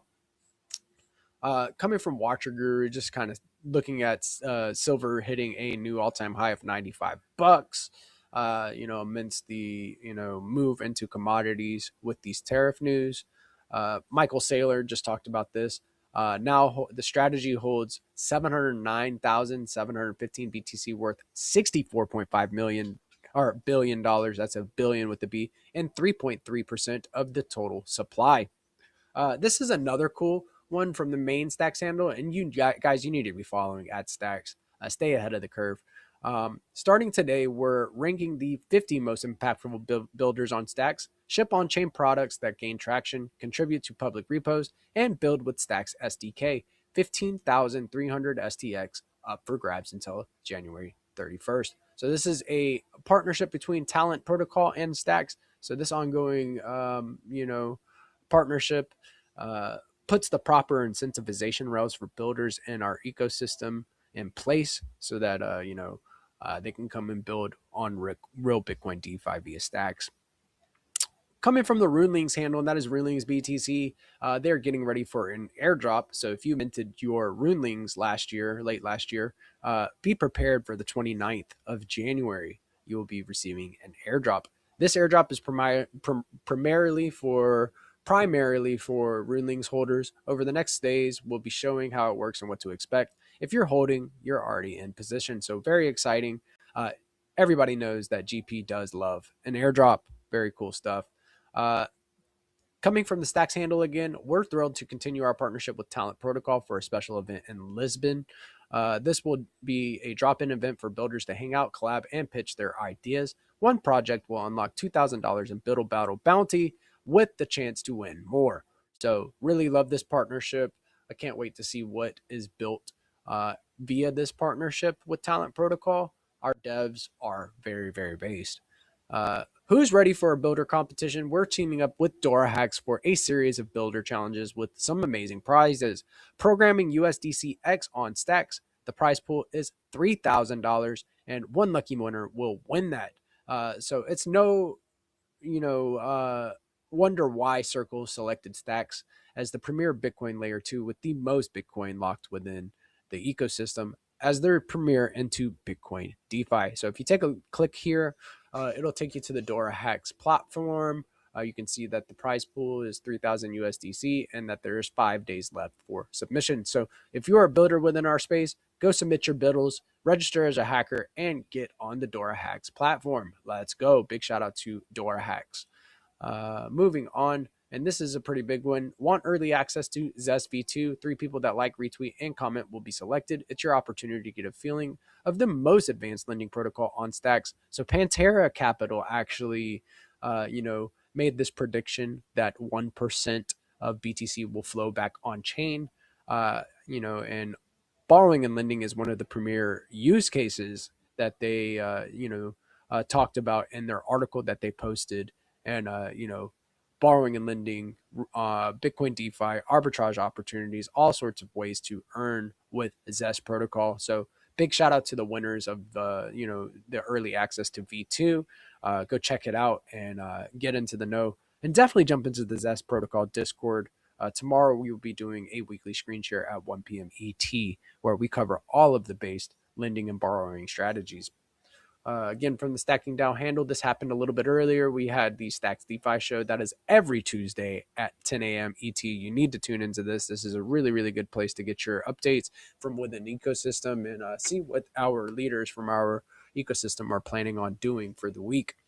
And we spoke a little bit briefly on this. Being back from the Leo Coin STX handle, being back at a 2 million market cap feels good, but has me wondering what a $3 million market cap would feel like. It's only a matter of time. More and more speculators and traders are doubling down on the risk within the Bitcoin DeFi ecosystem.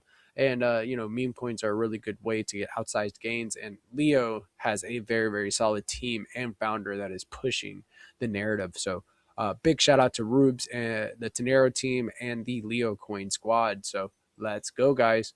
And then Rubes also spoke in the Stacks DeFi show this morning at 8 a.m. ET. I've actually pushed that to my timeline. So if you want to check it out, go to GPSC_STX and give me a follow, like, and comment, and, stay in the know.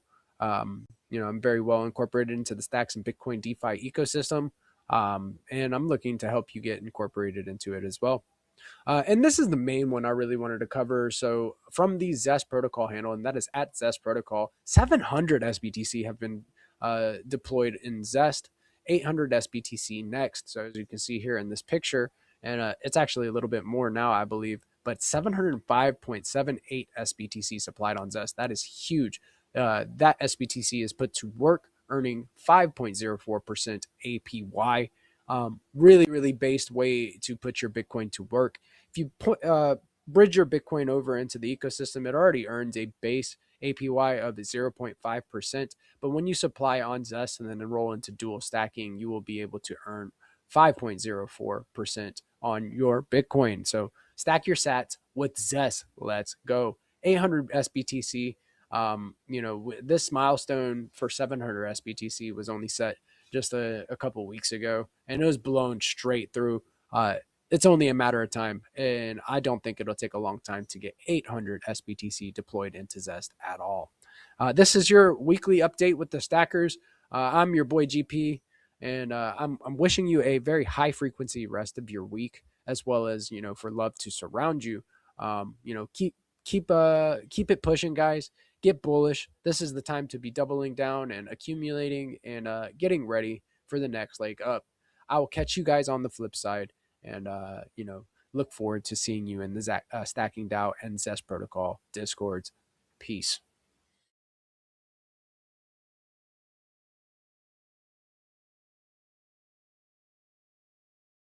You